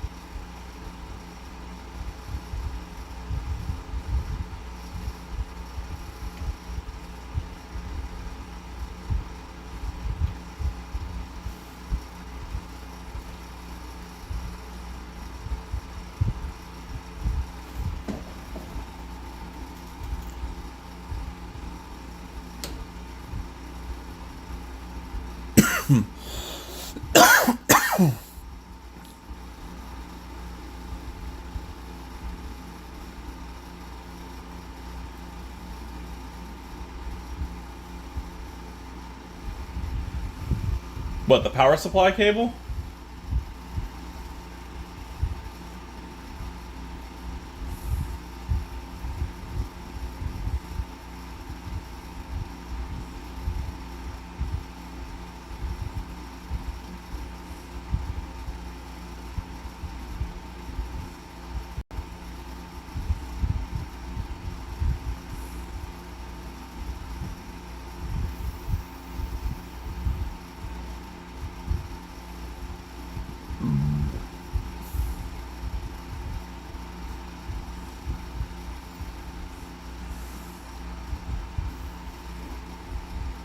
Oh, Southbridge area. Oh. Yeah, I mean, there's not much in the area of the actual Southbridge, but the only thing I found in this area that's short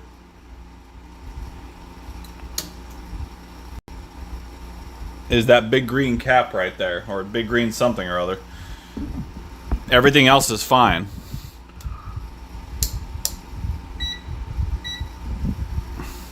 This cap right here.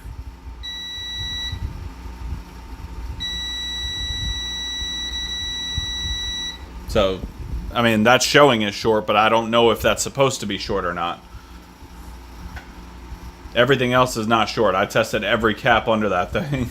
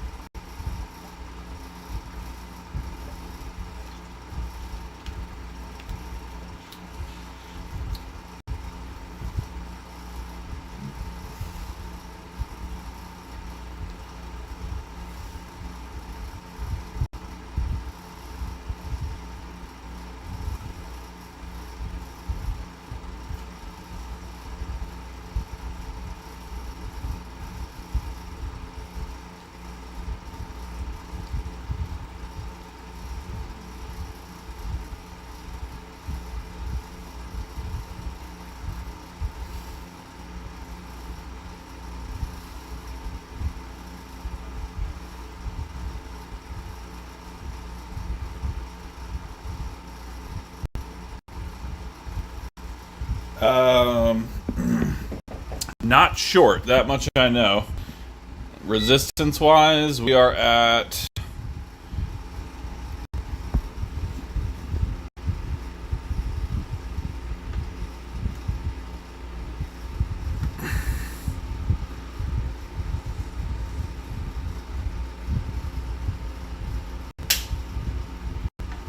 Okay, now I'm getting a different reading than I was previously. Oh, it's still plugged in. God damn it. Sorry. Sorry. Hang on. I keep forgetting I can't fucking test when it's plugged in. Give it a second. Let the power drain out. Hang on.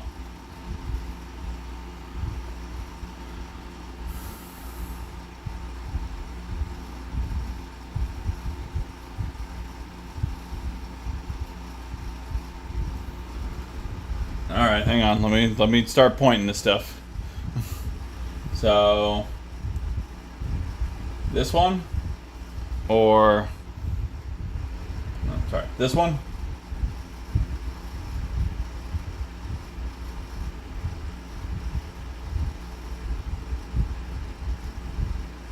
Or this one?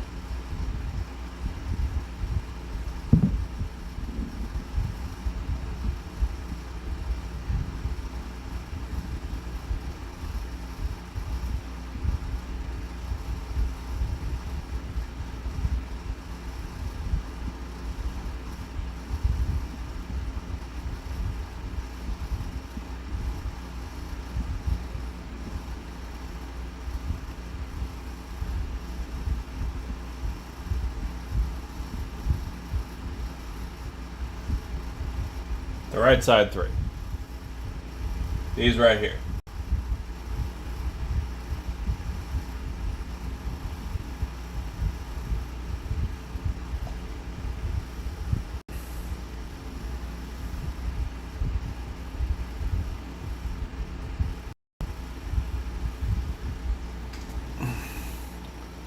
I'll just give the readings on them real quick. So I'm in resistance mode.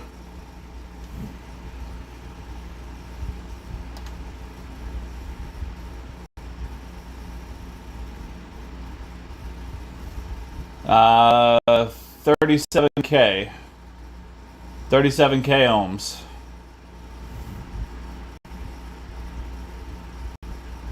Little brown one to the left.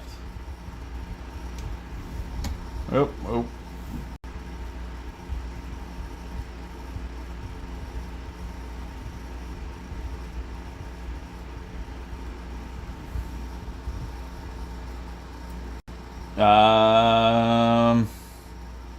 It's still climbing. I'm at 1 120K, 122K, 126K, 129K. It's slowing down at about 130. So 130, 131K.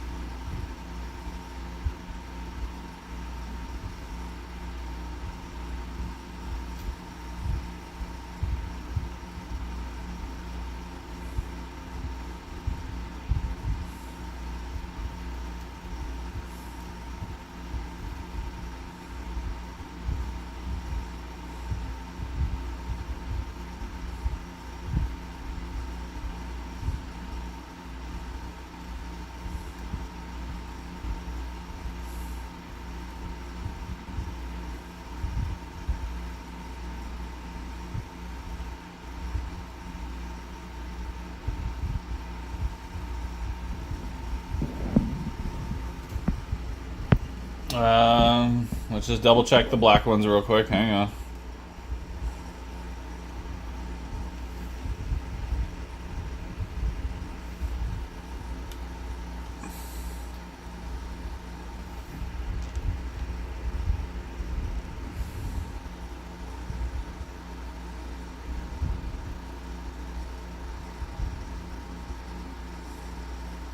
Nope.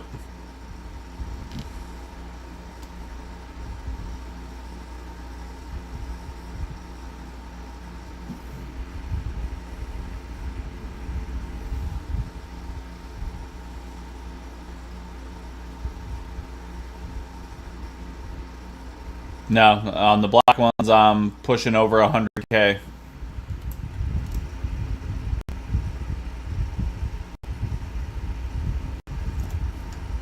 No, haven't reflowed the South Bridge yet. That's kind of a last resort. Because again, I haven't found any shorts on it. You know, I don't want to reflow it if, yeah. I mean, it's already broken. I guess it is what it is. Let me put voltage back on. No shorts on any of the black ones. Let me check this last black one real quick. Hang on.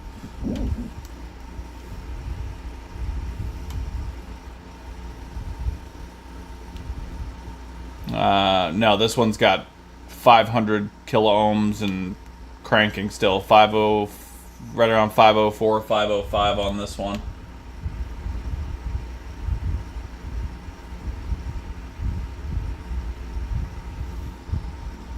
Yeah, 2.3 mega ohms or milliohms, one of the two. Mega ohms, I think.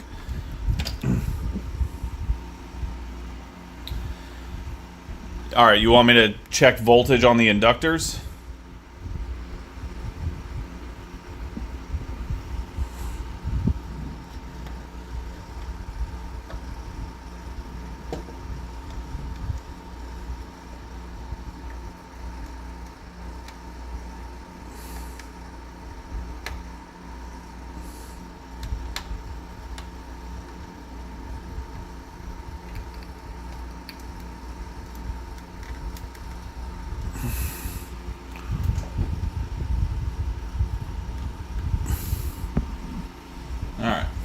So power is now back on. Let's just confirm.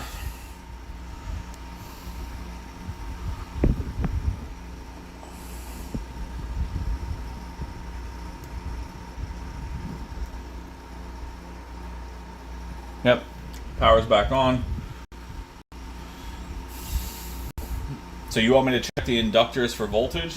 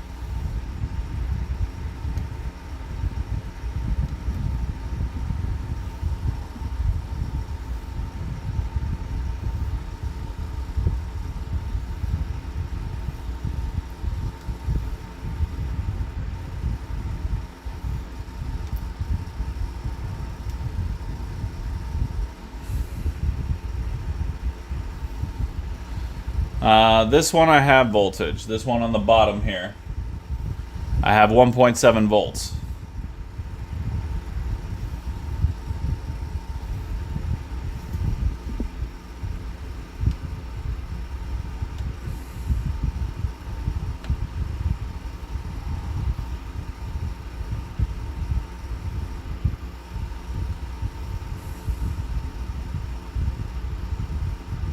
I have no voltage here and no voltage here. But I have voltage here, I have voltage here.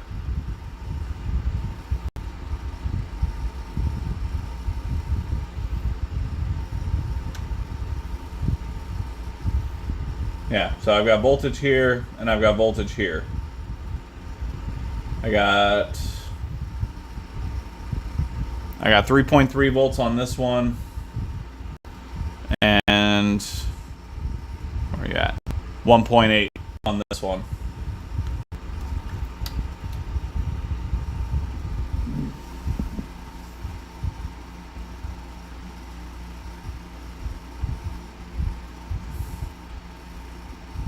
What do you mean, did I cycle the switch? I don't understand what you mean.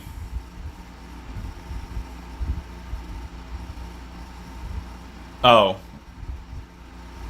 I mean, do you want me to unplug the power supply from the board and then plug it back in?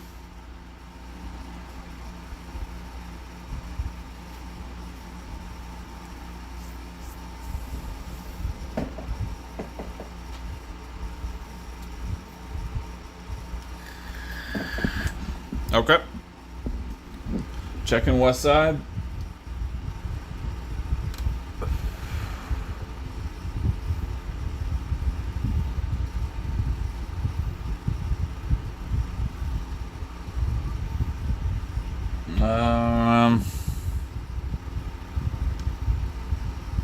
Nope, I got nothing on these three.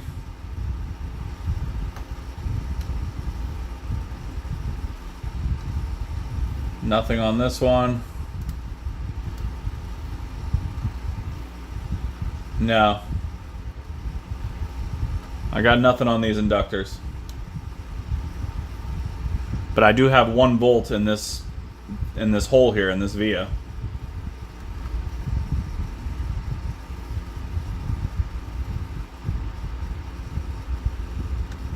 Oh, press the power button in between tests. Got it. Okay, hang on.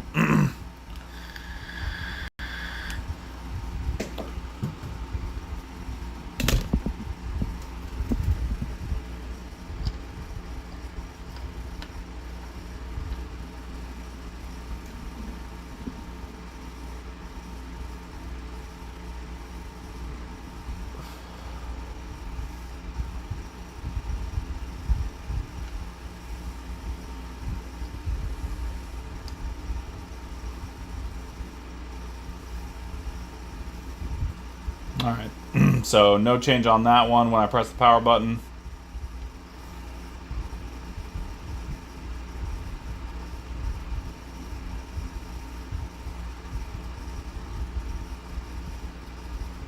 No change on this one.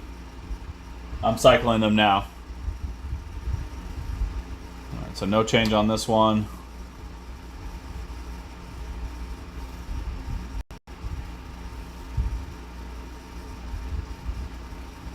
No change there.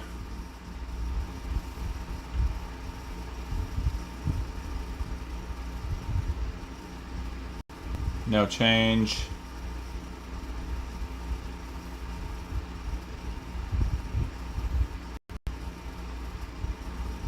No change.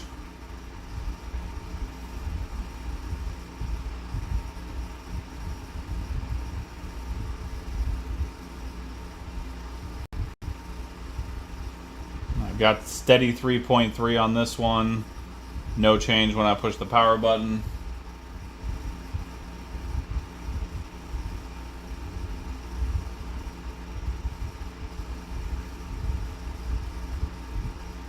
And 1.8, no change there.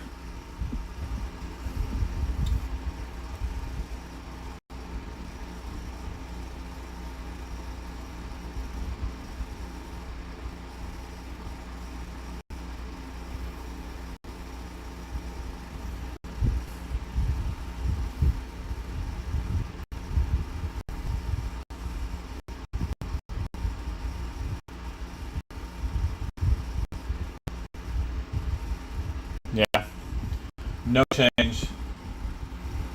Alright, follow that volt trace up the board. Tracing voltages, baby! Lego. Alright, hang on. Oh.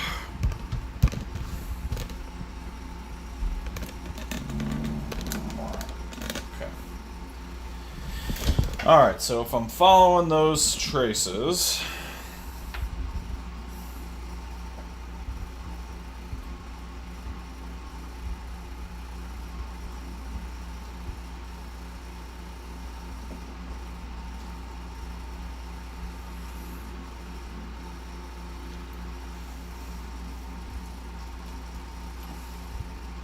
Alright, they all lead up to this little series of vias right here.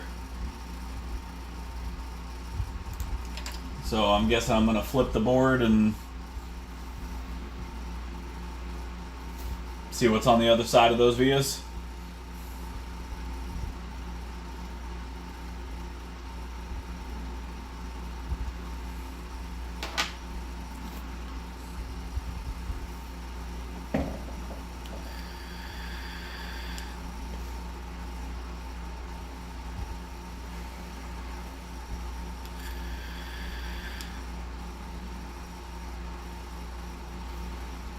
No flipping yet. All right.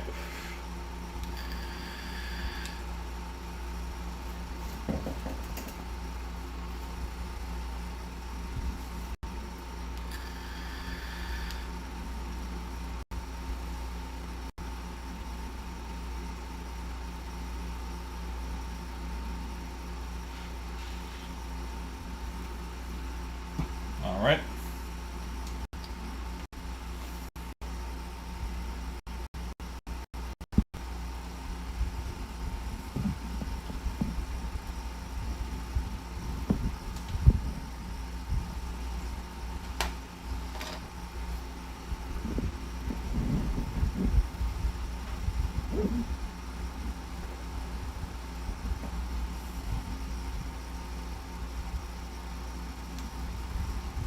So here we go, and I'm pushing the power button.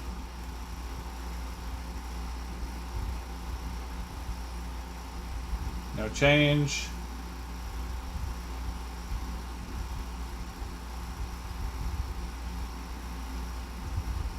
No change.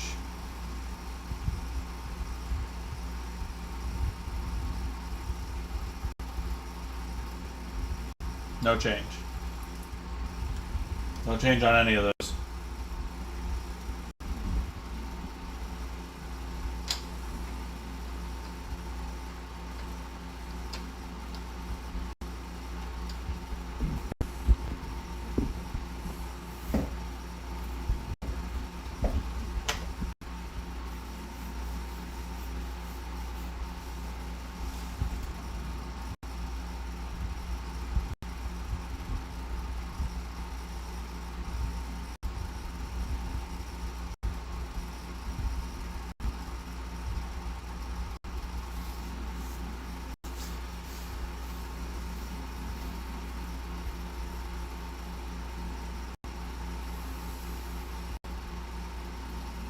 Oh, so you're saying even if it's not shorted, if it's not showing any shorts because it's not commanding properly, then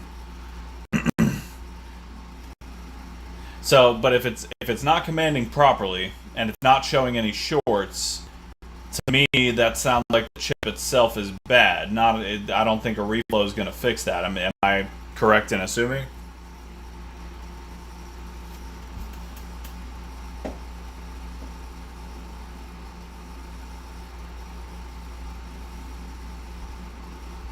Yeah, I checked that entire area already. I've been up and down that area multiple times for shorts, and there's just nothing.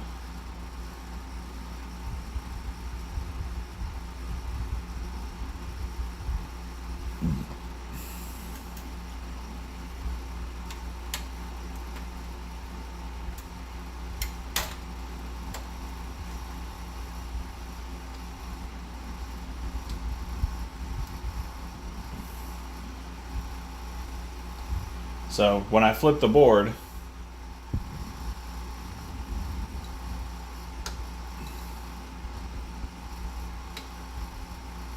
I'm over in this area right here. And I checked around here earlier while the board still had power, and I thought I had a short, but when I took the power off, there was no short.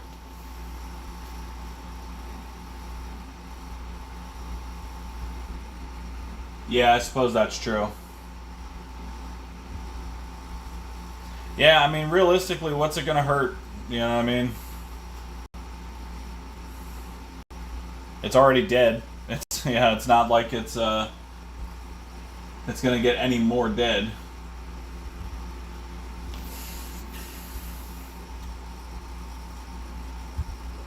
We can reflow it.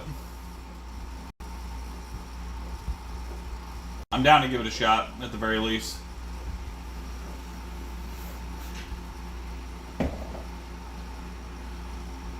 Yeah, hell with it. Why not? Let's reflow Southbridge. I do not have this Southbridge available, or the stencil for that matter, and this is a problematic Southbridge. Look for power pulse. Okay.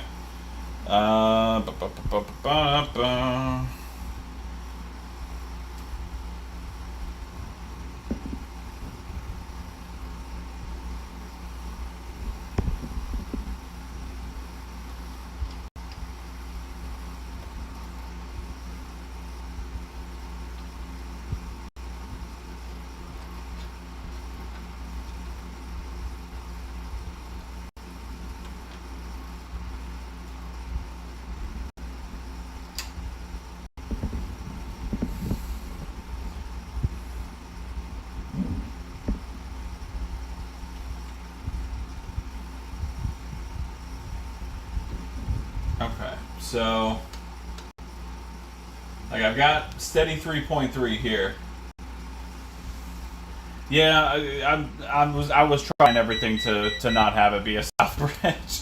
Again, I know the South Bridge is problematic, but because I didn't find any shorts, I was like, maybe. But anyway, all right. So I've got steady 3.3 here.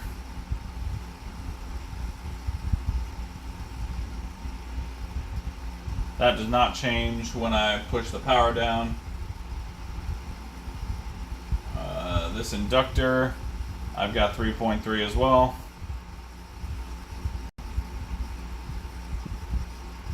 That does not change. This inductor, I've got 1 volt.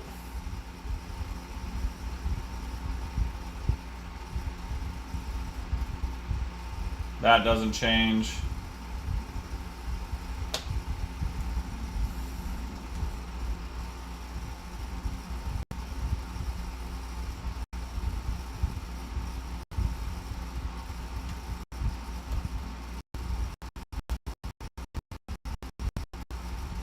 Yeah. Yeah, I'm not getting any power pulses at all. Let's see, hang on. So this is one of my voltages. So that's a 3.3 volt on that chip.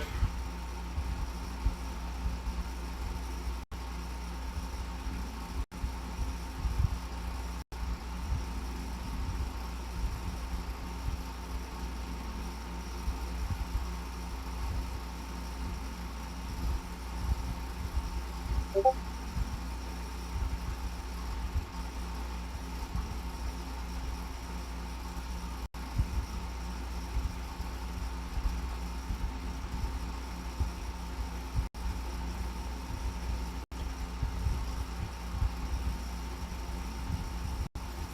a 1 volt. And I'm cycling the power button and I'm getting 5 volt.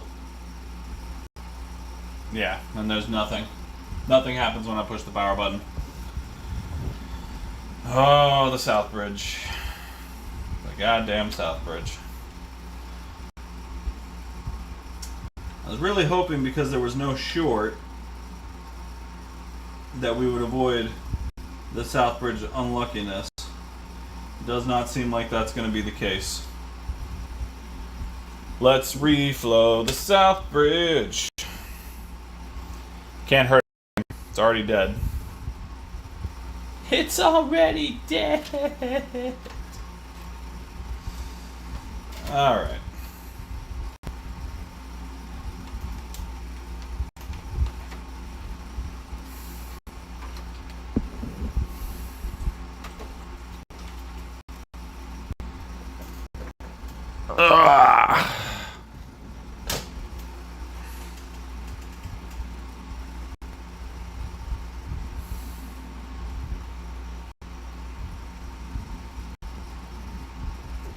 Alright.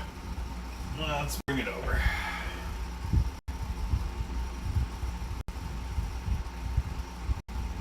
I gotta be careful with that oscillator right there.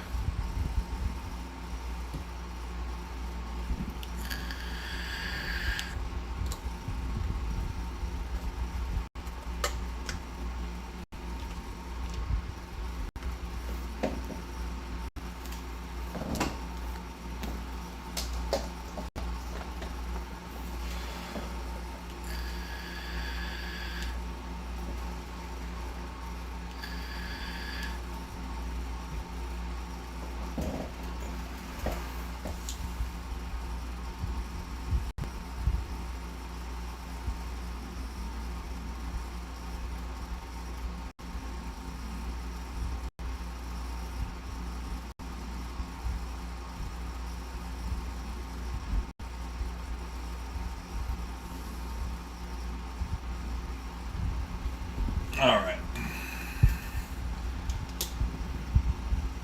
Get some height on this.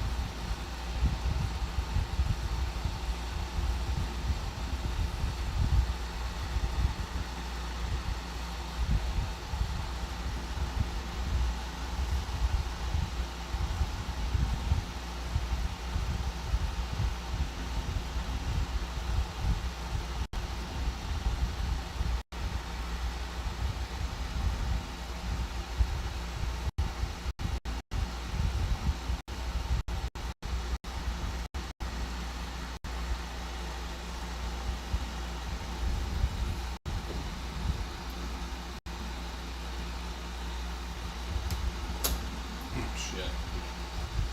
Oh, that's fine. Big deal.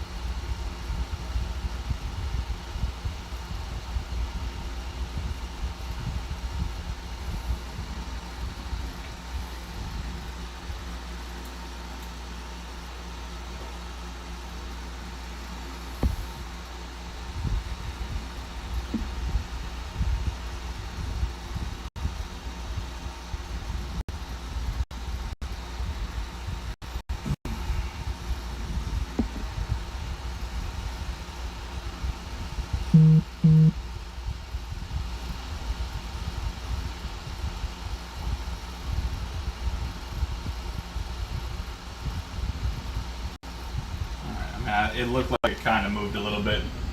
I put way too much heat on that thing.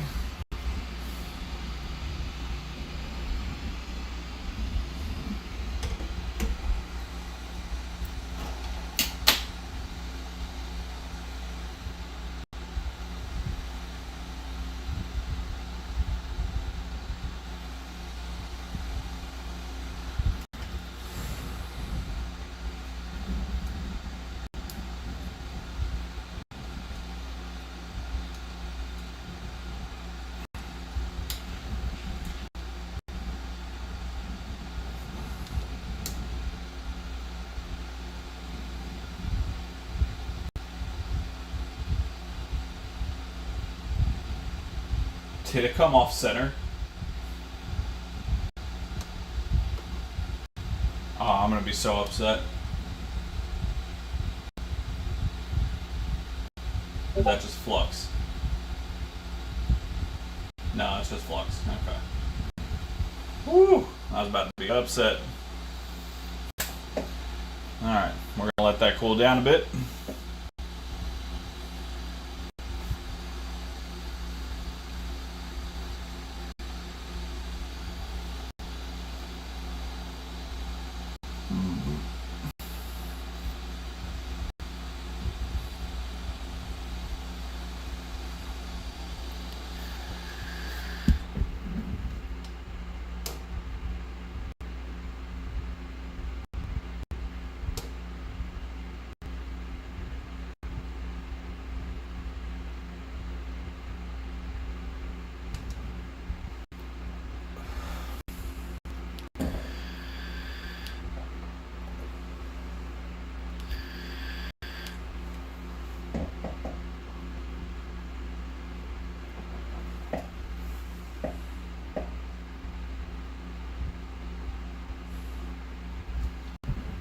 Alright.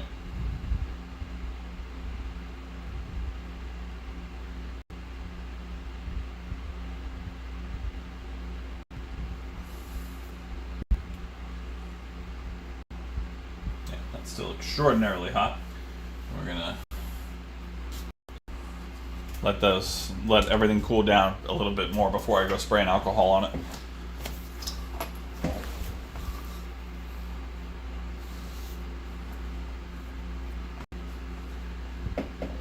Well, I've laid flux around the entire thing, and then just started adding more as the refill process went on. But yeah, I can see what you mean about the three corners.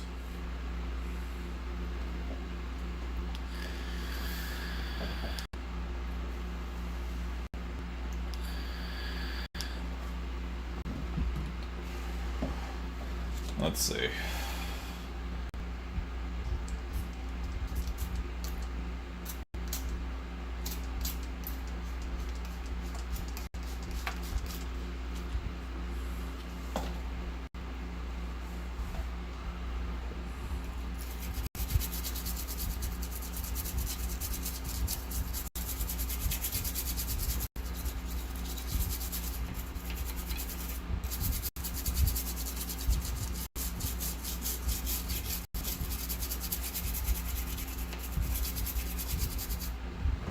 Alright, let me rinse out the underside of the south bridge as well. Make sure I get any loose flux out of there.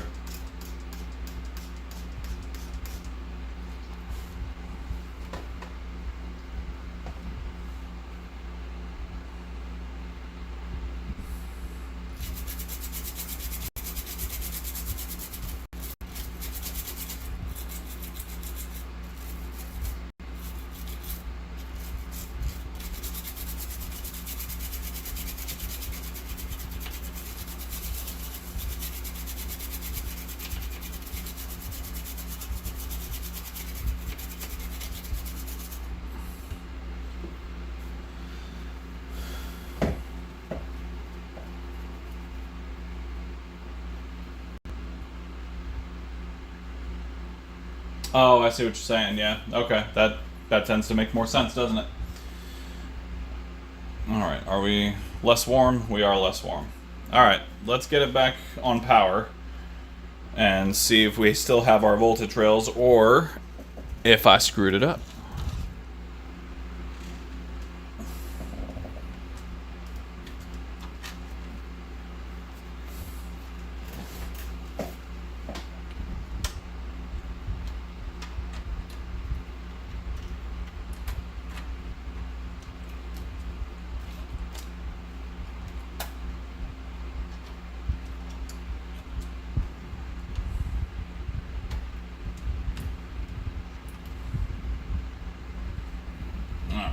So let's head back over to South Bridgetown.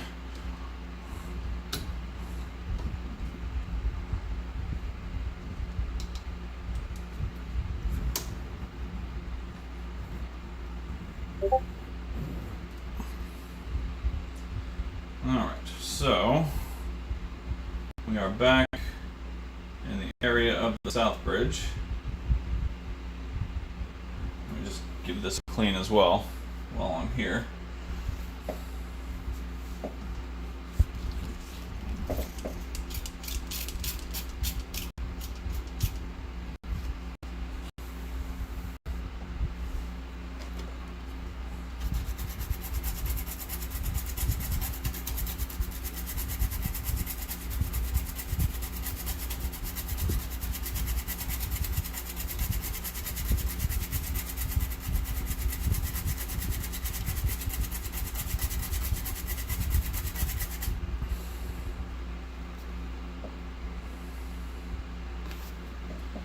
Alright, give it a quick dry.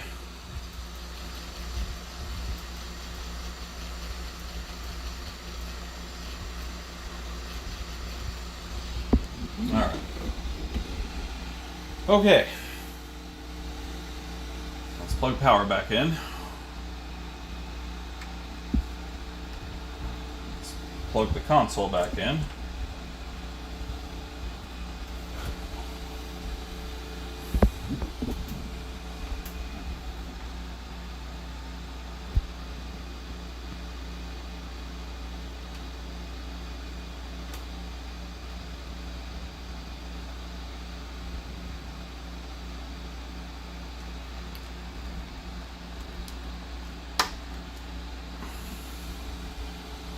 Alright, so power's back in, console's plugged in.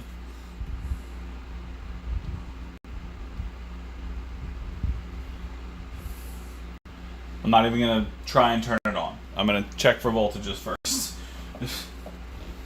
How did I put my multimeter? Ugh. Alright.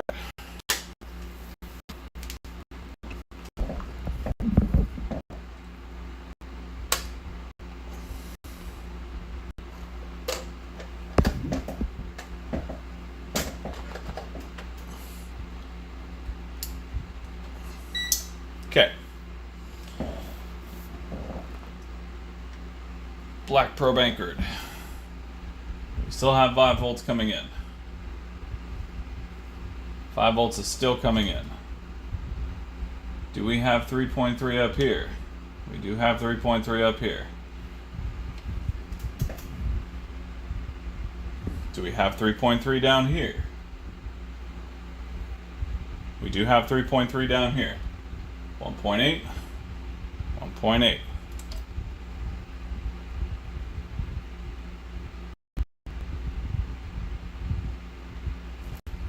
Alright. Let's see if we have any change over here.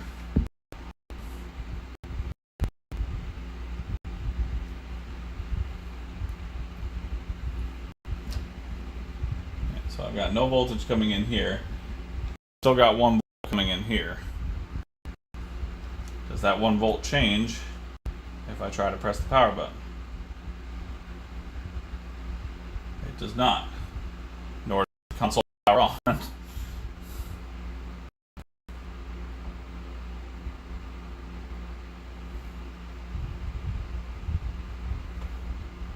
Wait, huh?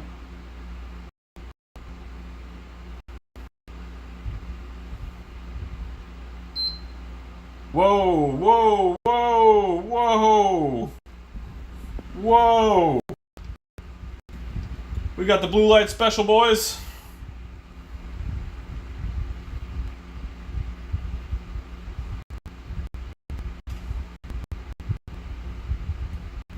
Okay, but you're gonna overheat, so shut down.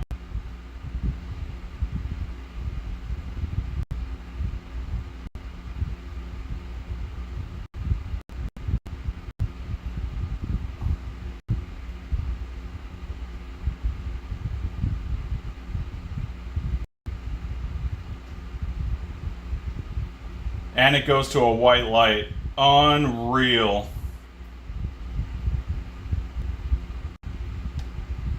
Okay, now shut down. This is burning my hand. Alright, I'm pulling the power supply.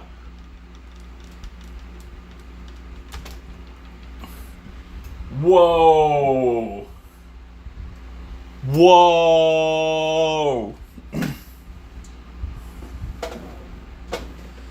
Get out of town.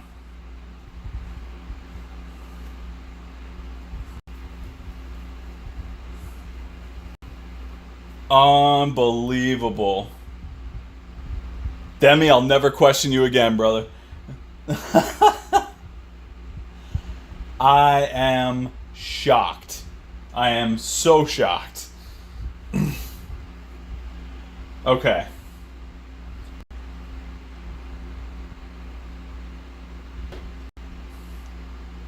I'm legitimately shocked. I did not think that would work.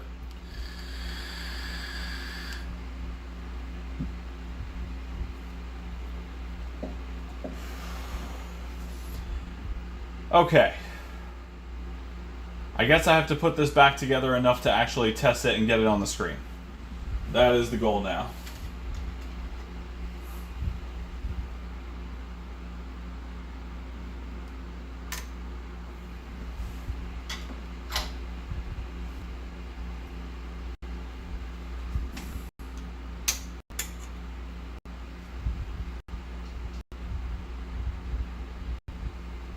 Okay.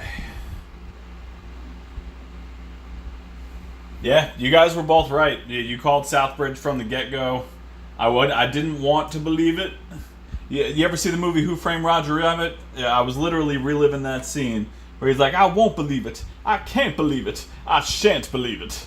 And that's exactly what it was. It was exactly what you guys said it was. It just did not make sense to me because my brain did not compute that no short equals bad Southbridge. So I was ill prepared to deal with that.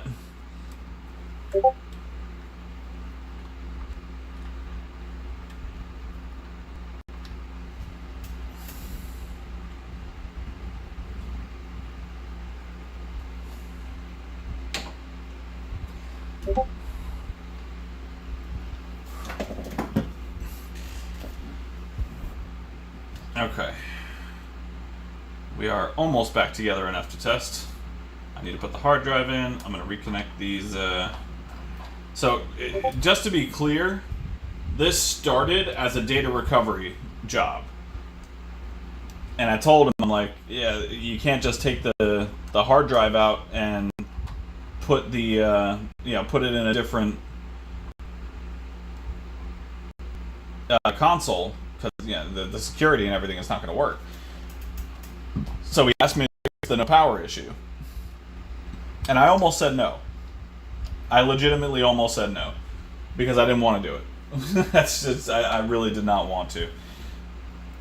But I am so glad I did. Because now I will have a happy customer. And I fought through adversity. And I made it happen.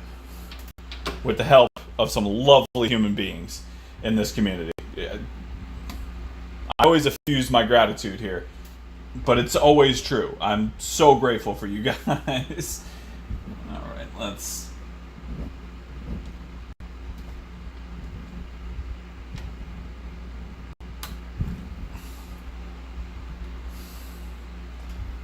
clear some space.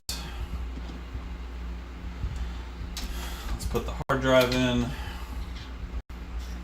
And let's make sure the damn thing actually boots. But that was a white light.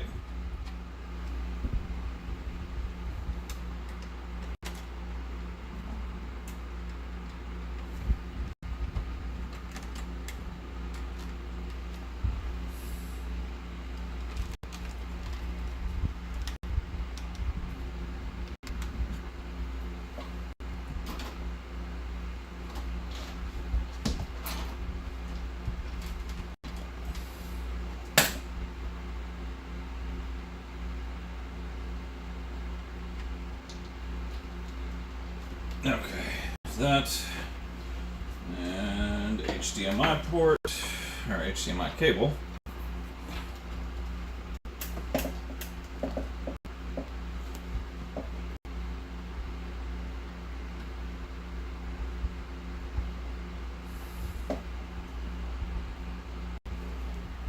Let's see if we can repeat that, shall we?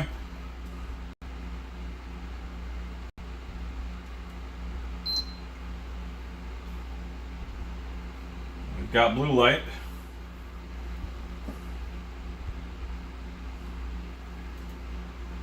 Oh, let me swap you guys over so you can actually see what's going on. Alright, straight to white light, which probably means it went to safe mode, which is to be expected. Hang on, let me get you guys over.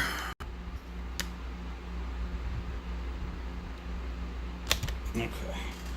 Grab a controller.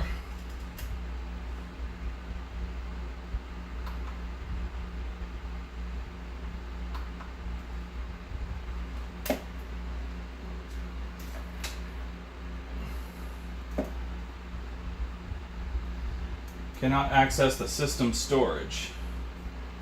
Interesting.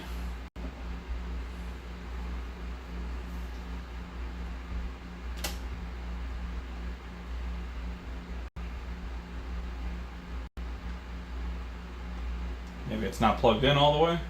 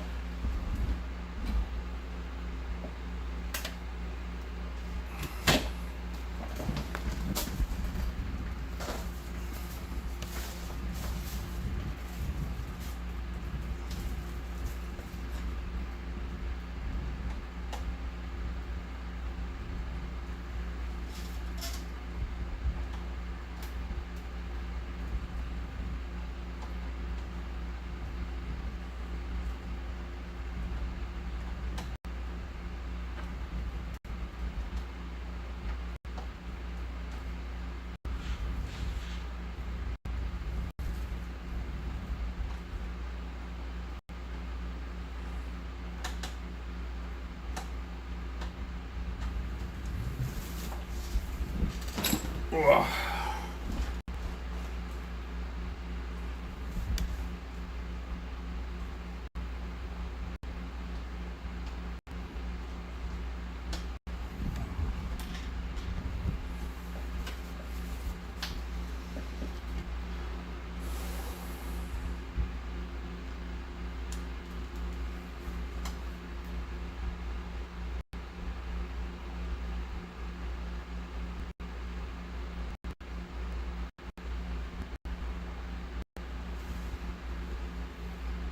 Right.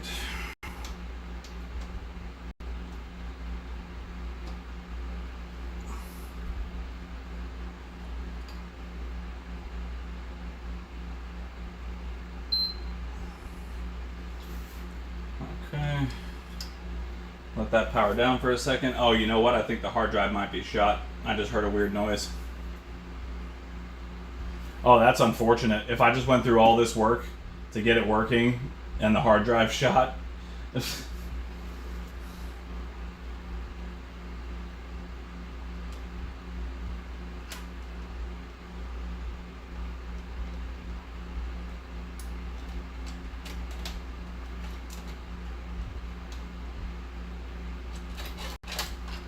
Let me put some alcohol on the terminals real quick. Hang on.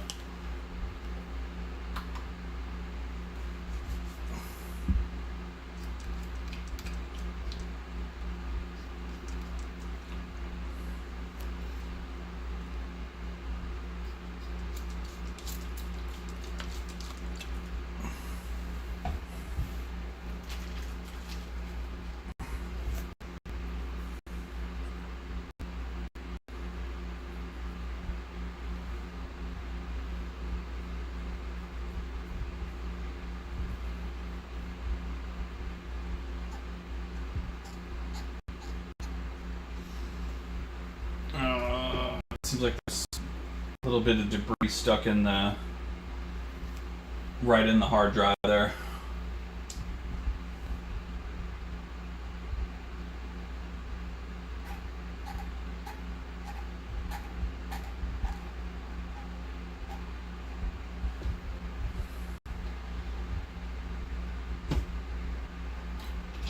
Yeah, that's true. I do have a hookup for it.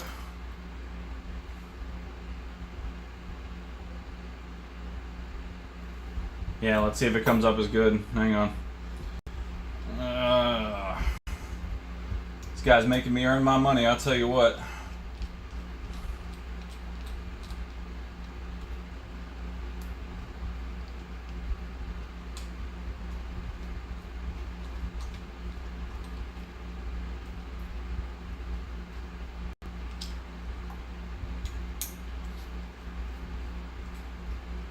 I actually, you know what? I don't have a hard drive testing software.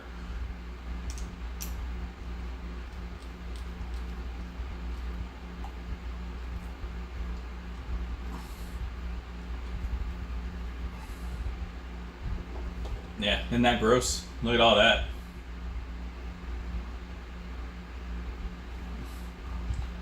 Alright. Let's download something, shall we?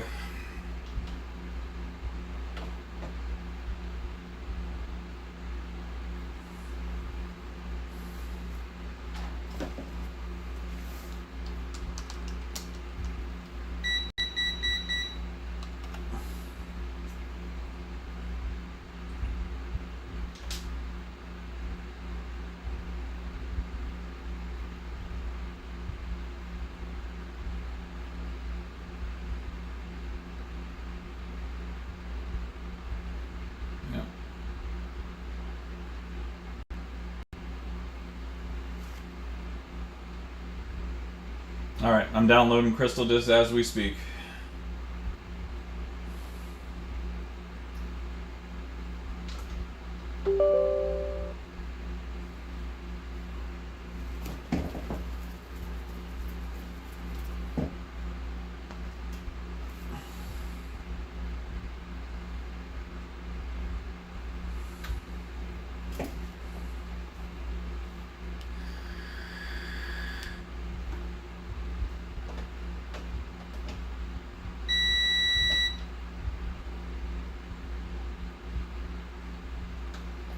Alright.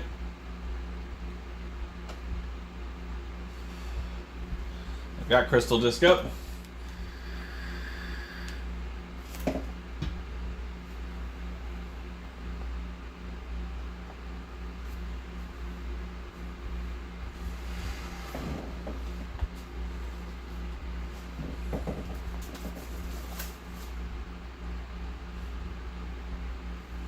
I gotta find my connector.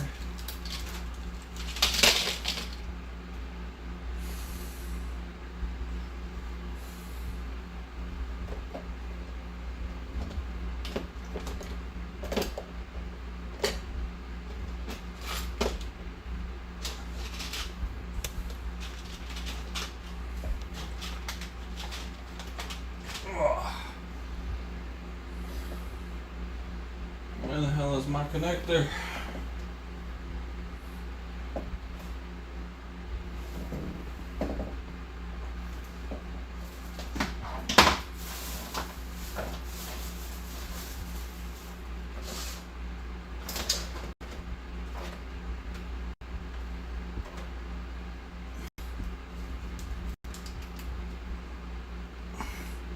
I have a USB to SATA connector somewhere. I don't know where the hell it is. I gotta try and find my flashlight real quick. Alright, you guys are gonna have to get a weird camera angle for a second.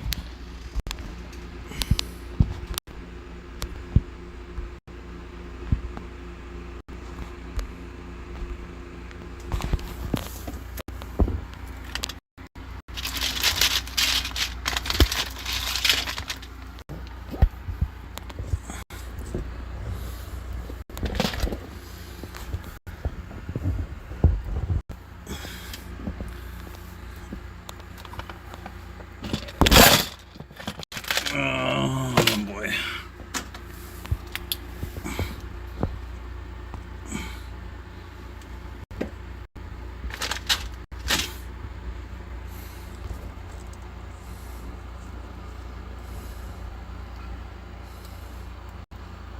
Ah, there it is. Found it.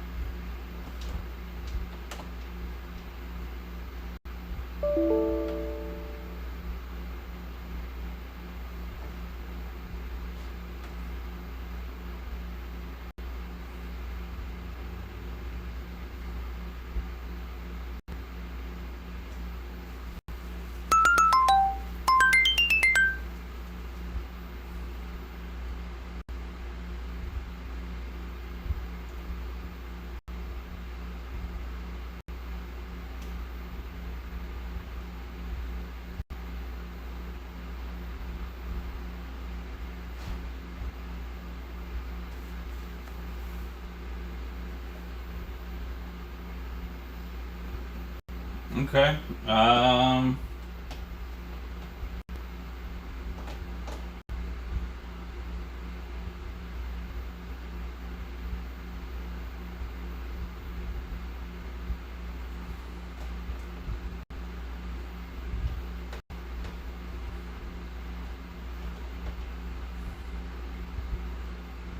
Yeah, it does seem good.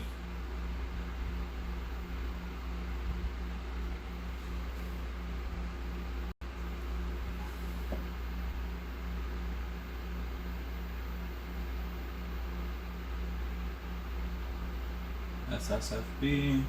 Yeah, that's the one. Yeah, it shows good. Alright, well. Let's go ahead and disconnect that.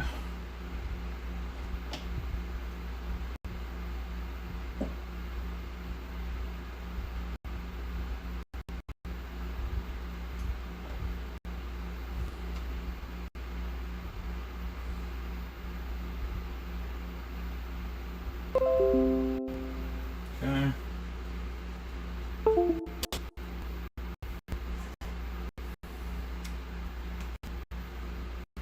Alright, yeah, I mean, it's reading good. Yeah, 1 terabyte.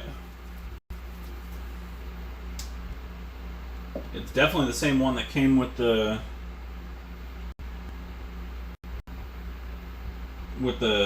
console, because it's covered in roach. It was covered in roach nonsense.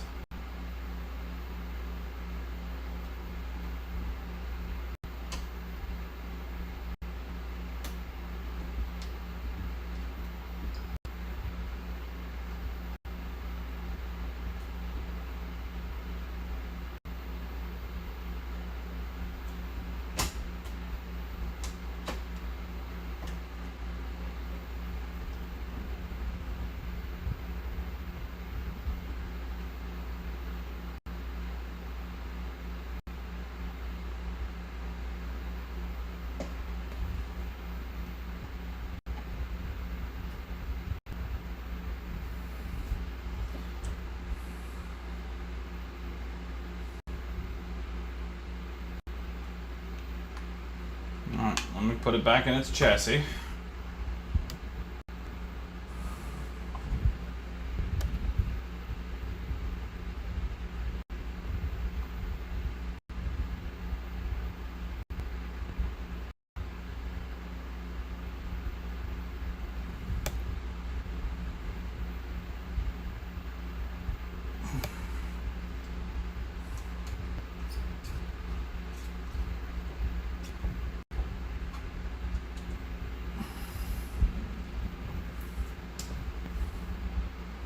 Alright.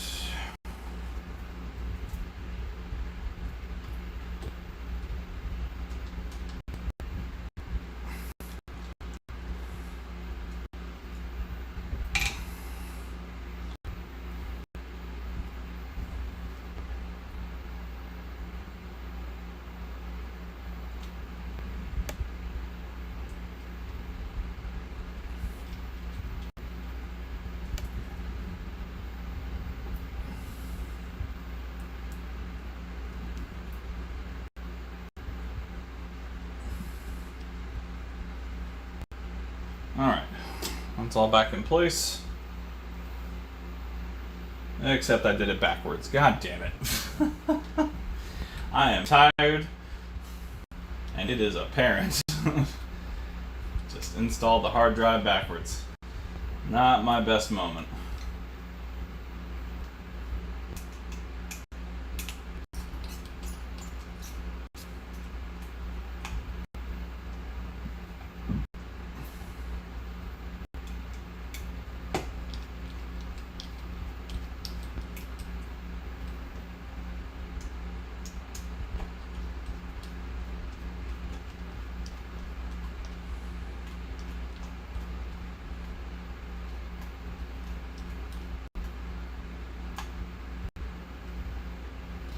Okay. Go ahead and flip that and reverse it.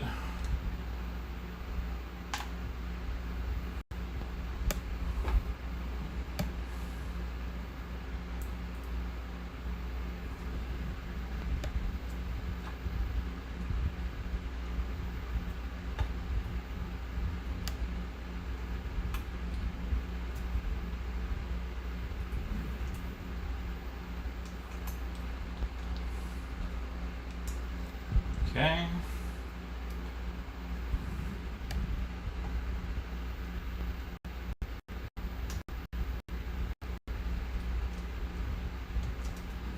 Okay.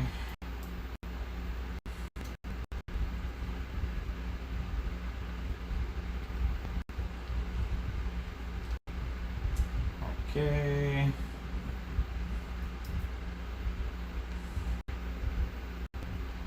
Okay. Okay.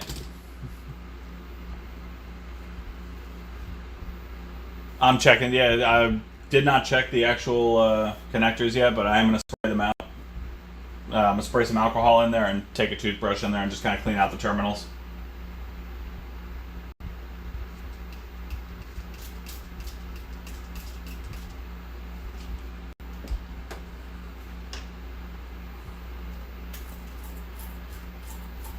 The connector itself feels a little loose. Like it's a little floppy, but I feel like it's supposed to be like that.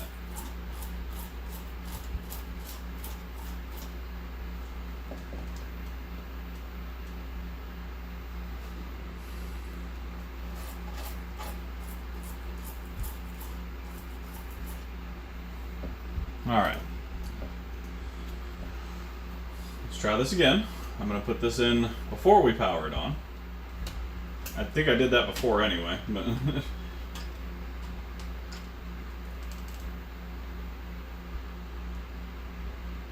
okay. Let's go ahead and swap over.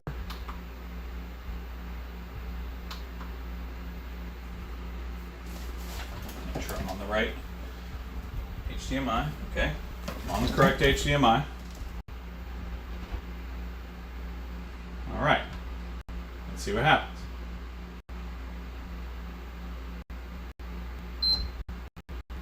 Okay, so we got blue light.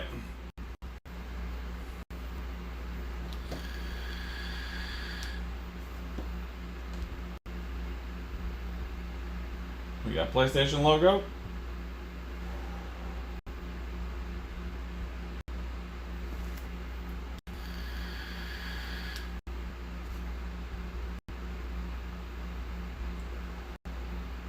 Got long ass boot time.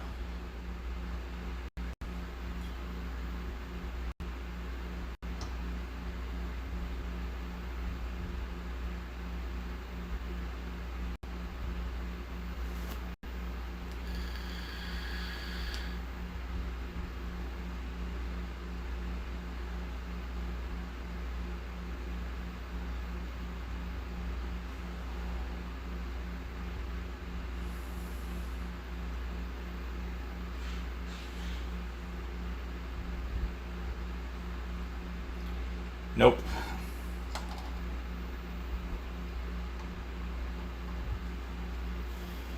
Oh, you've got to be kidding me.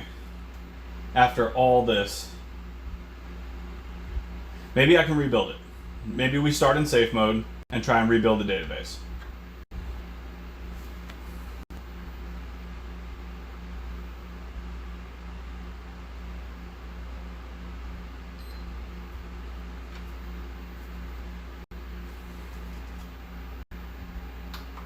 I don't like the sound that that hard drive's making.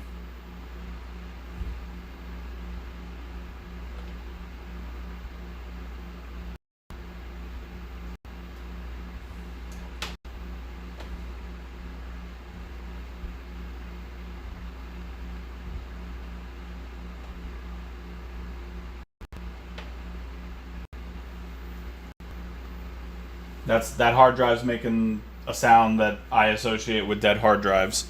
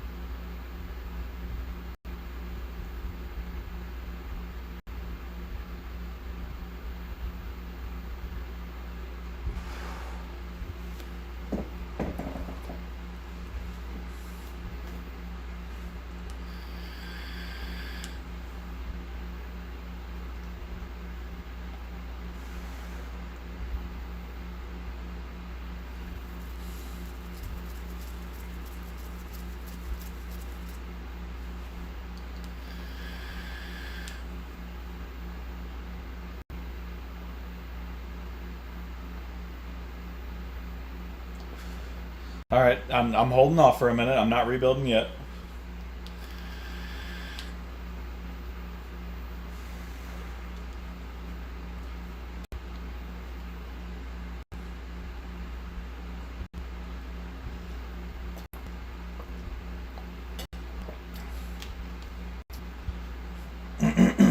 Okay. I'm down for more testing. Not much more because it's already almost 3 o'clock in the morning. But I can do some more testing.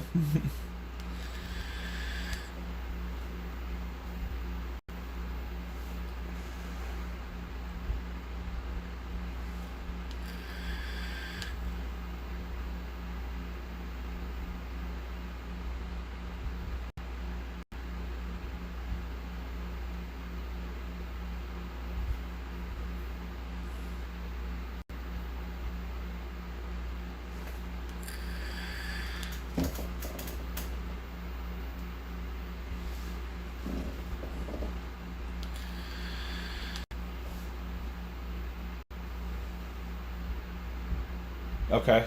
Hang on, I gotta disconnect things.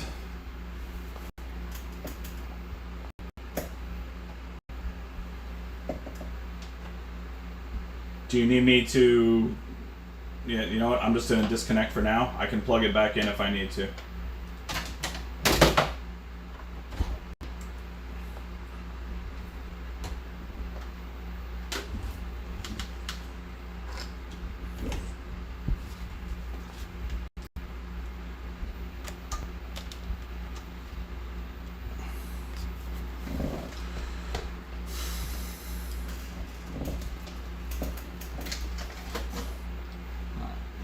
Clear some space. Hang on. I really thought I was done. Okay. Microscope. Ooh.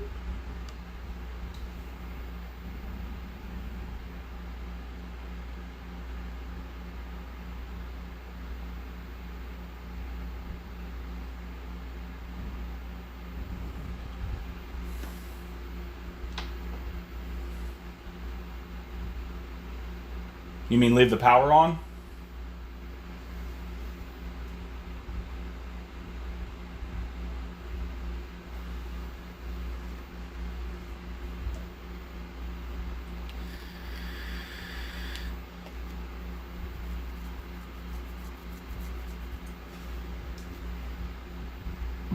Also, to clarify, do you mean plug the power supply in but don't turn on the console, or plug the power supply in and turn it on?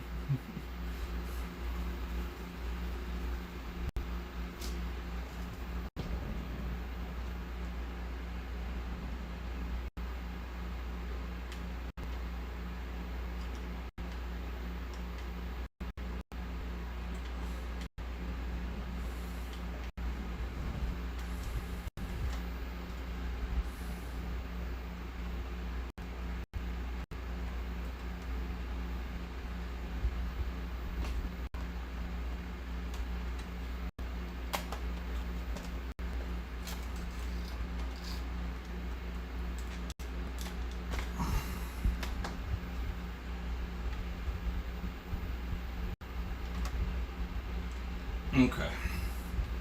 So just let it run, go to the error screen. I'm not going to see the error screen, obviously, but just turn it on. All right.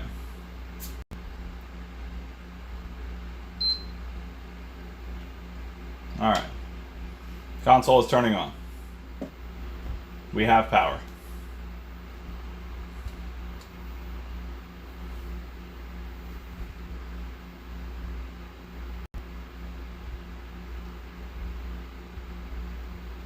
No, I know the difference between the CD and the hard drive.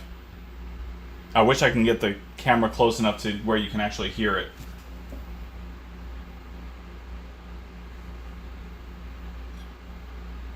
Yeah, it's for sure the hard drive that I'm hearing.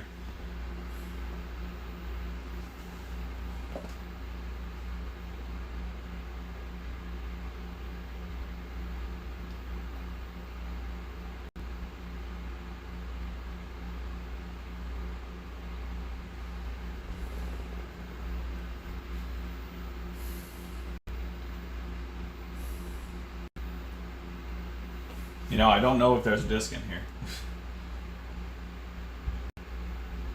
Nope, no disc.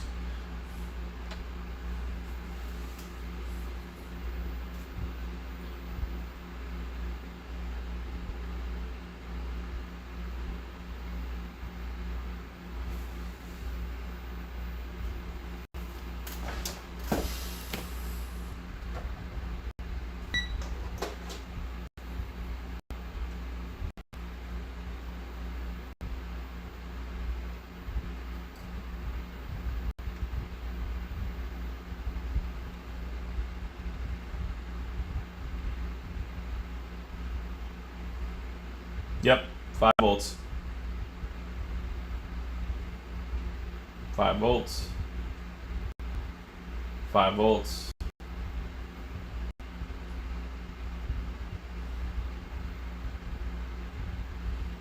No volts on these. And no volts on these. But I got 5 volts all the way here.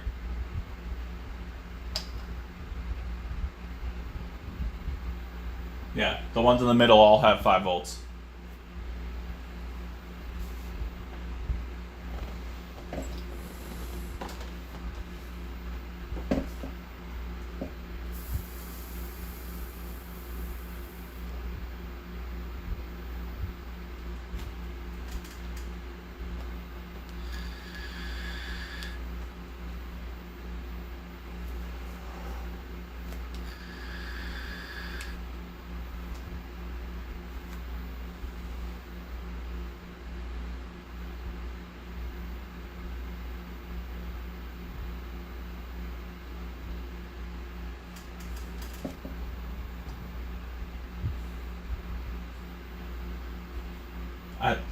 I don't know that bus schedule.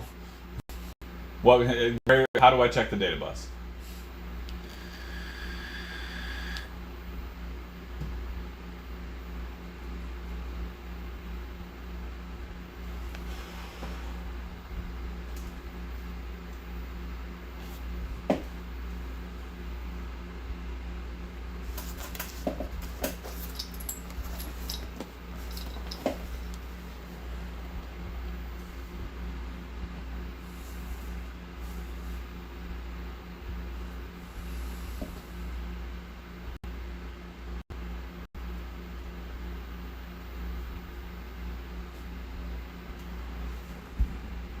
From those 5 pins, you mean? Or those 3 pins, the 5 volt pins?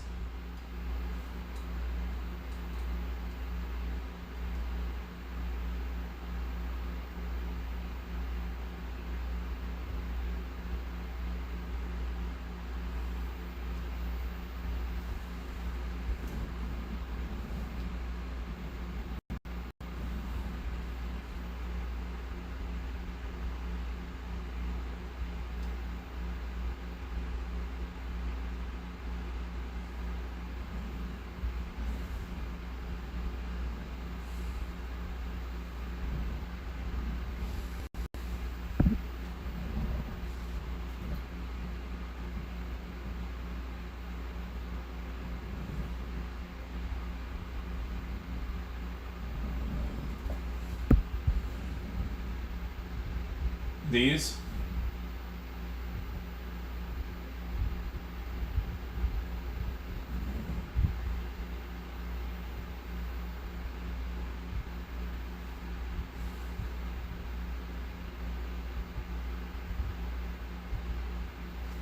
So let me zoom out a little bit.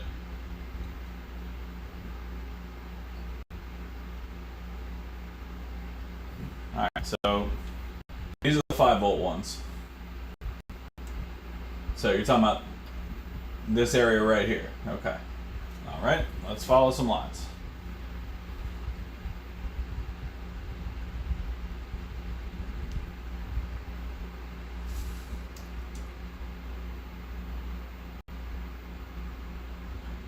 Alright, so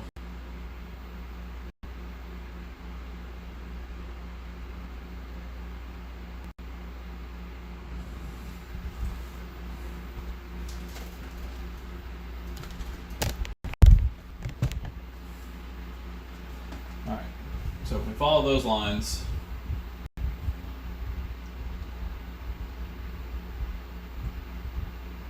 I've got those 4 capacitors right there. Yeah, so I'm not looking for shorts, so I just got to be careful what I touch. Let's go ahead and remove the Wi-Fi cable.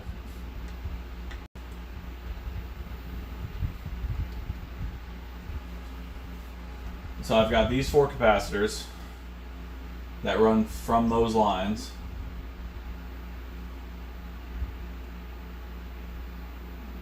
And those lines run to these vias right here.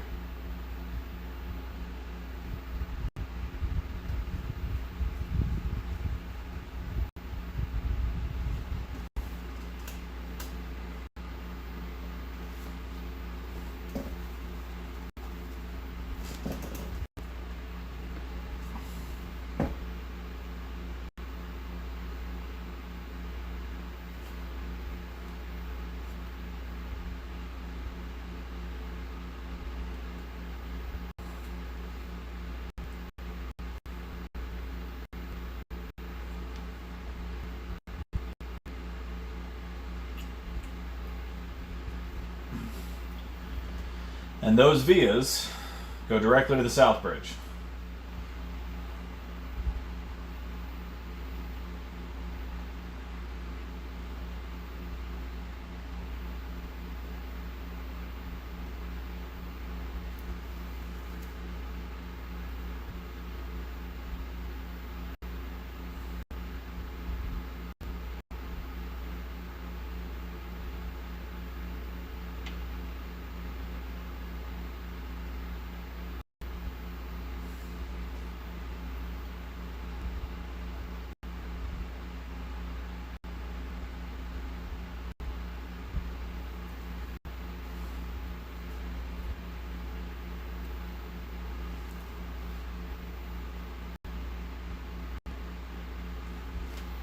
Alright, yeah, let me turn it off and fully disconnect it.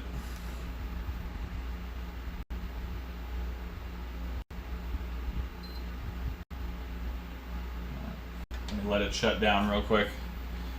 And then I'll pull the power. Yeah, actually I do. It's not going to pull up, obviously, because it's not going to have the right security code. But it should recognize if there's a drive. I do know that drive is good. Yeah, hang on, let me check. What's up, Troy? Good to see you, buddy.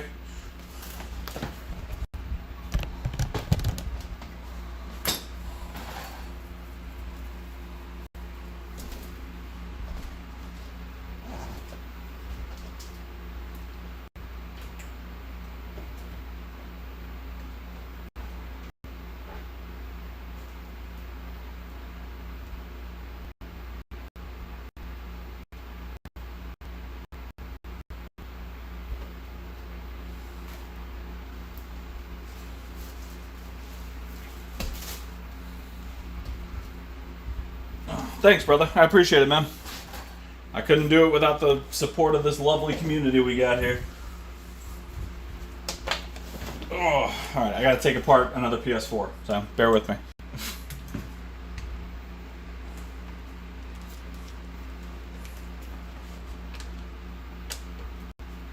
Actually, I just need the top cover off. I don't even need to take the whole thing apart. What am I doing?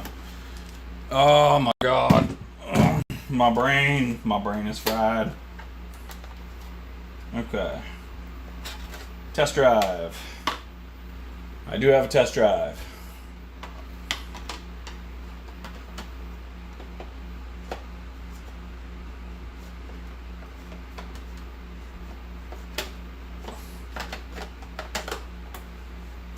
Thanks, PLW. Appreciate you, man.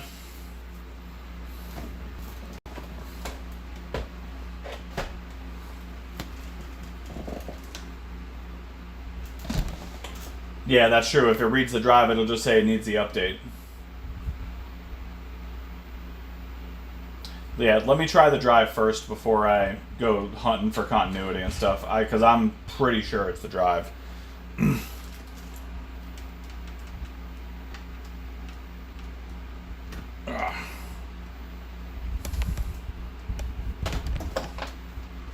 I'm hearing the clicky noises in the drive that make me uncomfortable. And this drive I know for a fact is good.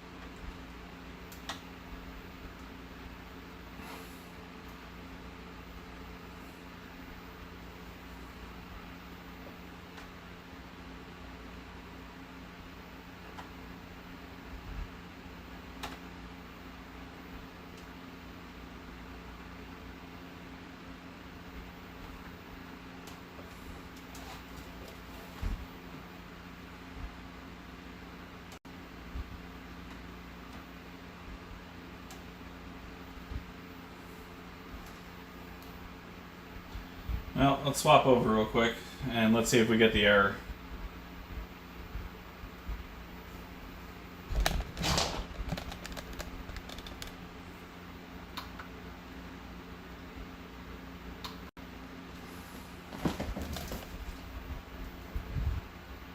Okay, here we go.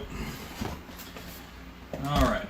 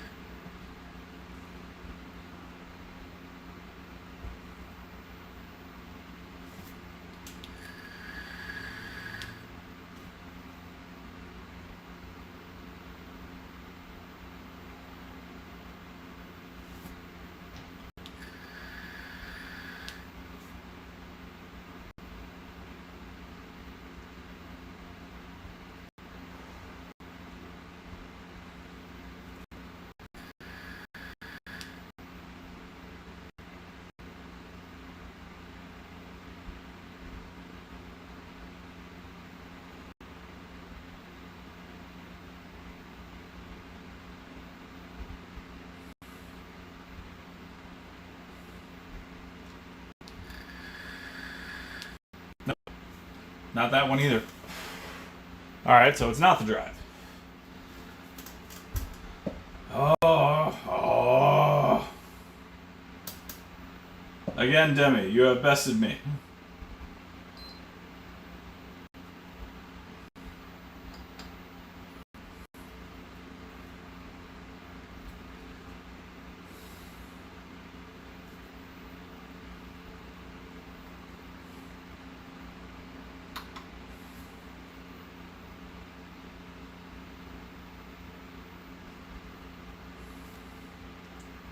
Alright.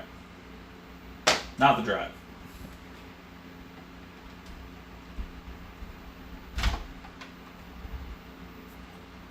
Let's put that aside. I am 100% sure that drive is good. I know it for a fact.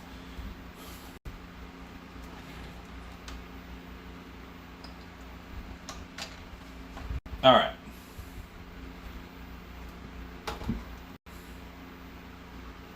I got like 15 more minutes for this, and then I really got to try and get some sleep. So, we're back here. I trace those wires. Those wires go to those components.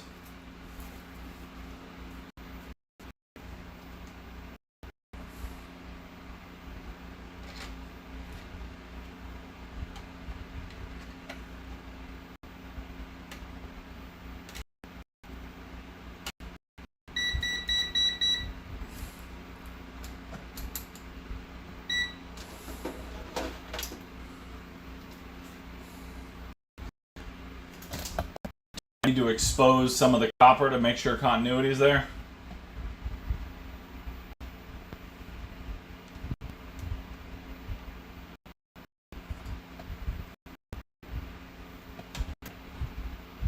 We got this pin right here.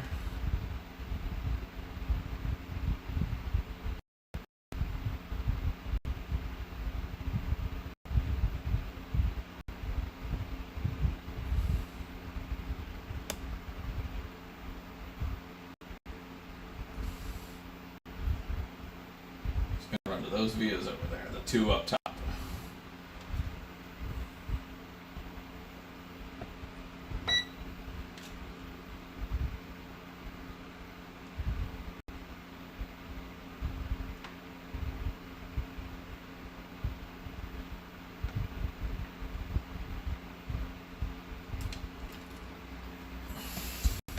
Oh.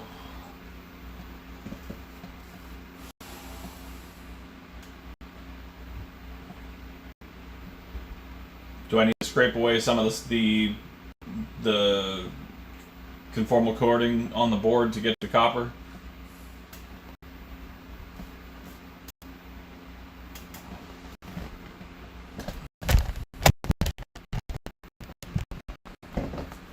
Oh, checked up cap. Okay, we can do that.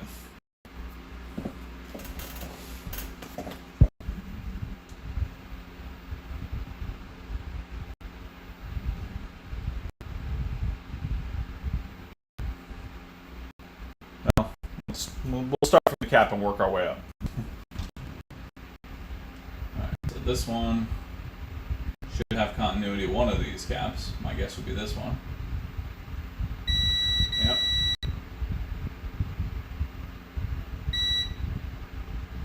Yeah. So there is continuity from that pin to that cap.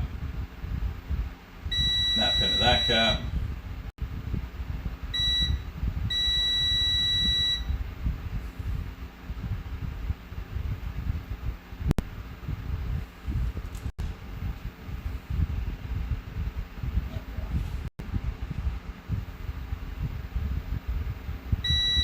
Pin to that cap, and that pin to that cap. All right.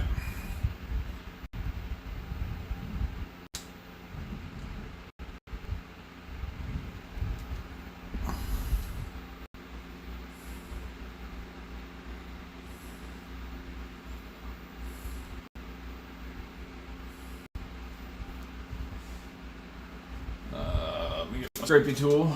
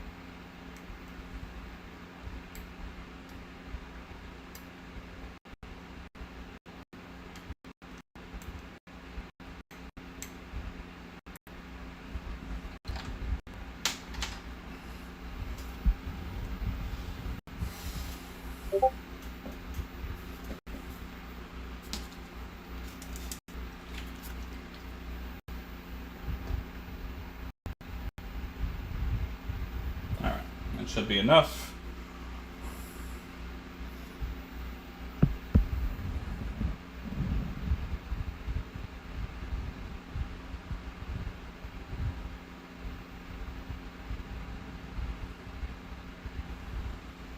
I see what you're saying. Okay.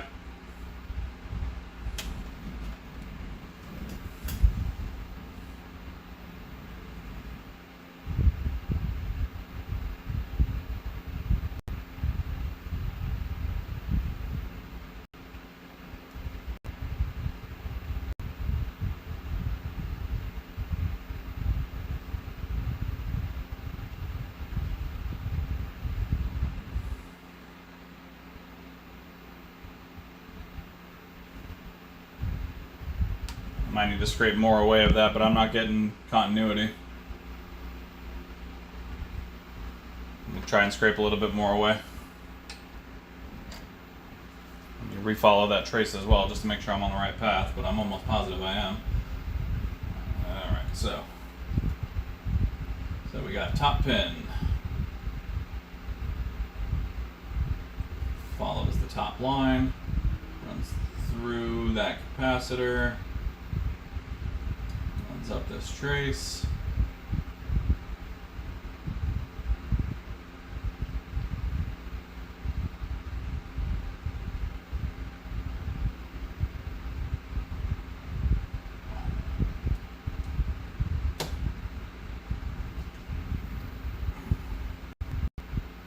Goes to that first one. Oh, other side of the cap. Okay. Well, that would explain it then.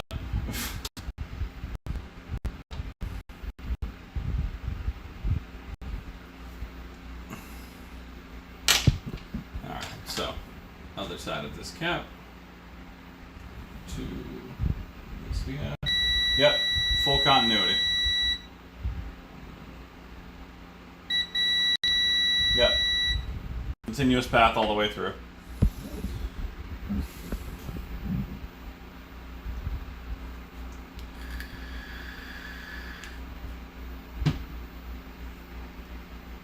Alright, well, let's plug it in. Make sure we got 5 volts, and then turn it on and see if it drops at all.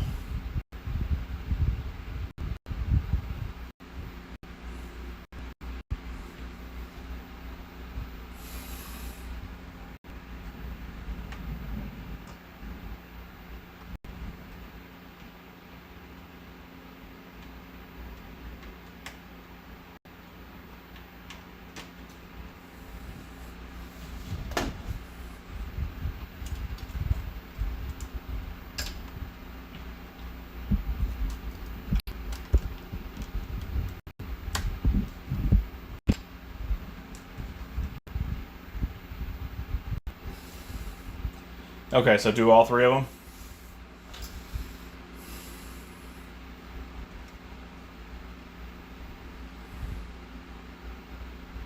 Oh, you're saying the communication. Okay. Yeah, I'll check them.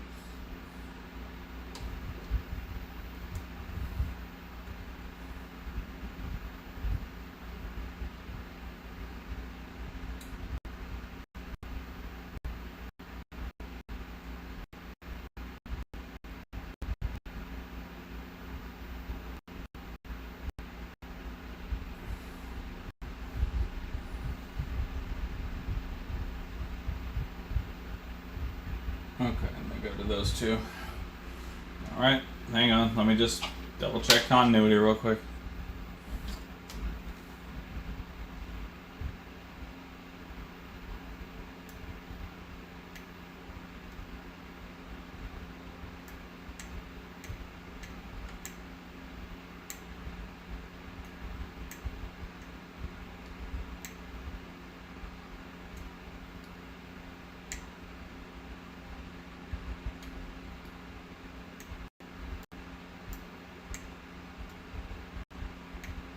Trying really hard not to break any traces.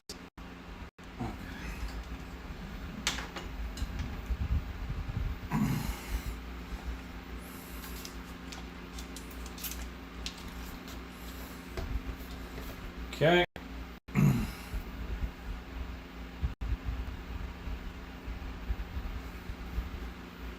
Should be enough.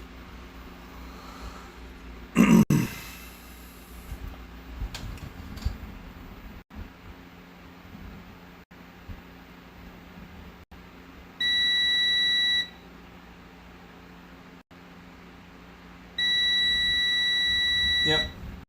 Got full continuity all the way around. Alright, so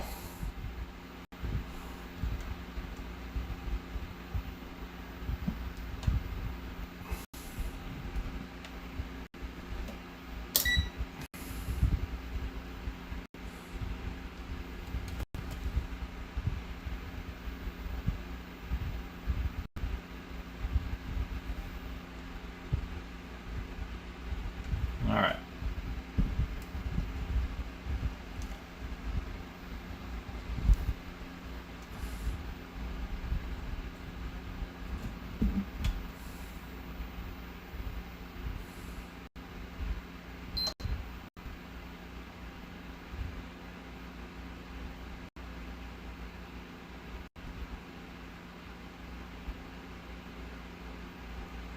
So it started at like 5.04 and then went up to 5.09. And it's pretty much just sitting there for right now.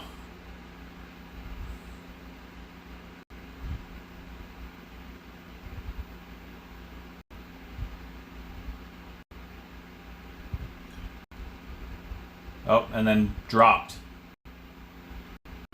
Totally dropped for a moment. Went down to like 400 millivolts. And then went back up to 5. Here, let me turn this off. Hang on.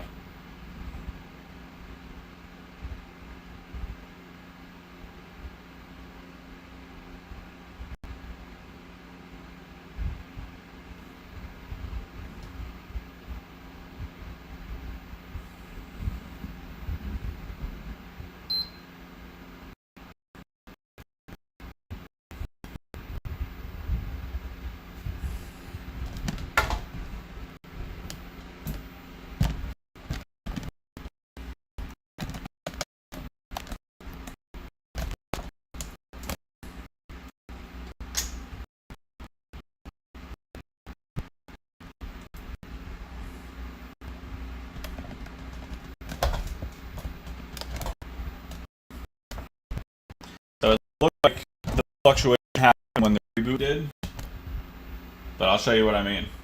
So let's go over here to bring this back over.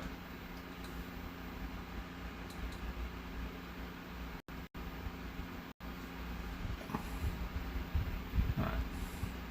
So it's draining voltage right now. Wait till it gets down to just about 0.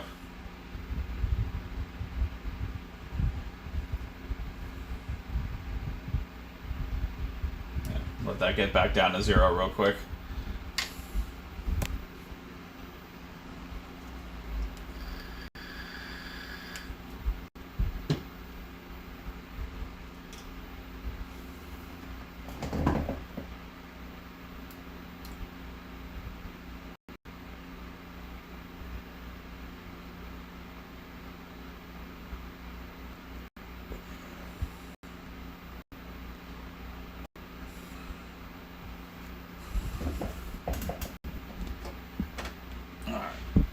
We back down to 0 yet?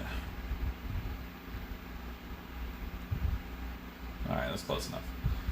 Alright, so I'm going to power it on.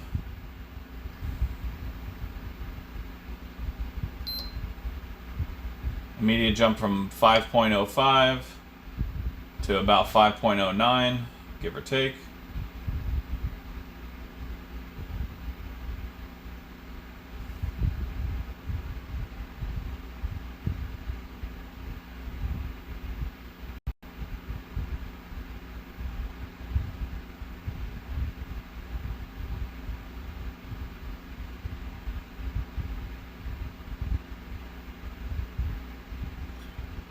And then right there, it drops.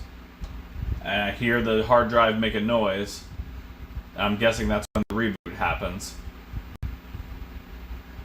And then it jumps right back up to 5 volts.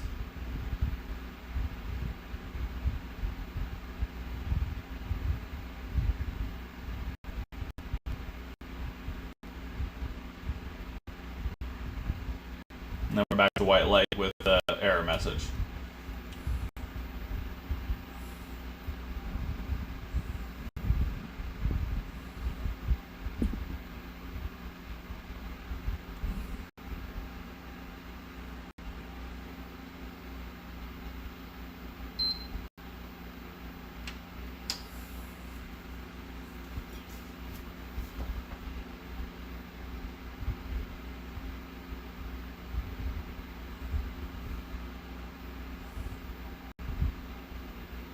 Okay. Wait, where the hell did that go? Oh.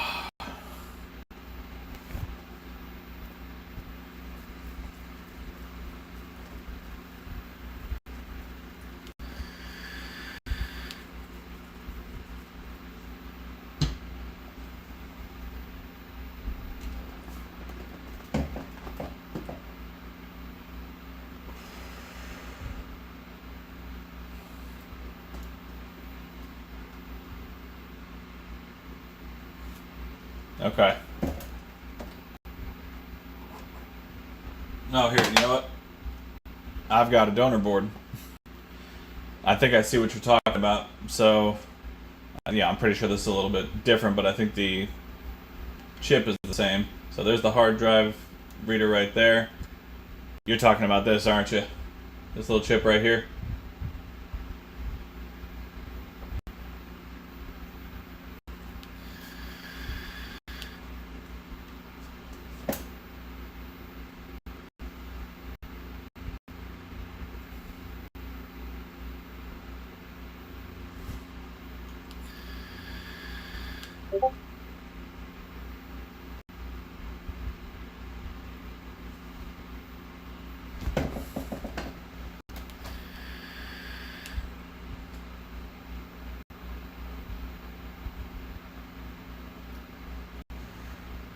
Okay.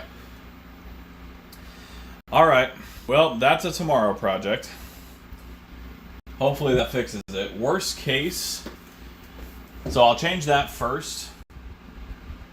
And worst case scenario, maybe I just swap the entire hard drive intake assembly. Like, swap the regulator first. If that doesn't work for some reason, maybe I just swap this whole assembly. Maybe the roaches got in there too bad and fucked it up.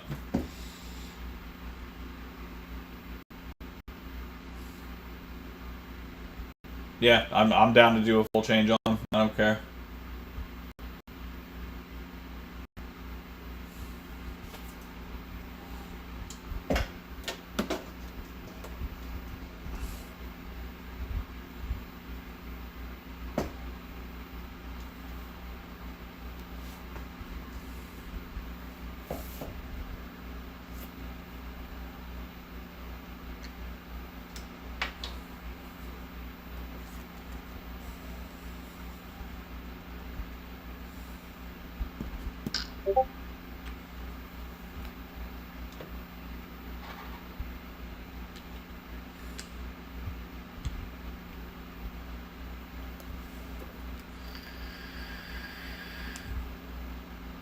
Yeah, I was realizing that as I saw all the plastic pieces on the bottom. Well, it's just two plastic tabs, but yeah, I mean, it's not a fun job, I can tell.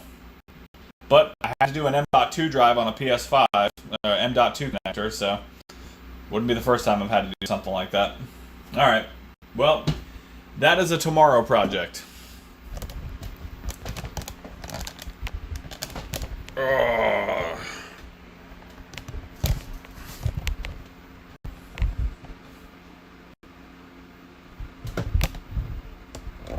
Oh, I'll be so zoomed in on my face. There we go.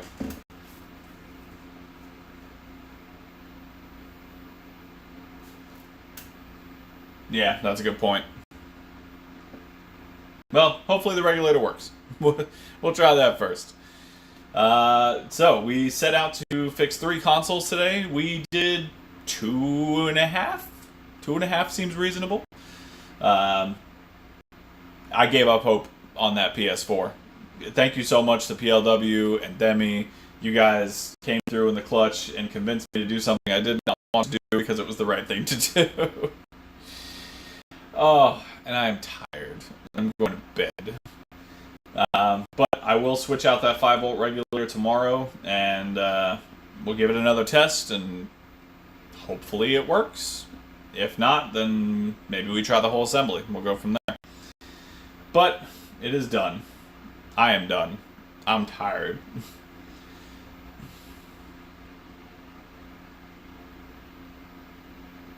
I trust your word, Demi. As soon as I swap the regulator and test it, you'll be hearing from me one way or the other. All right, I'm going to bed. Love you all dearly. Thank you so much for coming and enjoying the show. Please be sure to like, comment, subscribe, do all the YouTube things. I'm going to bed.